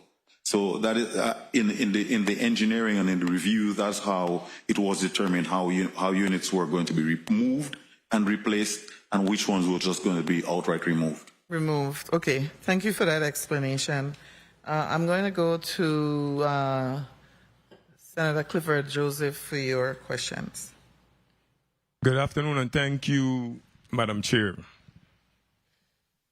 The question I have, first of all, is on page 4. I don't know which one you guys could explain. After the insurance deductions, the obligation amounts were reduced to 0 and 100,000, respectively. However, turbine configuration and limitation secondary generation capacity prevented full inspection and repair. So, could you explain to me if you left the generation running? Explain to me the capacity prevention, full inspection and repair, revealing additional hidden damages. So, explain that to me, please. Yeah, so the first part of your question about the cost. After the storm, you know, they usually do damage assessment. And in doing the damage assessment, that is used to determine whether the damages will be covered by insurance. And when the damage assessment was done, although there was damage discovered, the cost of the damage did not rise to the level that would make you meet your premium, right? So essentially when that happened, the balance on, I believe, St. Thomas was 0, and on St. Croix it was 100,000. Nothing significant to be able to allow you to make repairs or even improvements on your system. Therefore, that was why it was necessary for FEMA to do that review. And once they did the engineering review, then it became obvious that, okay, those units that are online or continue to be online to provide power generation to the territory, you can't just take them off like that to do a full review or analysis of what the damage is. But even the small inspection that they did, they realized that it didn't make any prudent sense to keep those older units or to keep those units online or operational without replacing them completely. So that's what that section was referring to. Okay. Thank you for your response. As far as St. Croix, what's the plan for Richmond plant? It's going to be relocated. We came to a firm decision if it's going to relocate to the south or it's staying at Richmond. So as part of the phased approach, the first thing we actually want to do is to install temporary generation. That's also part of the prudent replacement project. So the first thing we want to do is to install temporary generation so that we can be more reliable on each plant, both Randolph-Halley and Richmond plant. Because right now, as you know, the aging units we're having issues, and as the former senator just said, all these outages and everything like that. So we want to manage that up front by installing temporary generation. And in the process of doing that, we'll continue the detailed design for phase 2, where we will be doing the permanent replacement. So are we staying, before you answer anymore, are we staying at Richmond or are we planning to go south? I'm coming to that. So we are in the phased installation. We will be doing some installation on Richmond, and as funding allows. As a matter of fact, the plan right now is to do a 60-40 60-40 split of the funding, where about 60% of the generation of the funding will go toward installing generation on Richmond, and then the other 40% at a brownfield location. And currently we are looking at the area on the South Shore, the industrial area, to do a brownfield installation. Madam Chair. Go ahead. I have two more for you. I hear you say you're going to be doing small power plants, but for the critical, especially within the Virgin Islands, you're listening to the outage. Don't you guys think it would be better to invest in a battery system? So when the plant is running, we charge a battery. So if you have a down period, we are ready to switch over to battery, or every time the battery gets to 100, it's time to maybe you could rest one of your generation for whatever amount of hours until the battery start to run down. Because presently where we at, the outages, when you listen to St. Thomas, the outages them is steady. Here on St. Croix, it's up and down. Most folks here on St. Croix, we get a lot of low volts, high volts, low volts, high volts. So we're damaging equipment. Last question I have is, I see you guys spoke about some of the monies you got from housing finance, but how are all vendors up to date from the recovery in payments? Joel Webster, Grants Management Director. No, we are in the process of reconciling some of the outstanding vendors. We anticipate to have that done. We are working with our consultants to have all of that resolved. That is one of our tasks that we are working towards, and we anticipate to have most of those federal vendors paid up hopefully by the end of the year. Okay, so what's the obstacle you're having though, like in actually making these payments? So, Joel Webster again. So when we get invoices, it's not just a matter of we get an invoice and we make a payment. We still have compliance that we have to follow. You still need to have procurement. There's a slew of information that is needed before we submit an invoice to FEMA for reimbursement. Most of those older vendors, because of time, COVID, flooding, some of the documentation have been lost. We're trying to find workarounds to get that documentation, but it is something that we are tracking, and we are trying to actively work to get these vendors paid. So last question. So when it comes to vendors, are we going forward? We having a class to make sure all vendors are clear on what's needed in order to make payments fast and secure? Because listening to documents are not being prepared right and everything else shouldn't be.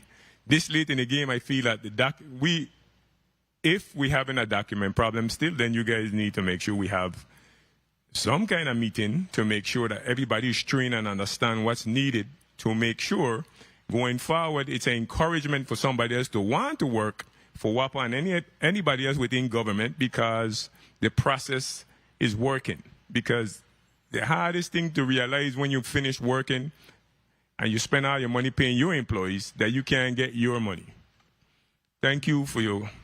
You could go ahead and answer, but I was going thank to you, answer Madam your Chair. question. Joel Webster here again. Yes, we have implemented a series of processes. What I just reported on is historical information. Currently, we have meetings with our consultants. We've started pencil copy invoices. So we actually have meetings with the vendors in addition to the consultants, and it cuts down on the processing time and payment time tremendously, and that have been working. With some of the other vendors that does not utilize a pencil copy format, we have provided checklists. We have held trainings with them. We basically educate them on what documentation, both procurement-wise, in addition to any documents that we need for processing their invoices. So from an education standpoint, we are informing the vendors. We are in constant communication with the vendors. And basically what we try to do is just be very transparent so that we don't have these issues going forward. Okay, I have a quick question before I get to. Thank you, Ms. Webster. I got a text from a constituent, and so I'm going to ask the question because it's about wire for a new hookup that is allegedly sitting on the dock for weeks now, and the customer has been waiting for new connections that they cannot get because of the material. Can you confirm or deny this statement? You're taking deposits and not coming out to do the work. And they're losing business as a result of it. So I don't know if this is a unique situation or if it applies to everyone whose wire for the hookup is allegedly sitting on a dock. Can anyone address that? So that information, I don't have an answer for that, but if you do provide us the information, we can research it, and the respective department can reach out to that individual. Okay, I will get the information and get it to you. Through the chair, I do not know what the procedure is, but through the chair, is that what I say? Okay. Yeah. If you get us that information, go right ahead. We can get it to the appropriate department.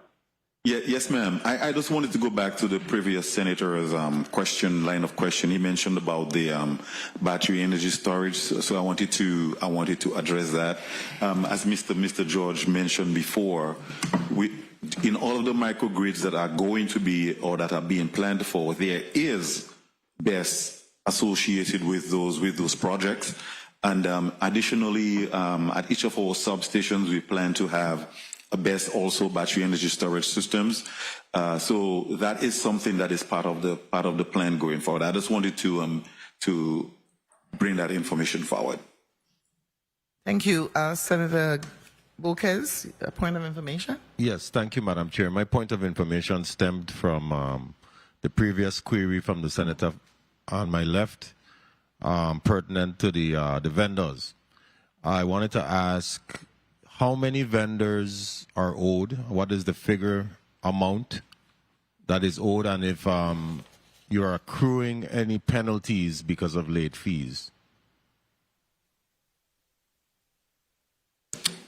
Joanne Webster, I don't have that specific information that you're looking for, but again, through the chair, I can provide that to you.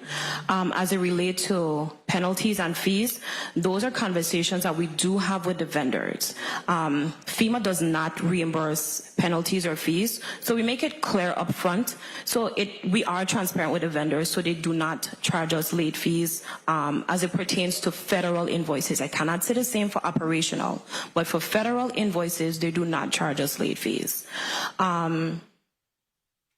But on the local side, you're likely, obviously, accruing penalty fees because of late payment. But I don't want to abuse my time, so we'll leave that until our next time. Thank you for the time, Madam Chair. Thank you, Senator Boquez. Senator Novell E. Francis Jr., you're recognized for your 4 minutes. Thank you very much, Madam Chair, and good afternoon to everyone. Ms. Webster, in respect to your testimony, in your first paragraph, you started off by indicating that as a result of the hurricanes, that in fact the WAPA sustained $11 billion worth of damages. And somewhere in your testimony, you spoke about receiving $4.5 billion in obligations through FEMA. Is it your testimony or position that you're at a disadvantage in being able to satisfy hardening of our infrastructure grid?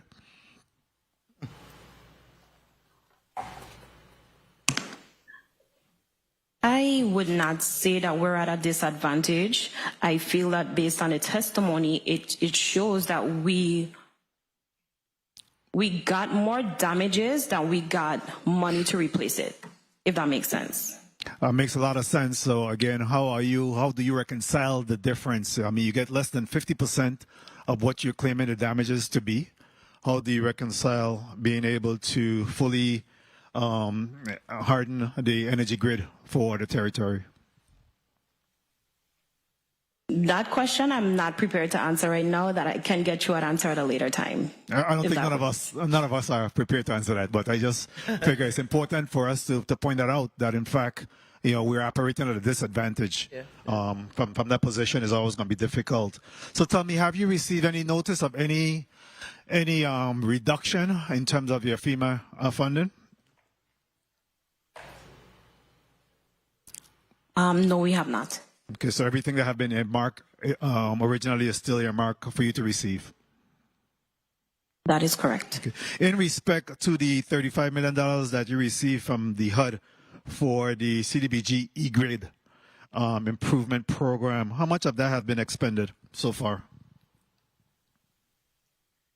So the $35 million, we have not physically received it. It was approved, but we are currently we have submitted applications to VIHFA to tap into those resources.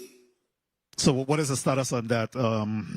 Is it in a holding pattern? What's happening in respect to that request? Maxwell George, Director of Project Management. We are in constant communication with VIHFA on that, and the applications that were submitted are currently under review. How long has this process been? It's been a little over a month since we did the final submittal. Okay, and it typically takes a 60-day process. 60-day process. So this was a recent earmark of $35 million? It's recent. Yes, sir. Okay. The history, excuse me, Vernon Alexander, Director of Special Projects. The history is long, and maybe more details can be submitted later on. However, when this fund was originally identified, it was actually larger, and then VIHFA had redirected some of the funds to some other projects. Then we were told a few months ago that the money was available for use, and immediately we started identifying projects. And as I mentioned before, some of the projects which include the installation of BESS at the various substations so that they remain online even when there is an outage. Some of those things are part of the projects that were identified for that $35 million, and installation of switches, and reclosures, and the replacement of feeder 11 and 12, and the purchase of transformers territory-wide. Right. So all of those things were projects that were identified for that funding, and that is what is currently under review by VIHFA. Very well. We'll follow up on that again when you come before the Committee of the Whole. Just real quickly, as my time winding down, in regards to the water, I know that the testimony today seems to have been heavy on electrical, and water is equally important. What's happening in the water space? I see you have Assistant Executive Director Noel Hodge there. What's happening in the space of water, which is equally important to our electricity? Can we get updates in that area? Noel Hodge, Chief Engineer, Water. So on the water system, we also received obligations, federal FEMA obligations for St. Croix and St. Thomas in the amount of $1.29 billion St. Croix, 1.08 St. Thomas for the replacement of existing water lines in the districts. And so we got that award, that fixed cost offer in January of this year. And so we are included in the project bundling through the Office of Disaster Recovery Super PMO, Project Management Office. And as far as the progress, the first two bundles, first one, St. Croix North Central and St. Thomas East bundle have both been, went out for bid, received bids, and were awarded and are currently in project contract negotiations. So that's where we are as far as the prudent replacement for the water system. Time. Very well. Thank you for that update. My time has been called. I just wanted to wrap up by asking about the issue of the overgrown trees and addressing line loss as a result of the overgrown trees. What's being done to rectify that? Getting a lot of complaints from neighborhoods in regards to some issues regarding overgrown trees.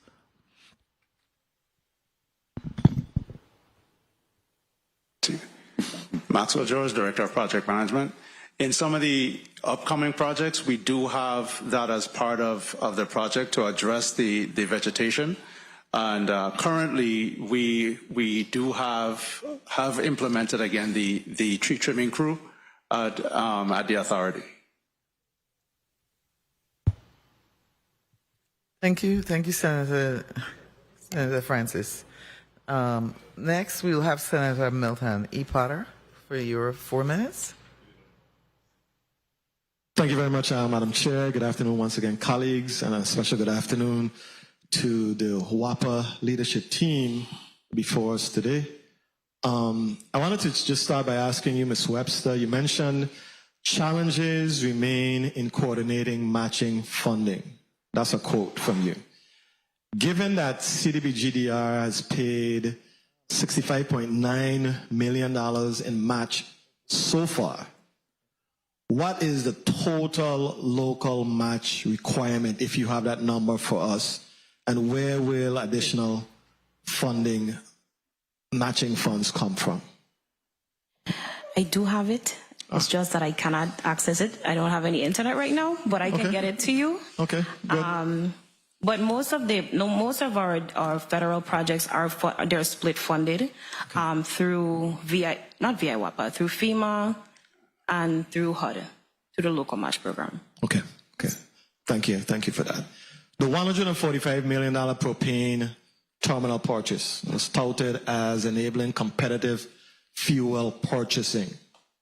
What cost savings have been realized since July of 2024, if you have that number?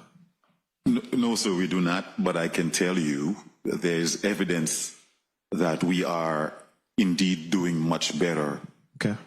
Because of that, the units operating on LPG get us off the consumption of LFO, but again, due to issues that we're having on units because of maintenance, we have to operate some of the units on LFO.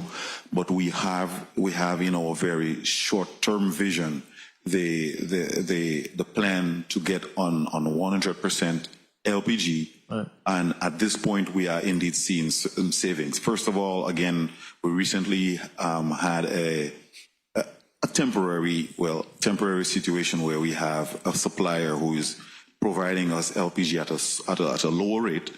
That in itself represents a saving. But once the units are fully operational on LPG, we can track that. We have evidence that this is indeed happening. For example, on St. Croix, in combination with the solar farms and the combustion, total operation on LPG, we see a huge savings right there. So we can give you those numbers next time we meet. I'll look forward to those numbers next time. I have a concern, and I want to say kudos to you because I've seen progress with regards to the composite poles, at least here in St. Thomas. When I go to St. Croix, I see some there also, but I definitely seen significant planting of these poles, these composite poles here in St. Thomas. But what concerns me is the most populated area of this territory. 1 minute. Which is the Anna's Retreat, Tutu, Hidden Valley area. I haven't heard anything about composite poles for Tutu. I haven't heard any plans for undergrounding for Tutu. What's the plan for Tutu? Is that a forgotten place in the territory? Maxwell George, Director of Project Management. We do have plans for undergrounding in the eastern area. There is a lot of that is part of the St. Thomas East Bundle project. And then if you look in certain key areas in the eastern side of the island, you do see composite poles. Not like you said in some of the heavily populated, but you do see them in key areas out there. Yes. So there's a plan to do undergrounding in that densely populated area. Is that the plan for Tutu Valley and Hidden Valley and Old Tutu? And I'll get you that. Not necessarily in all the areas, but on the eastern side, yes, there is some parts of that will go underground. Okay. Don't seem like a very definitive. No, you're asking a very specific question after you about a very specific area. It's the most populated area in the territory. Time. It's the most densely populated area in the territory. I would imagine that there would be some discussion or some specific plan. But again, let's hold that until next time. You guys should be coming back on the 29th. I'll ask you that question again, Madam Chair. I'll just wrap up with a final question, if I may. Go right ahead. The AMI is awaiting federal environmental and historic preservation review. What is the expected timeline? And will customers actually see smart meters installed? Maxwell George, Director of Project Management. So your short answer to your question is yes, they will see a definite savings going forward. Because these new meters do give the customer a level of empowerment where they can actually see on real time or at every 15-minute interval what their actual usage is. They could see it from a smartphone, they could see it from a computer, and they themselves can actually take control of their usage. And if they do need to interact with WAPA's customer service area, it's a more meaningful, a more shared approach in terms of addressing what the actual issues are. About the actual expected timeline for this EHP review? Well, typically, again, EHP takes anywhere from 60 or a little bit more days. So we actually do expect to have this. We are actually in the planning phases right now. So WAPA is engaging with the contractor right now, doing the preliminary plan, so that once EHP review is done, we can go ahead and start implementing. Thank you for your response. Thank you very much for the flexibility, Madam Chair. Thank you, Senator Potter. We will now go to Senator Dwayne DeGraff. Thank you, Madam Chair. Good afternoon, colleagues. Good afternoon, testifiers. You know, I'm going to call you boss, Mr. Knight, tell me about your raise, because I came here and I'm very professional. And for some reason, my colleagues being so nice to you today, because the flame that burning in every resident regarding WAPA destroying the Virgin Islands. You know, I, the employees, you know, I support I 100%. But it's just crazy. I talk about repairs. Who does the repairs on these generators in the territory? Which generators are you referring to? All your generators. Everything I'm asking is because power outage is happening every 6 minutes in the Virgin Islands. Every 6 minutes. Probably shorter. So I'm just saying, please don't kill my time. Who does the repairs? These generators they speak of, who does the repairs on them? Are they outsourced or they in-house? So if you're referring to our current all the legacy, generators, Watsillas, Agrecos, no, because Unit 15, Unit 10, Unit 1. Yes, so our employees do the repairs on those units. Okay. For the Watsillas that are currently having the issues, the contractor, Watsilla themselves, they have engineers on the ground taking care or troubleshooting the issues, and they are the ones doing the repairs. So they live here, or they have to be flown in every time there's an issue? There are some individuals who live here, and there are those that have to fly in for special issues. Yeah. The AMI project, does that have a bearing right now on the net metering program because of the issues you're having with them, the meters? The current AMI program that we're implementing is different than what we had before. We are going with a new vendor, and it'll be a completely different network than what was current. Okay, do you have a public information officer? Yes, we do. Yes, sir. You know how much people have called me or text me when the current go off and Whopper ain't put nothing out and how come I don't check into this and I leaving this happen and there's no information getting out to the people. You know, it's bad when the current go off. It's bad. In the middle of a show or something, it's terrible. But when you don't even have any representation coming out and saying, hey, we have this issue at the time, not the next day.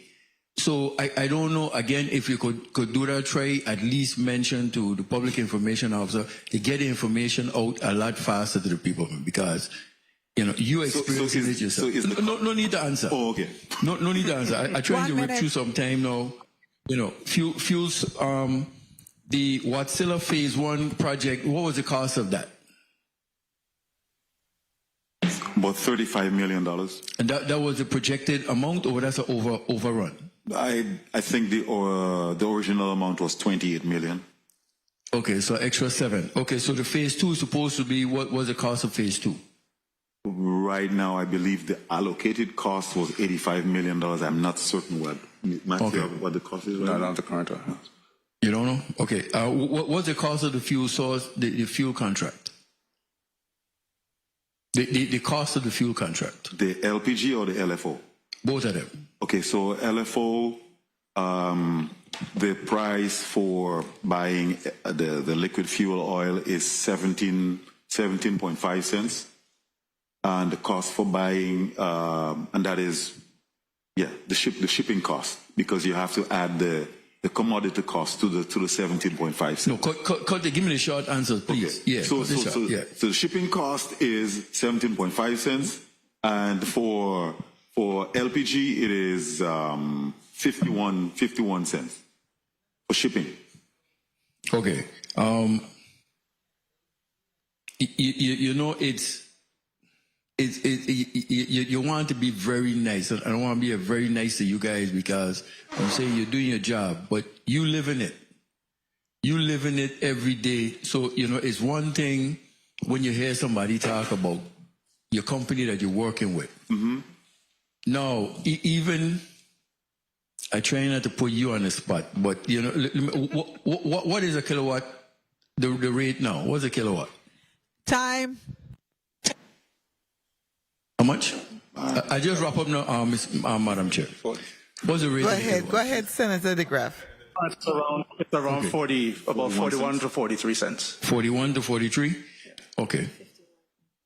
And finally, the last I heard was 50. Just a correction. It's 51.5. 51.5. So it's climbing from 51. Okay, good. Okay, and insurance. I think you mentioned something about insurance. What is the cost of the insurance for the equipment that the territory have for power generation? How much is our insurance? Your insurance? I do not have that information. The CAO will have to give that to us. I guess when they come the next time. Or we can give it to, through the chair, we can provide that information. Okay, if you could provide through the chair, because again, I think we need to get a couple of things in place from now, because this is a classic military, how can I say? This is a classic military situation we're in. And I say that because they send out the people who they know we're going to be easy with. Because they know the 29 coming and fire going to be coming. That's what. And again, it's not to be rude, it's not to be disrespectful. I will not do that. But it's just, you are living it. We are seeing what we are living every day. The frustration is real. And I get cursed as somebody who ain't doing anything about it. And I could just put my tail between my leg and shut my mouth and just try to express what the people are feeling to you. And you are a member of this residence. You are residents yourselves feeling the same thing. So I thank you for coming and being professional and doing your job. Job well done. Thank you, Madam Chair. Thank you, Senator DeGraff. So you like that tactic? That's what you're saying? That was a good military tactic. It's kind of interesting. I have a question. I mean, when I knew that the response we had gotten was that a number of the people were not available today, and in addition to that, we are going to have the committee of the whole meeting next week. So, or not next week, the week after. So this specifically was really because this is disaster recovery, infrastructure and planning to try to focus on the projects. I have one quick question. The Petronella and the Hogansburg, what's the expected? I believe I heard, sir, I don't remember your name. I apologize, but somebody said we were experiencing huge savings from those farms, those solar facilities. Do you know what the savings have been so far, the cost savings? And I also would like to know how much of in your planning, how much of the territory's total generation is going to come from renewables once all these farms are fully operational? If you know the answer. Ms. Webster looks like she knows the answer, maybe? Oh, no, not me. Oh, you were smiling at me. I was the one who mentioned the savings. Again, we didn't come prepared to give you exact numbers on that, but I can tell you, for example, on St. Croix, that because of the solar farms, prior to that, we would have to actually turn on a gas turbine to run just to provide like 5 megawatts of power. Because and that is during the peak period, but because of the solar farms and we do not have to do that during the peak, and that is just by doing that alone, it enables us to save on burning either LPG or LFO, worse yet LFO. Yeah, you know, I wanted you to say that. I wanted you to really express the success of the solar farms, especially here on the island of St. Croix. Most people don't realize it, but we are in fact on St. Croix benefiting from that project and the use of renewables. So when I heard you say huge savings before, I really wanted to elaborate on that, because you know what's happening with WAPA, we have to realize what we've been through and how we're moving forward, and that there have been successes in certain areas.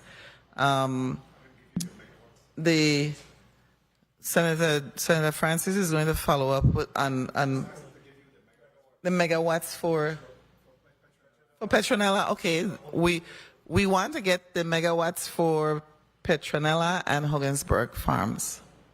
Thank you. Both of you. Can you give us information on those? Yeah, sure. Maxwell George, Director of Project Management. For Petronella, right now, the north and south both produce 5 megawatts apiece, and mounted to a 2 megawatt BESS.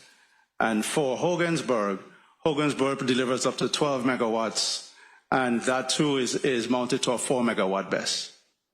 And just to answer your question a while ago as well, as of Sunday gone, 60% of our peak on St. Croix was being covered by solar. Renewables. Wow, excellent, excellent. Is there any solar farms on St. John? At current, no. At current, no. Okay. That is part of the upcoming plan for St. John as well, on the Coral Bay area. Okay, Senator, point of information, Senator Vielle. Thank you, Madam Chair. So you're seeing a significant reduction in the amount of fuel utilized on St. Croix? Yes, sir.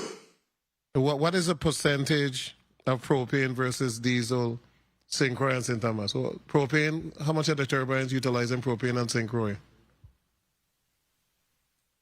On St. Croix, I would say we about 85%. St. Thomas? St. Thomas is a little lower right now, but we're about 56%. Okay. The numbers of St. Croix have been significantly higher consistently for the last couple of years. It makes you wonder as to what's working on St. Croix versus what is not working on St. Thomas, that no matter what, despite new units, etc., you just can't get those numbers up. Is it a third-party contract for diesel, or I wonder what it is? I'm just wondering out loud. Thank you so much. We're working toward it, Senator. You're working a long time. Senator Gittins, you're recognized for your 4 minutes. Thank you, Madam Chair. I was just thrown off a little bit there, but good afternoon, gentlemen and lady. Good afternoon, sir. I just came back in, so you might have answered some of the questions that I may ask, so I beg your indulgence. So, what's the percentage of the obligated FEMA funds that you guys have expended to date?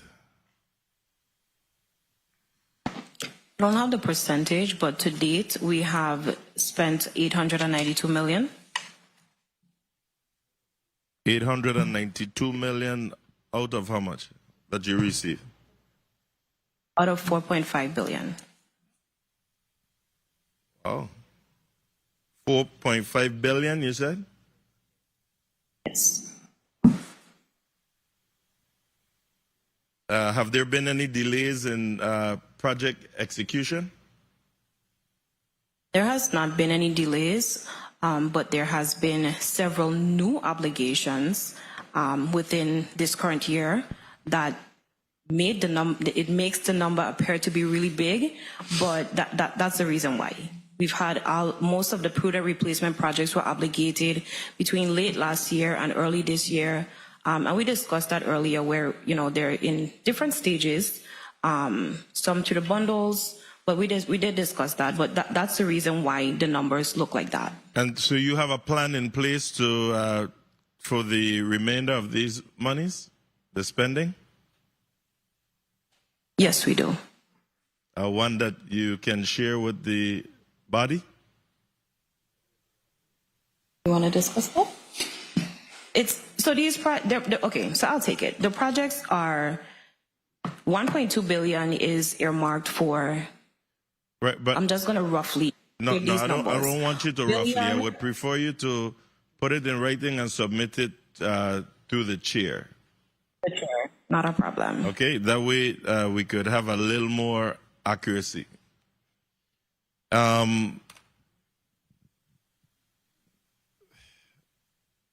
many advanced composite utility poles have been installed to date?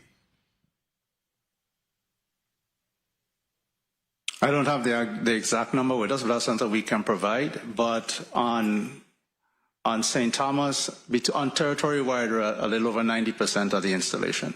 We can give you the exact numbers through the chair. All right. Don't make any promises and forget now, okay? 1 minute. But so some of those composite poles, I know for sure I saw, and a couple of my colleagues as well, because we spoke about this maybe a year or two ago, where we were in St. John, and we definitely saw some damaged poles there, vehicles running into these poles and damaging them and whatnot. Have you done any research to see how many of these poles are damaged and how many had to be replaced? That assessment was done, and what needed to be replaced has been replaced. I'm not saying that there aren't any right now that may have been damaged because of recent events, but that was one of the stuff that was done through the project during the replacement. Okay, hopefully you have a good communication relationship with the VIPD that if in the event there's any accidents, that those reports are forwarded to you so that you could go after the insurance of these vehicles? So if you, I just pulled up the information. So for St. Croix, to date, we have 4,849 poles planted. St. Thomas, we have 3,202 Slow down poles for me planted. because we want to write down what you're saying. Go one more time. Starting, tell me which St. Croix. district? St. Croix, okay. St. Croix, 4,849 poles to date. Out of how much to be put down? Out of 5,039. Okay. St. Thomas, we have 3,202 poles installed to date. 3,000? Out of 3,202 to date.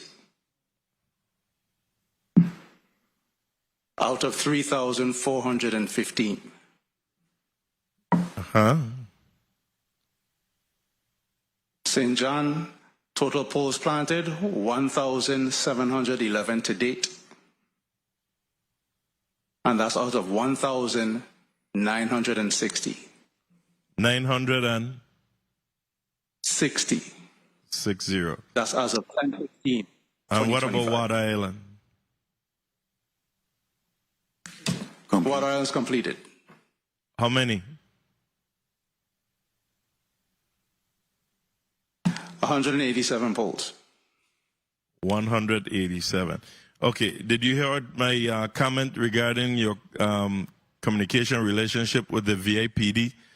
If there's any accidents, that these reports are forwarded to your respective office so that you can file for any insurance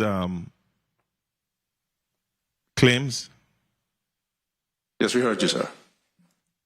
All right. And what's the current status of the undergrounding of electrical lines, and particularly in the Bugby Hole, Spring Gut, Spring Garden area, and St. Croix?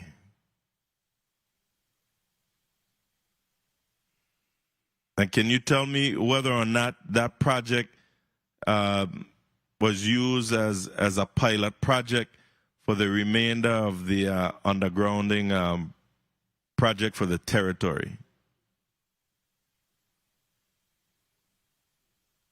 That's a FEMA project. Spring Gut. No, we don't. I don't have the information on me, sir, or we can provide that to you. So can you tell me anything about the undergrounding project for the island of St. Croix?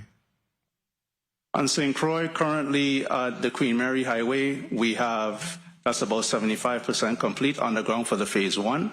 For the Hannah's Rest area, that's also phase 1. That is about 75% completed in terms of construction. And for... So while you're right there in Hannah's Rest, Reports completed. while you're right there in Hannah's Rest, you're aware of that issue in Hannah's Rest where they were building this big box regarding that underground system, and it's creating a flooding situation for some of those residents? Have that been addressed? I'll have to check into that for you, sir.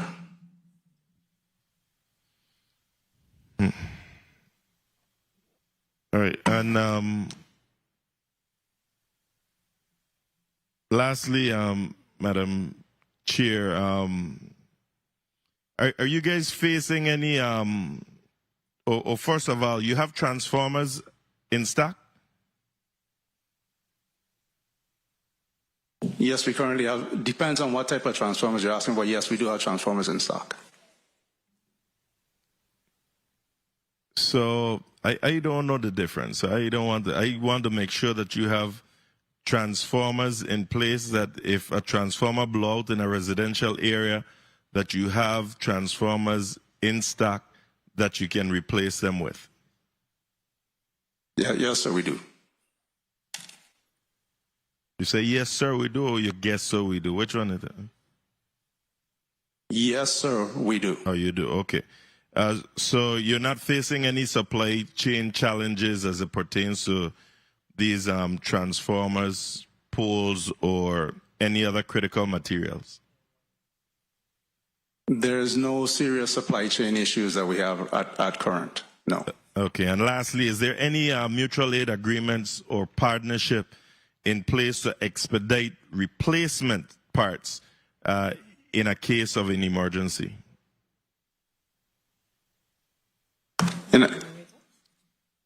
Are you referring to generator, or are you referring to transformer, referring to lines? Any replacement parts that you may need?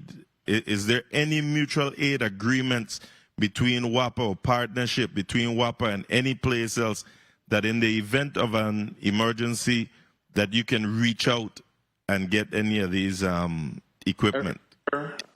Yes, sir. The short answer to your question is yes. Every year WAPA does and maintains agreements with partners nationwide, stateside-wide for that purpose.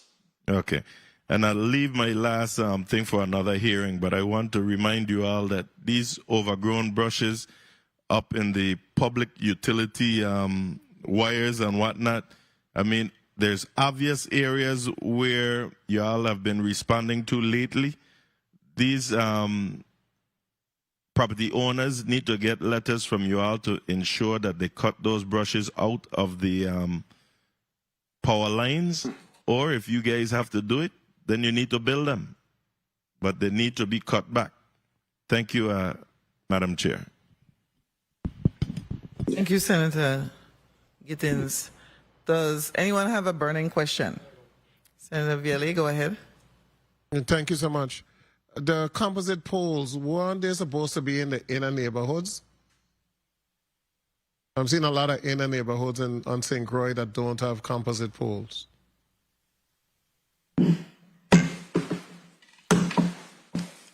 Some of those composite pole projects, again, Maxwell George, Director of Project Management, like Senator, your former senator over here said earlier, yes, we do have plans to put some of those in the inner areas. A lot of those are part of the bundle process. For example, the Tutu area, addressing the senator's question over here earlier. Like the Tutu area, some of those semi-composite poles will be part of the bundle project. That's similar to some of the projects on St. Croix. So there's more to come after this percentage that you're calling? That is correct. Okay, and lastly, there's some individuals that have paid substantial money, a couple $1,000 for electrical hookup and have been waiting for months. Is there an issue as to why somebody that is paying $9,000, $10,000 is waiting for a substantial period of time to be hooked up? Or you need more specific information, I need to call? I don't have an answer to that question, but again, like my colleague stated earlier, if you can bring that to us, we can. For a commercial operator, what's the average time that it takes for them to receive an electrical hookup after paying all the fees? I don't have that information. Senator, I don't think anyone on this panel is prepared to make a comment to that. Like I stated before, you can provide that information through the chair, and we can provide a response, from the respective department that handles that. But we don't have that information. Okay, thank you. Thank you, Senator Vielle. Senator Angel Bolquez, you recognize. Thank you, Madam Chair. This question is from Mr. Hodge, pertinent to water. On the island of St. John, we had a water plant, a reverse osmosis water plant that was active much of my childhood, and it closed down. And I'm curious to know, does WAPA have any appetite to reopen that plant, or what are the plans surrounding water on the island of St. John? That is a revenue generator for the authority. There are a lot of water trucks that traverse to the island delivering water to many homes, residents, and businesses. What is the current appetite for WAPA to reopen that facility? Noel Hodge, Chief Engineer, Water. So on St. John, the water plant was not approved under the prudent replacement. We right now we have no plans right now to add additional production, water production on St. John. We are looking for additional funding. We tried to get funding through FEMA to put a redundant water submarine line from St. Thomas to St. John, and that was also not approved. So we're still, in the planning phase, and to the extent that we can identify funding, we could, look both at the on-island production as well as redundant submarine pipe to continue to service St. John. I'm not too receptive of the submarine line pipe. Similarly to, obviously, the power generation from St. Thomas to St. John, there's no generation on the island of St. John, so I'm not too keen on the submerged water line to St. John. I do believe it is time for the authority to consider also adding water production for the island of St. John. In the event that things happen on St. Thomas, then we're inconvenienced on the island of St. John. So thank you for the time, Madam Chair. Thank you, Senator Boquez. Senator Novell Francis, you're recognized. Thank you very much, Madam Chair. Ms. Webster, from a grant management perspective, what would you describe as your greatest challenge at this time?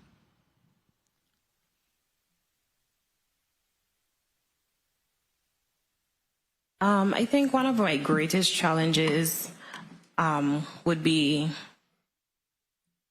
I think, getting all the projects moving. In a realistic world, we would like everything to move, bing, bam, boom, but that's, in a realistic world, that's not how it works. Basically my goal, my job is just to make sure we spend the money and we're able to keep the money, make sure we're compliant, make sure we do reporting, make sure we're transparent. And I try to do a really good job with that. But I think one of our greatest issues is, just starting the projects, just starting, because, we are starting projects. Let me make that clear. We are starting projects, but most of them are design phases. So let me say construction of the projects. I think that's what the people of the Virgin Islands want to see, actual construction, versus having to hear, we're 90% in design here, or things to that effect. So I think one of our greatest issues is probably just starting projects. Construction. And I will also projects. imagine the criticality of making sure that you're spending the money, because you indicated that there was a 4.5 obligated funds available. You have expended $892 million. So it's so important that we continue to move that funding along. Otherwise, whatever is there under this current environment, whatever remains is always under the threat of being clawed back. So it's very important that we're able to, continue to move that money forward. And I'm sure you're challenged by that and doing everything possible within your realm to make sure that that moves. But that is so critical, and I can't help but to continue to advocate that we are able to spend the money moving forward. Thank you. Thank you. Thank you, Senator Francis. I want to give I don't believe we have any more questions. Oh, you do? Okay. Senator Giddens has a question. And so we'll go to Senator Potter. Thank you. Thank you. Not a question, but just a request through the chair for WAPA to submit a written update to us regarding the underground project in the Spring Garden, Spring Gut, Bugby Hole area and St. Croix, please. If I may speak, this is Maxwell George again. Regarding the Bugby Hole, I just got some information. The $450,000 that was supposed to be received from the Department of Finance to repair the temporary fix that was done. We have not received that. We're still awaiting that to date. So what we do, we just sit down and wait and don't say nothing and get nothing moving. I'll request that WAPA still send something through the chair to this body regarding the status of the underground work being done in this area. That's the Spring Garden, Bugby Hole area. Thank you, Madam Chair. Thank you. And you can add to that what efforts you've made and any responses that you've received to complete it for us. Senator Potter, you're recognized for your 4 minutes. Thank you, Madam Chair. I just need a minute, really. I just wanted to ask the WAPA team who will operate and maintain all of this sophisticated new equipment that we'll be getting, the smart meters, the BESS units, the microgrids, and modern generation. Does WAPA have the trained staff right now to do this, or is there a need for, is there a workforce development plan? Again, Maxwell George, as part of the projects, the upcoming projects that we have, part of that is training for WAPA's personnel. So we do have training built into that. I mean, WAPA has an excellent staff currently, but to your question, a lot of these technologies will require training, and we do have that built in as part of the project status. Excellent. Glad to hear that. Thank you very much, WAPA. Thank you very much, Madam Chair. Thank you, Senator Potter. I want to give the testifiers a 30-second wrap-up. Anything that you want to wrap up with and let the public know. You can go right ahead. If one or all of you want to speak, that's fine.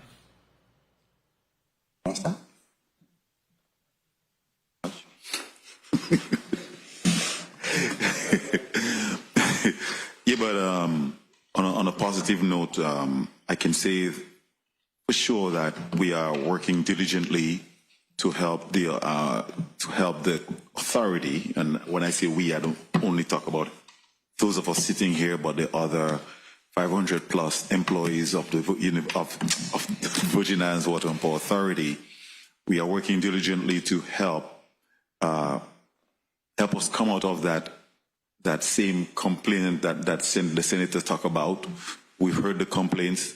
We aim toward improving the reliability of our system. We aim toward providing improved generation. We aim toward saving or helping the community realize the savings. I know people have been looking forward to seeing their rates drop. We are working toward that as well.